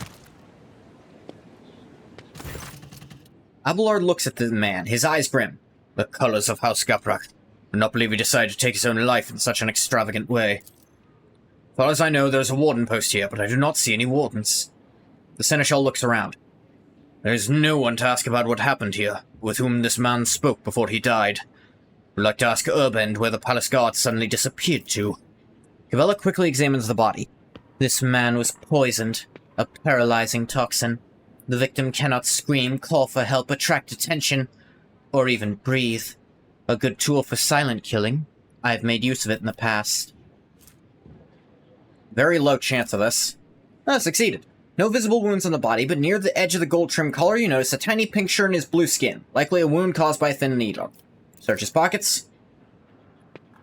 Discover a secret pocket in the lining of the dead man's luxurious jacket. Find a folded piece of paper inside, hiding behind a handkerchief embroidered with the initials HG. Make sure the rogue trader is attacked by someone loyal. It should appear as if it was all staged to let the Werserian family escape. This is the last assignment. Soon your debt will be paid off in full. Look around. You're almost certain that wardens are usually stationed nearby. Their post is empty. Where have they gone? This would be an excellent question to put to Governor Drivestem. And I just found something implicating putting that note completely as proof that the Werserian... That is strong evidence that the Werserians are being framed. So strong, I am inclined to severely doubt all other evidence.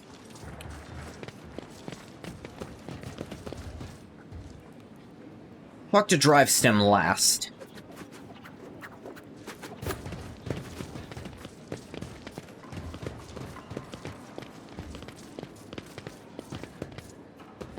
Werserians? You draw closer, the wardens step aside, bowing respectfully, allowing you to approach the Werserian family. Clementia, tired and slightly disheveled, is the first to bow her head to you in deference. Several men and women behind her follow suit. Your lordship, woman stammers, as if lost for words. Accept my most humble apologies for failing to greet you properly. My thanks for agreeing to speak to me before making your final decision. Charges brought by the governor are severe, but I can only assure you of this and swear on my own honor, we are not guilty of the crimes that House Werserian is being accused of. Clementia. Hint of sorrow creeps into Abelard's voice, belying his stern facade. You're acting head of this family. You're supposed to take care of each and every family member. Now you are being accused of treason and collusion against the rogue trader, and the entire family is facing death. How could you let this happen? You're truly guilty. Be honest, I will not tolerate lies. Clementia, if you know that a member of your family is guilty of the crimes you are being accused of, Abelard, it is your family too, you know.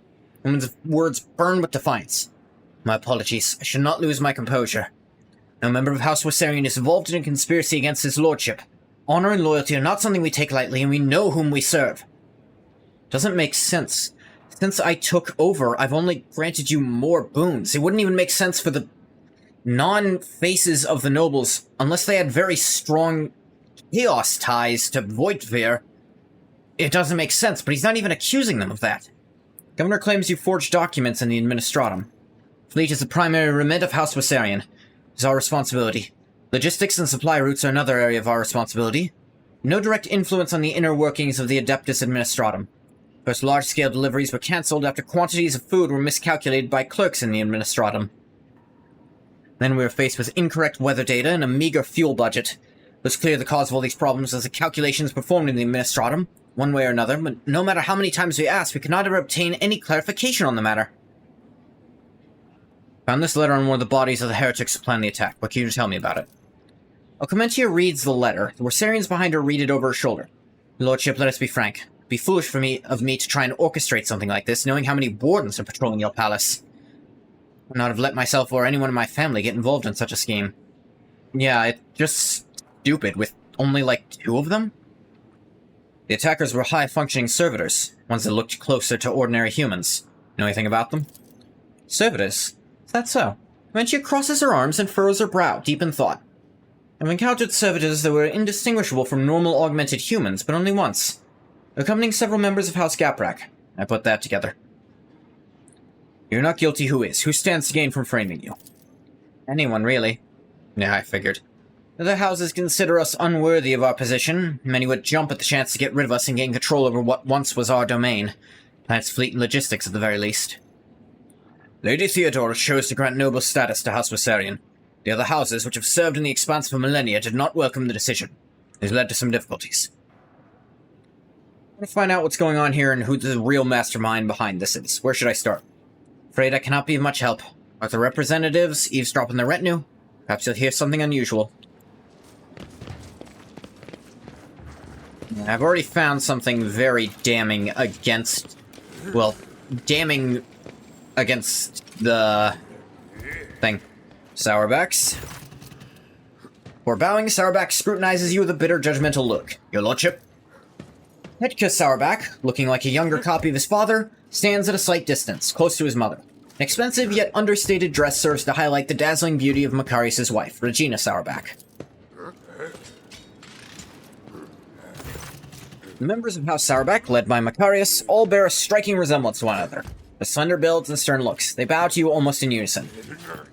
You truly believe the Werserians are guilty? Certainly. Sourback replies without hesitation. Governor Drivestem possesses proof of their guilt, and they have no means by which to refute it. Even if I were to entertain the idea that the Werserians are being framed, how much longer would their house have lasted anyway, if it's so ill-prepared for treachery? I'm sorry. Hold up. I need to roll back. You know what? No, continue. He addresses Abelard with a slightly mocking tone. My advice to House Werserian would not be to appeal to the rogue trader for help, but instead to simply stop, accept their fate, and not make matters worse for themselves. Yeah, gonna roll back here. Did you just say that the people being framed are more at fault than the heretics framing them? Because that's heresy. Argenta, shoot him in the back of the head. Thank you, Argenta. Alright, back to our conversation. Cannot remember Ungolf von Valancia seeking your advice on what House Werserian should do in this situation. Pay attention, Macarius. Focus on the rogue trader's questions. Who, apart from the Werserians, could have a motive to conspire against me? House Drivestem, wishing to expand their clout. House Gaprak, who lost their influence after the Kiava Gamma incident. Sourback looks back at his family and then turns to you again. House Sourback, whose patriarch is too direct in his communication with the rogue trader. Anyone could have a reason to conspire against you, and equally, they could have none. It's not a question of motive, but of loyalty. Each of your subjects have sworn an oath of loyalty to you, so whose sincerity do you doubt? Yours. The assailants sent to the palace were rare, high-functioning servitors. Think the Gapraks could be behind the attack. Sourback looks away briefly and replies to you with a curt laugh. Always thought Toriana too weak to participate in such risky ventures, but it seems I was wrong about her.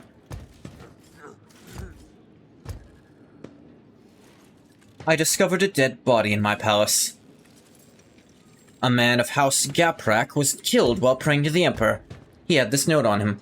Do you know anything about it? Macarius looks at the note without taking it from your hands and replies without hesitation. No, I know nothing of this note. That's so.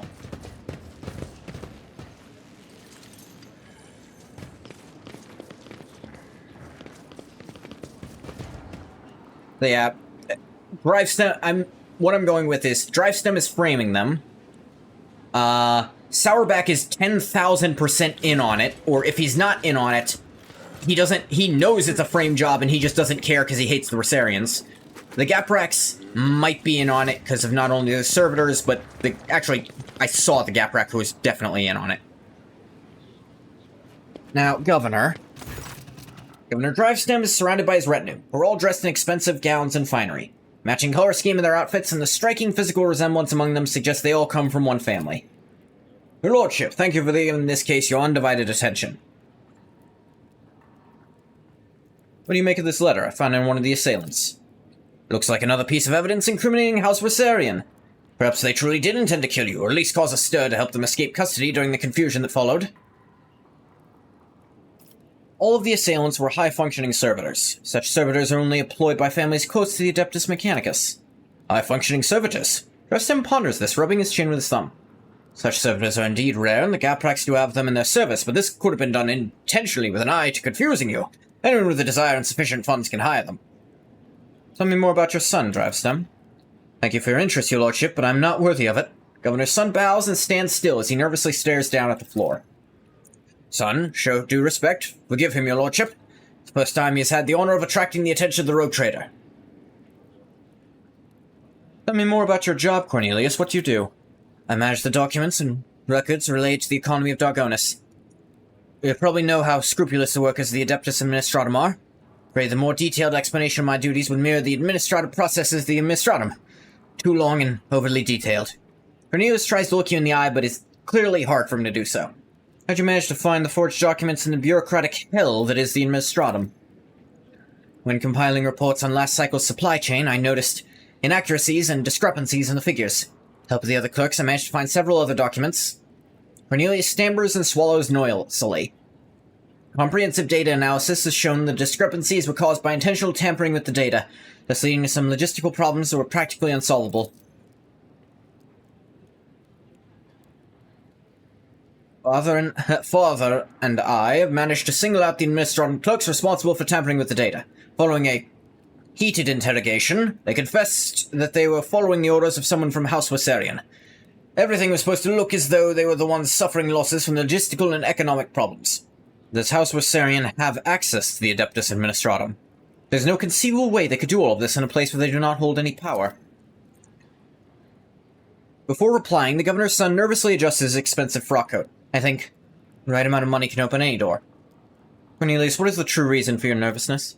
The young man's pupils suddenly dilate. He stands at attention and replies to you in one breath. For the first time I've spoken face-to-face with a rogue trader. Afraid of saying something wrong or forgetting something important. The governor closely watches his son. His tone changes, now sounding strict and curt. You wish to tell the Lord Captain anything else? You are speaking to a rogue trader and my patience is running out. You see the flash of terror in Cornelius' eyes as he stares at your hand on your weapon. He speaks quietly and confusedly, without raising his head. Forgive me, your lordship, I can't do it anymore. This lie has gone too far and I can no longer control it. The truth is all the logistic problems were caused by a single error in the numbers. My mistake. What? Urban looks genuinely shocked and enraged. I discovered my mistake. It was almost impossible to restore the supply lines. Then I was approached by someone who said they were a friend. They did not give me their name and I never saw their face. They promised to fix the problem. All I had to do was pretend that the Werserians were responsible for the mistake. As for the rest of the evidence, they promised to arrange it all and Cornelius is suffocating with fear, unable to speak. Urban curls his hands into fists, the knuckles turning white. What have you done? How could you? Your lordship. He suddenly turns to you as if trying to shield his son. It is my fault. I trusted my son and have failed you in doing so. I beg you, have mercy. That's not the response of someone who knew about that. Cornelius' story. That kid's too scared to be lying to me still. Governor is actually another patsy in all this. Abelard shakes his head. You called my family's honor into question, Urbend. Nevertheless, I harbor no desire to kick a man when he is down. Lord Captain, the confession you have obtained means the House Werserian can now be cleared of all charges. We still do not know who is behind the forgeries, the riots, the plot, and the assassination attempt. Who is committing these foul deeds and sowing chaos right under your subjects' noses? Leave that stone unturned would be dangerous.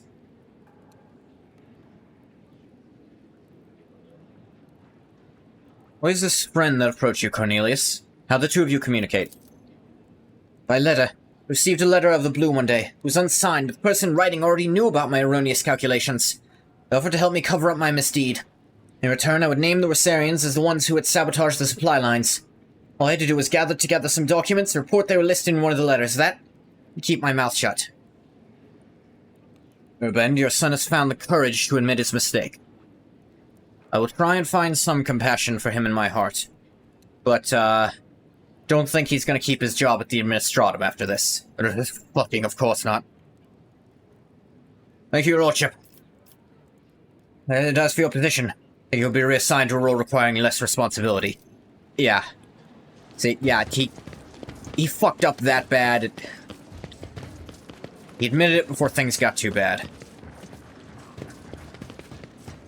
Still don't trust the Sourbacks. Hetka.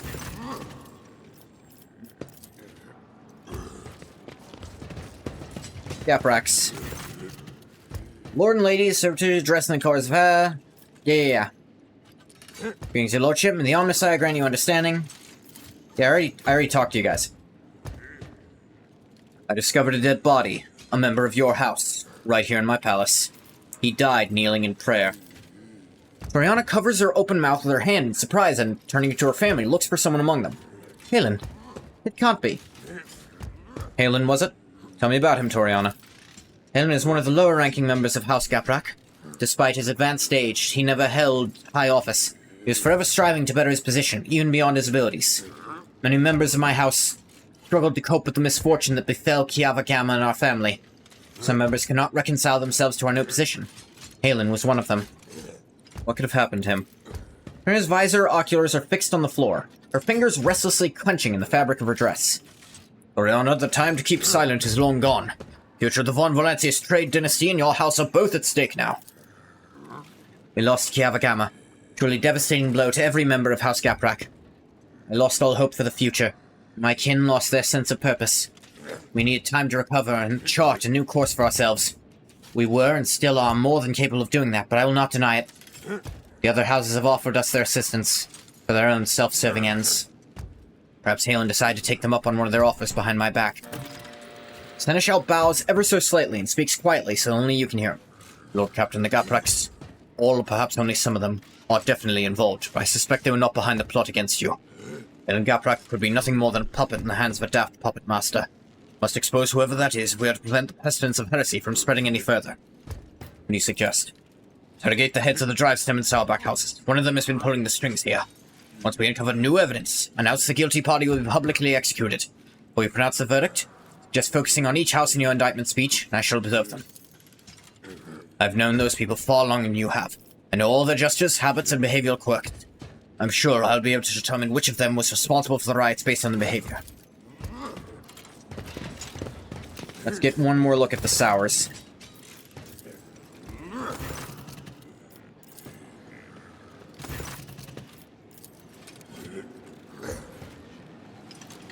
Alright. I think Abelard's got the best plan we have to actually uncover this shit.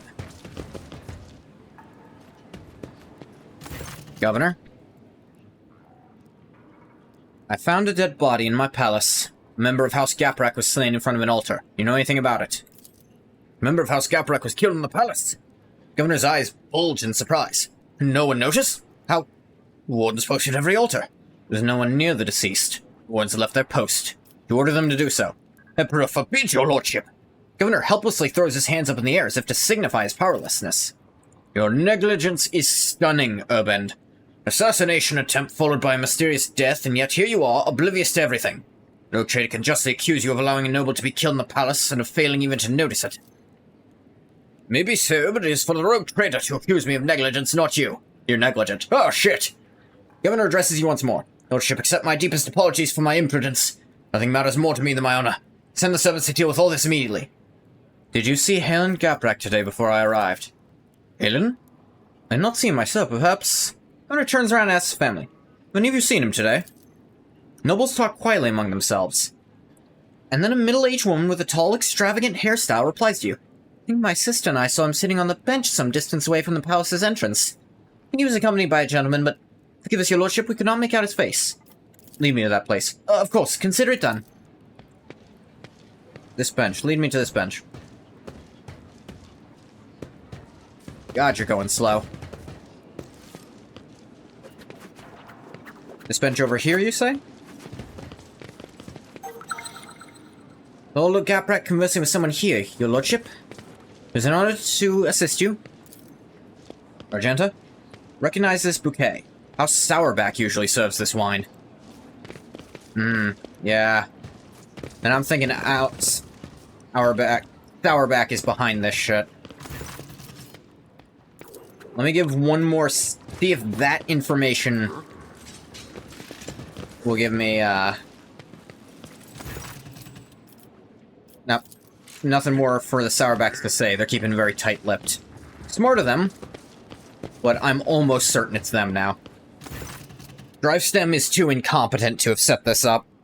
Summon everyone, ready to pronounce my verdict. Assert your lordship, allow me to prepare everything.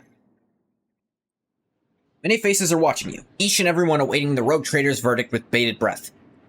The charges brought by Governor Drivestem were fabricated. House Werserian had nothing to do with the orchestration of the riots or the plot targeting the rogue trader. However, the real perpetrators are here in this very room. The Sourback's just fucking book it. Alright, shoot them. Seneschal nods to you as if urging you to continue, then shifts his piercing gaze to the crowd before you. Awareness. Oh yeah, we've got these down for sure. Urban Drivestem, you've exhibited inexcusable negligence by failing to question the possible involvement of any other family besides the Werserians. Discovered the attempts of my life was orchestrated by a member of Actually, I am going to address Sourbacks. Know that House Sourback offered their help to the Gapraks and late Halen... No. We'll go through all this. The governor closes his eyes, fear and shame getting the better of him. Some faces in the crowd look confused and surprised, but he sees some wearing expressions of self-satisfied contempt. Abelard looks from the governor to you and suddenly shakes his head, as if to say, no, it's not Drivestem pulling the strings here. I thought as much. Brianna Gaprak, member of your family, orchestrated an assassination attempt against me, here in my own palace. Though he's already been found dead, his act is reason enough to forever brand your house as traitors. Mocking whispers creep through the crowd. Brianna is trembling faintly. She still does not raise her head, perhaps out of fear of meeting her fate face to face. Seneschal's hard gaze softens. An elusive gesture, visible only to you, conveys the message. Brianna Gaprak is guilty only of her own poor judgment. Know that House Sourback offered their help to the Gapraks. The late Halen Gaprak seemed to have accepted the offer. Suspect that you are responsible for his death as well. Sourback furrows his brow and slightly cocks his head. He averts his gaze for the first time, as if trying to remember or make sense of something. Notice some restless movements behind him. Abelard narrows his eyes and scrutinizes Marcarius Sourback and his retinue standing behind him. His sharp eyes light up when he catches sight of something important and hidden in the crowd. Seneschal looks at you and nods, as if to say, Puppeteer has given themselves away. Pronounce the verdict.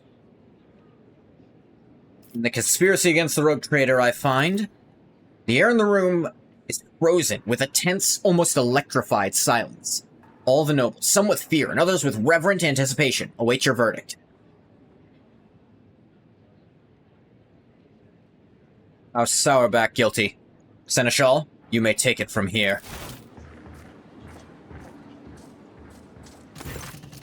Abelard steps forward and stares intently at House Sourback's patriarch. So having Abelard here basically puts the trial on easy mode, but there's skill tests that I passed that'll let you get through it correctly.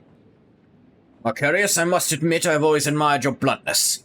As I once had to say goodbye to a promotion because of my dislike for intrigue, you and your family might soon say goodbye to your heads. Tell me now in your blunt fashion, are you loyal to House von Valancius? Sourback narrows his eyes, grimacing. I'm loyal, Werserian. Abelard studies Sourback, then suddenly nods. You're not lying, but someone else is. Someone who is poised to destroy both you and your family for her own gain. Of course. Macarius does not have time to respond. Regina, who is standing beside him, raises her arm as if to slap the elderly seneschal. Abelard deftly catches her wrist, stopping her hand right in front of his face. Her dainty hand is adorned with a massive augmetic ring topped with a thin spike dripping with venom.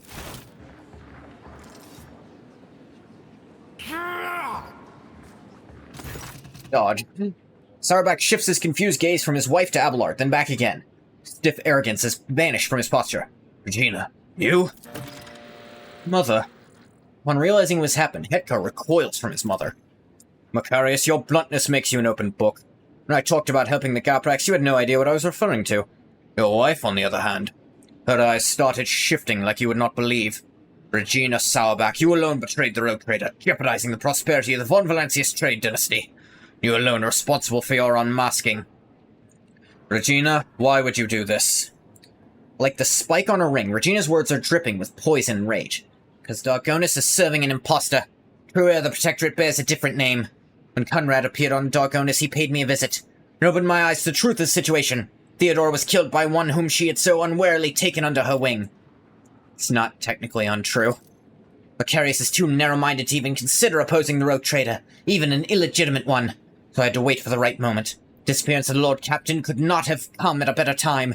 It's quite simple to trigger a chain of events on Dargonis so that people remembered Master Voigtvir's past service.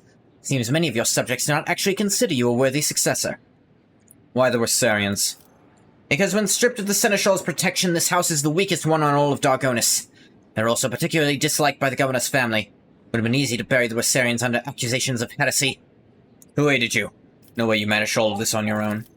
Oh, of course I didn't. I have too many helpers to list them all, but rest assured there are plenty of them.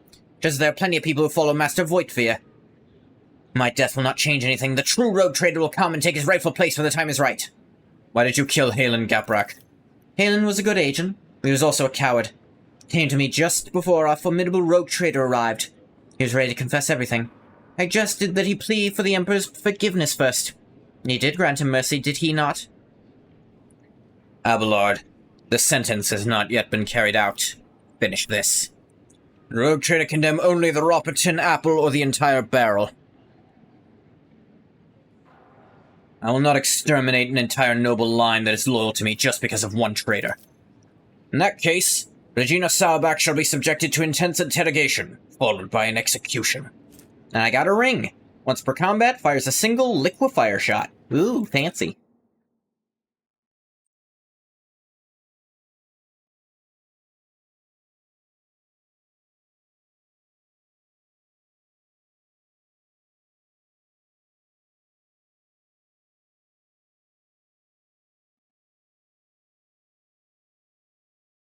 Loading screen, loading screen. Every screen's a loading... Oh, it's done. Yay. Lord of the Rogue Trader Regina Sauerback is sentenced to death for heresy and crimes against the Von Valancius trade dynasty. Surgical. Actually, is she done dying yet? Oh, here's something I need to read way earlier. Profit factor isn't spent on buying items. Serves as a simple prerequisite. Have enough profit factor, you not purchase the item. Simply be yours for the taking. Yeah. I'm sure they gave me that tutorial, and then I just fucking forgot about it.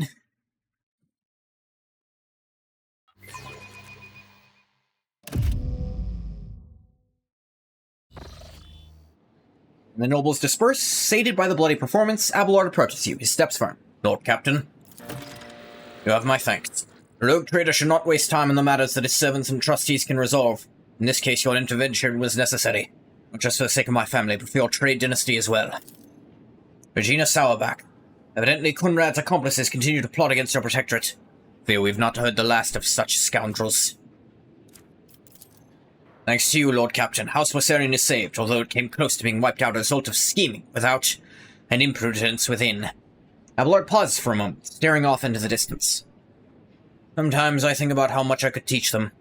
I can ensure they survive in the future without me. What are you going to do now?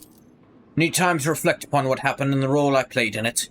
Think I'll be ready to resume this conversation later, when we are back on board the ship. Abelard bows to you deferentially and turns away, lost in thought.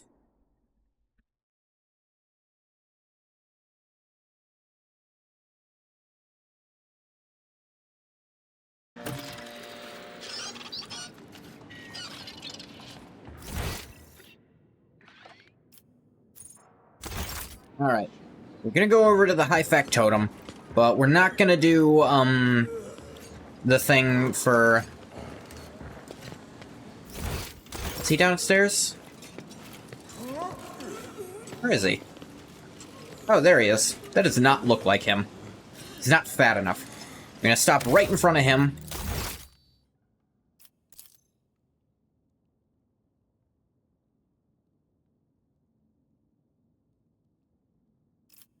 Gonna save the name so I can remember.